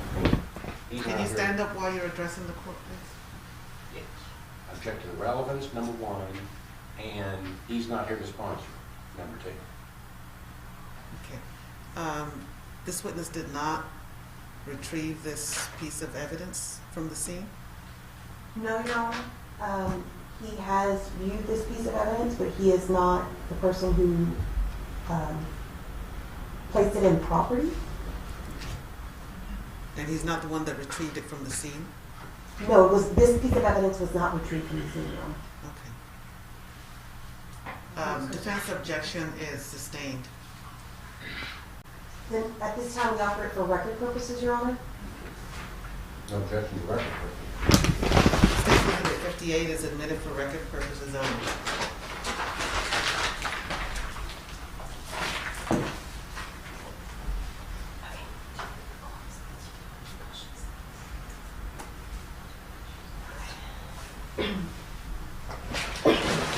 Okay. Showing with the mark of State Exhibit number 62. This number 62 is the driver's, or the back right door panel near victim 2. And it has your identifying. It is. It's what I see is at the auto panel. Okay. State Exhibit 61. 51 is the... 61. 61. Let's see. This is the back seat of the seat that victim number 2 was sitting on. This back seat let me check my notes. Is it the back seat or the seat itself?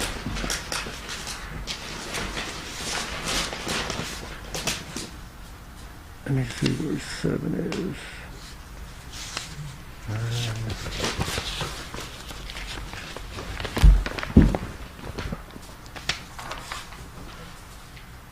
Okay, 7 is, let's see, the seat portion. That is the seat portion that she would be sitting on.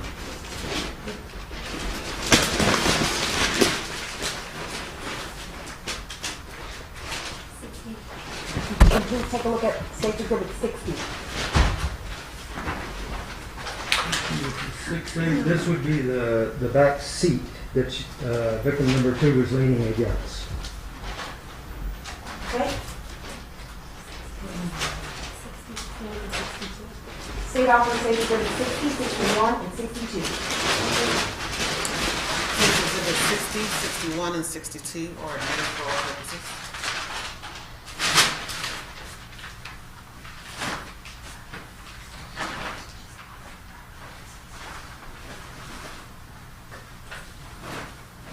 Okay.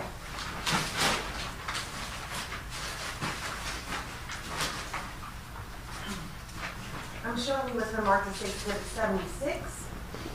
76 is the clothing from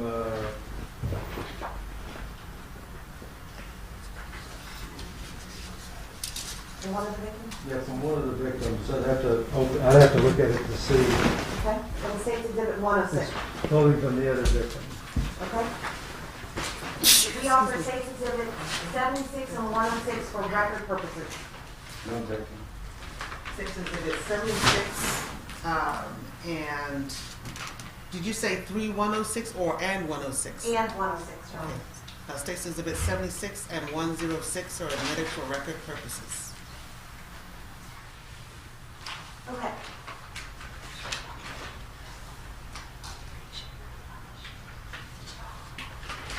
You have permission to publish these items that were admitted?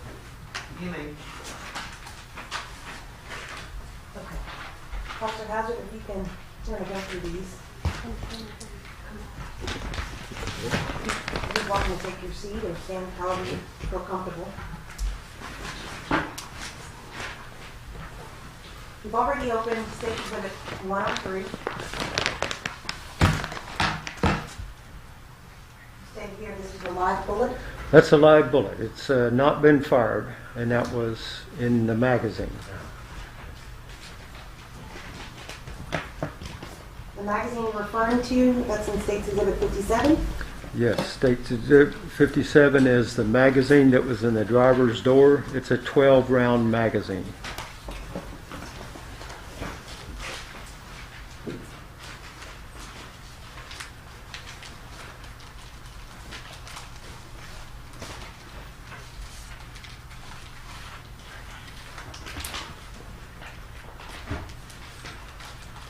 And 105 were admitted, correct? Which numbers? 75 and 105? Yes. Okay. Ms. Patricia? That's correct. Okay. So please open these and tell the jury what's contained today. Okay.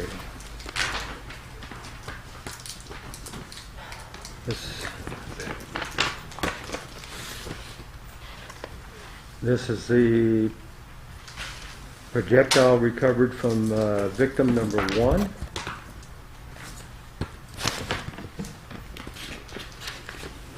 That's it, number 75, State's Exhibit 75. That's from victim number 1. Oh, cut into it? Okay. Let's see, I'll leave this in.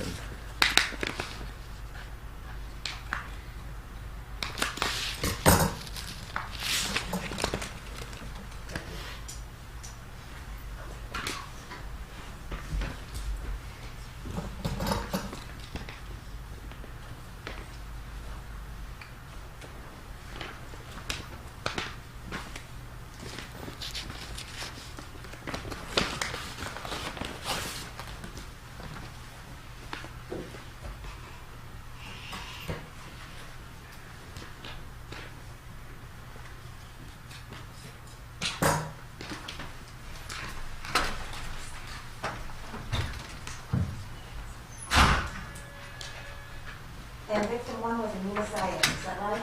That's correct. Okay, now we're looking into State's Exhibit 105. State's Exhibit number 105 has projectiles recovered from Sarah, which is victim number 2. And this goes in this envelope and this envelope. So the size of this. Yeah, this other one stays with that one.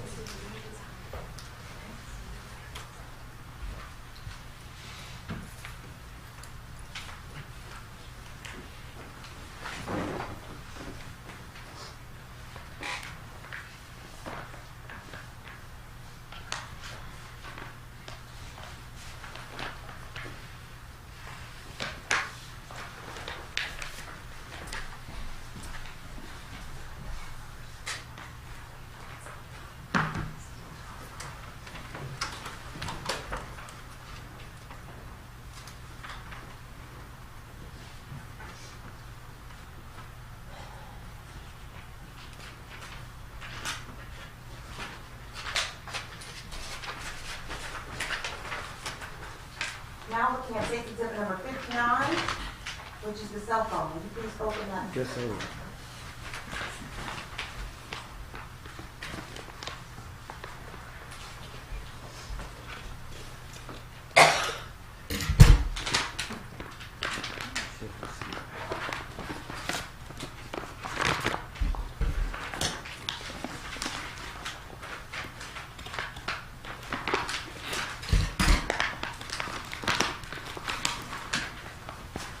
Cell phone by victim number 2's. Right.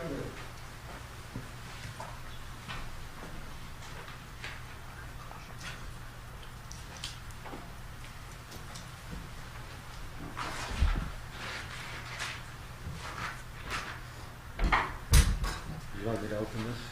Yes, we're now looking at State's Exhibit number 56 that contains the shell casings and projectiles. Correct. That were recovered from the car. And how many total? 10. Well, 10 canisters. Or let's see. Let me open this and check to make sure.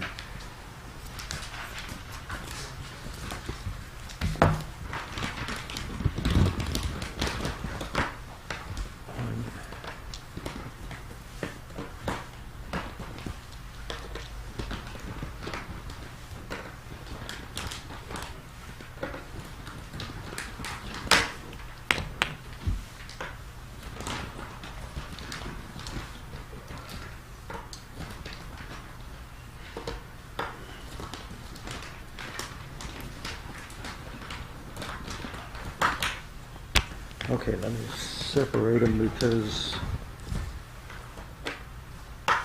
there's.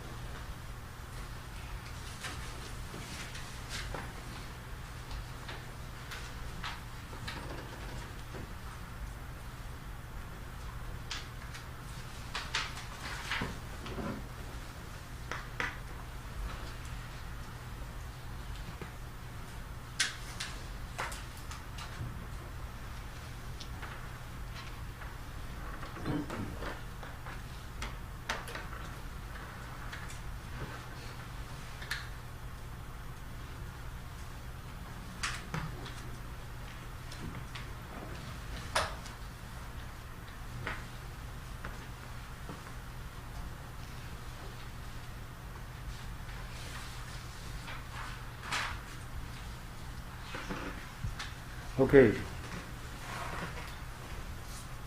There are 10 shell casings and 4 projectiles. And there were 9 projectiles total, is that right? We can account for 9 at the scene. Now 10. 4 that you recovered here. 4 I recovered. 3 of them, like we say, went through the part by victim number 2 into the wheel well. Those 3 are gone. Never recovered. Never recovered, so that would have been 7. And then 1 each from the victim, so that would be 9. And then 1 from the tank top of victim number 2. That's 10. Okay. And do you Are you talking about projectiles or casings? projectiles? I'm going to turn you to report page 3. Do you remember recalling or putting in there were a total of 10 shell casings and 9 projectiles? Yes. Okay. Okay. Yes. 10 shell casings, 9 projectiles. And how have you labeled these shell casings? A through G? Or, I'm sorry. No, they're skipped around by how I found them. So, Okay. Let me see. But the letters that you numbered them from were A through L, I think, or N. A through N. A through N. So shell casings, let's see, are A, G, B, C, D, F, I, J, E, and H. So projectiles would be L, M, N, and K. Okay. And for the shell casings, did you find a particular brand of ammunition? There was 3 different brands of ammunition. A and G were a Merc, AMERC, 9mm RH. And then B, C, D, F, I, J, which is 1, 2, 3, 4, 5, 6 shell casings were FCNT, 9mm Luger. 2 shell casings, E and H, were Winchester 9mm. So 3 of them have one. Right. And if you count the live one in the magazine, that was a Winchester also. Now, I want to you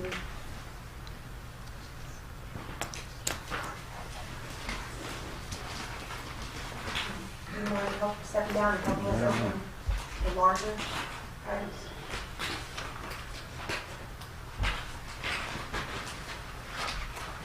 Start with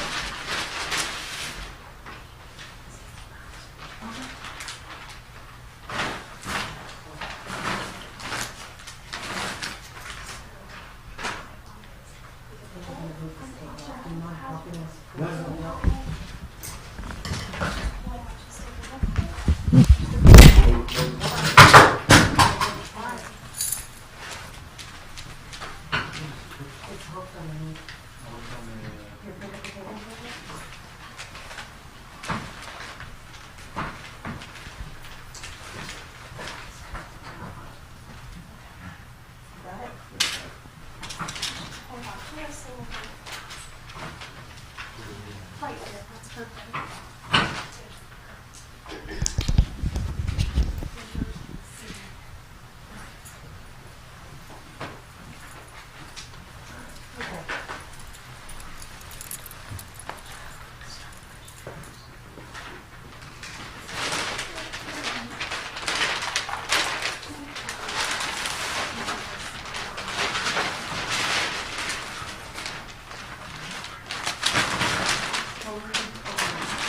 This is exhibit 60 that we're now opening.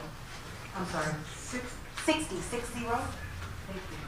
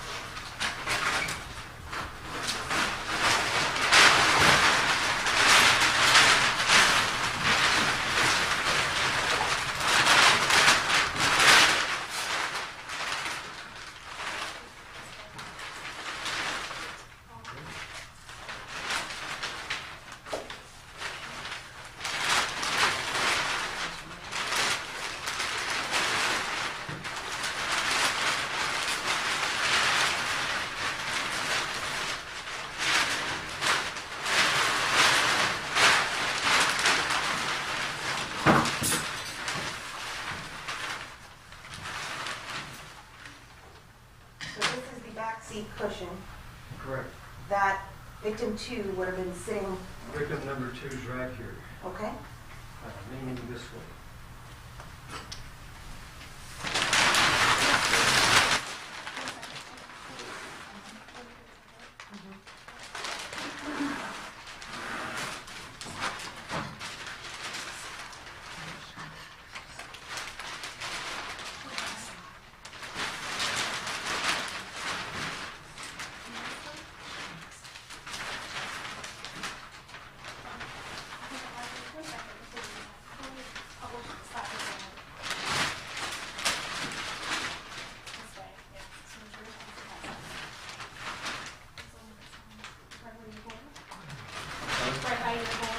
I'm sorry, what? We're trying to show this side off the Yeah. side. Oh, I'm sorry.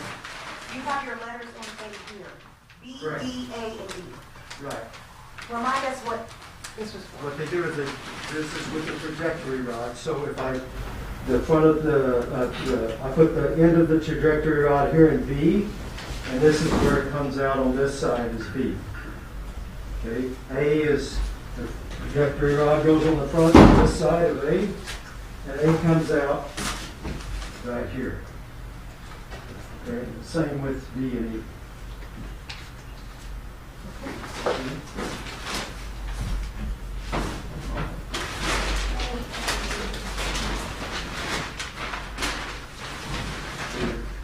Yes, if you could please open State's Exhibit number 61.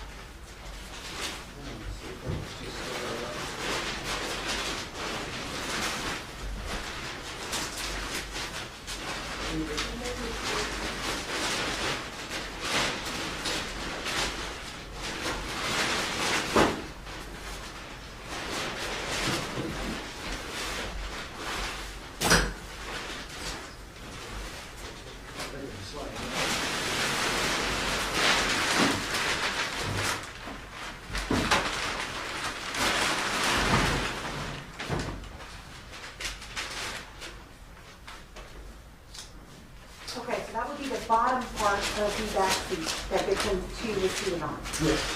Okay? I see that there is a coin here underneath a piece of tape. Yes. Did you do that? Yes. Why? It was found there, so I left it just where it was. That's to preserve the evidence that you Yes. found it, okay? Yes. I also see some spots there. What is that? Spots. This is blood here? Yes, blood, Yes. okay? And then I have your outline that was shown in the photographs. Right, this is showing her left leg, her right leg. This is where her rear end would be, and then she's slumped down in the seat. This is up a little bit higher, so she's slumped down in the seat.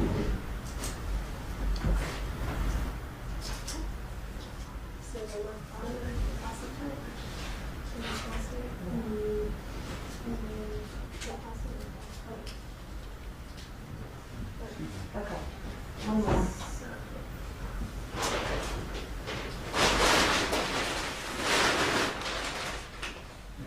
Looking for the scissors?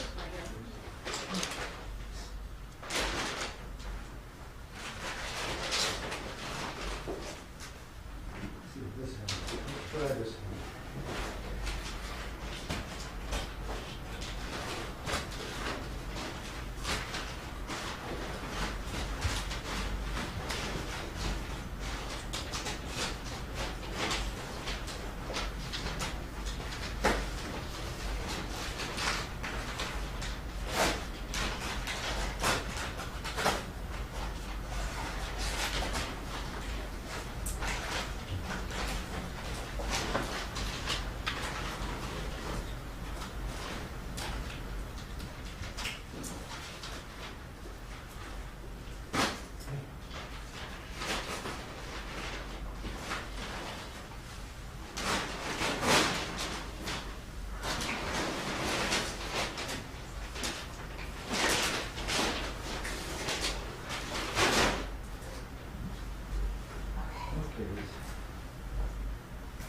Okay. So this is the back right seat passenger's door. Yes, door panel. Door panel. Right, and that shows where her head was. And you've marked it there how her head was slumped over. Yes. So this would have been how the car would have been positioned when you went through and collect the evidence. Yes, pretty much. It's maybe lean back a little bit, but that's basically it. Okay. Thank you, Officer Hazard. You want to go back and stand?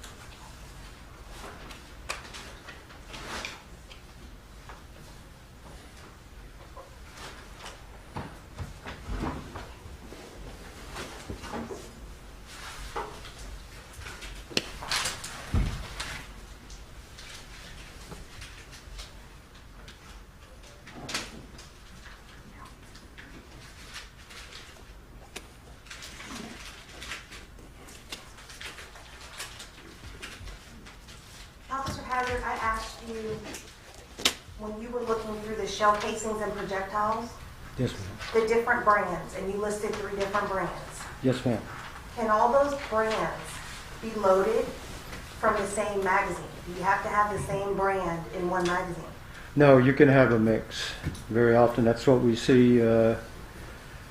People sometimes mix ammo, sometimes on purpose, or sometimes it's just what they have. The only exception is police officers usually have a duty ammo that they have to stay with. Okay, so police officers are the only persons you know of that have a specific duty ammo they have Right. to use. It's up to the individual after that. It's Individual can put whatever they want in there, mix Correct. and match, and that means that that can be all loaded from the same gun. as long as it's a 9mm Luger, like all of these are, it can all be loaded in that magazine. Okay, and so these bullets, the shell casings, the projectiles were all found to belong to a 9mm Yes. gun, and that is a firearm, Yes, it is. and that is a deadly weapon. Yes, it is.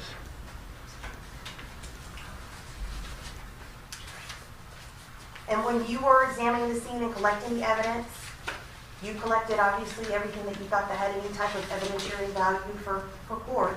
Did you find a gun? Was there a gun recovered? No, there was not.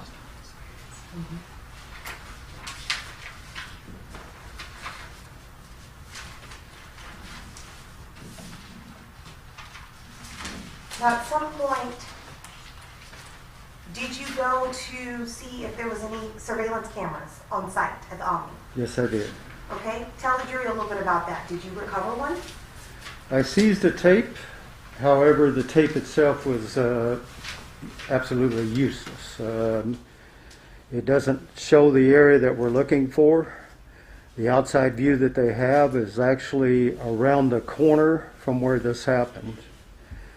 There is a person walking away in the video, but you can't tell gender, race, anything. It's at night, so it was nothing. Okay, so it was hard to see, grainy video, you couldn't make out anybody. Correct. Why did you seize it though? Because it's the only outside camera that they have, so we're going to take whatever they got. Okay. Was that camera able to view the taxi driveway, which No. is where the cars were at? No. Okay. So nothing of note in that video? No.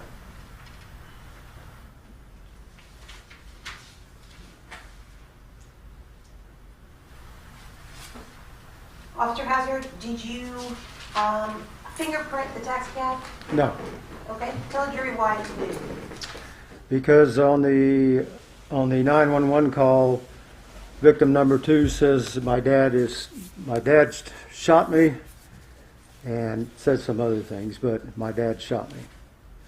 So we knew who the shooter was, so there's no need to Fingerprint. Also, it's a taxi cab, so fingerprints wouldn't really prove a lot from a taxi cab.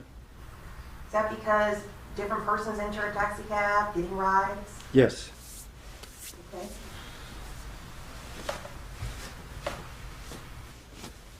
So it was your decision not to do that? Yes, it was.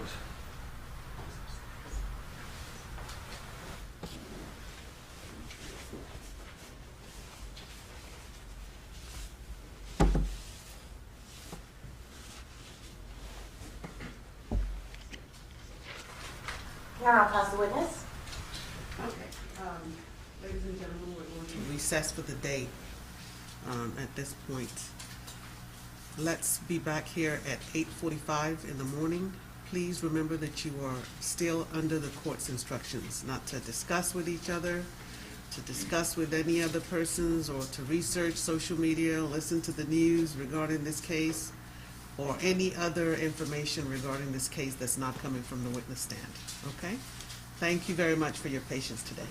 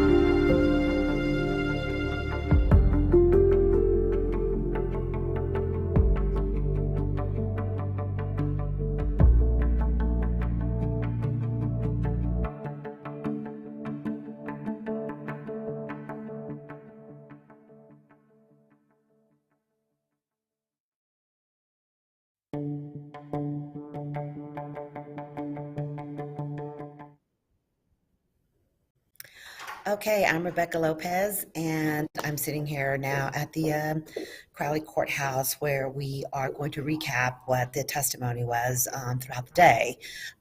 There was a lot of evidence presented today, but we start off with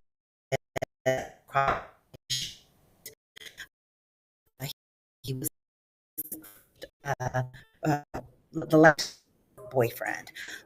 Shortly after that, 911 tapes that the 911 about everything that he is hearing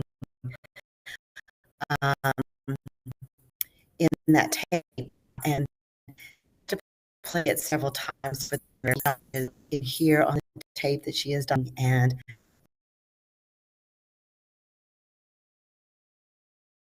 on that tape you hear her say that my father, they that was father being testimony.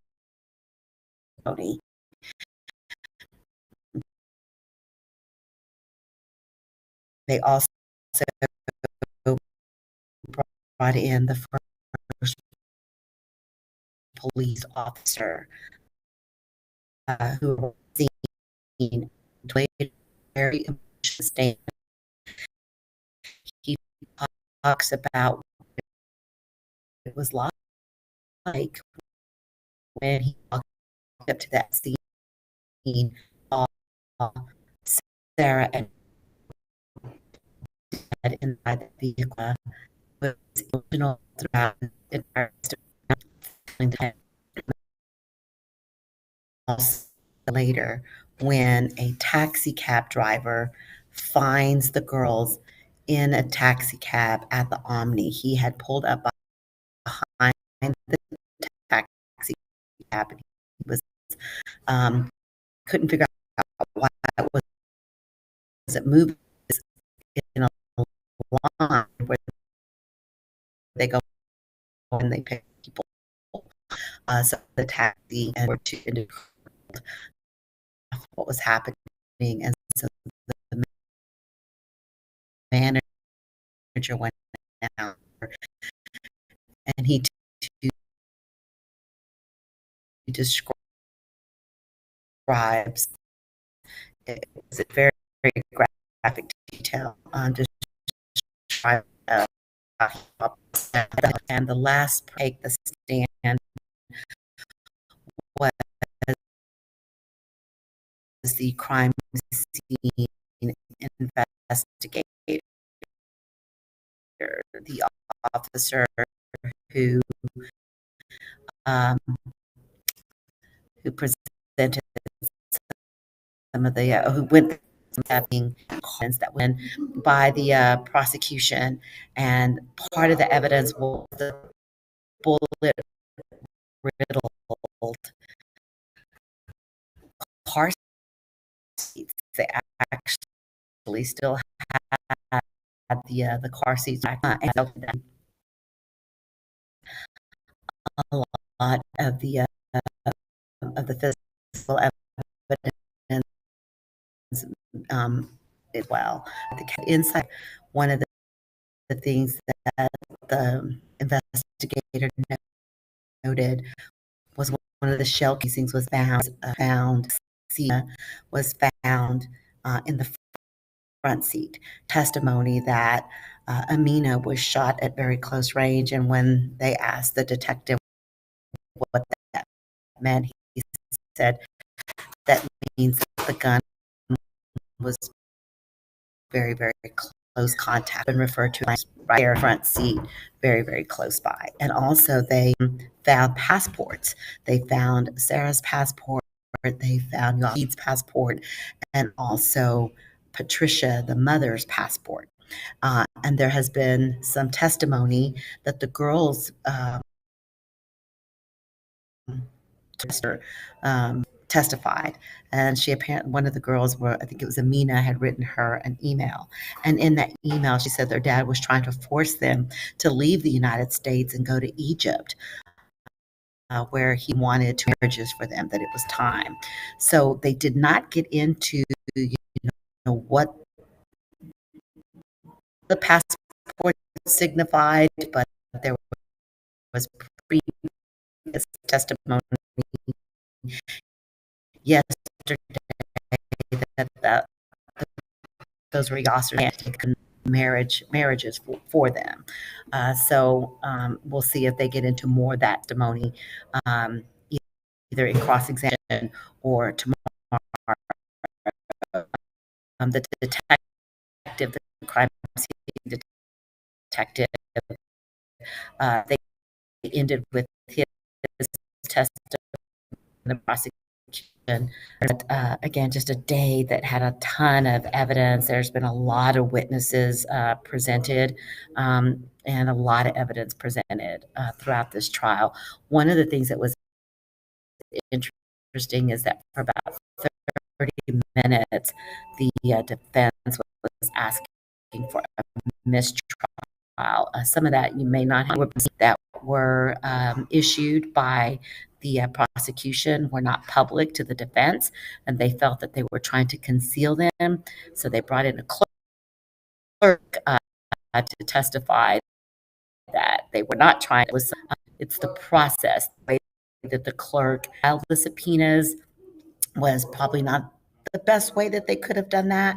So that clerk testified. The judge basically just made him turn over the return of the subpoenas and over to the defense. And basically, the two people that the prosecution was calling that the defense was very interested in was Amina's first boyfriend, Joseph. We've seen our interviews where there was testimony that Amina was actually wanting to leave with Joseph, that she wanted to marry him, even though Edgar was the boyfriend, one that was testifying this morning on cross-examination. The defense is basically trying to say that Edgar had motive to do something to Amina because he was jealous that she was actually still in love with Joseph. Joseph wants to be able to call them under that subpoena that the prosecution had. So there was a lot of legal back and forth on that, and eventually the judge just basically made them turn over the returns and did not obviously rule a mistrial in this case. So that is where we stand at the end of day 2. Day 3 will probably more witness evidence as well as possibly hearing from the medical examiner.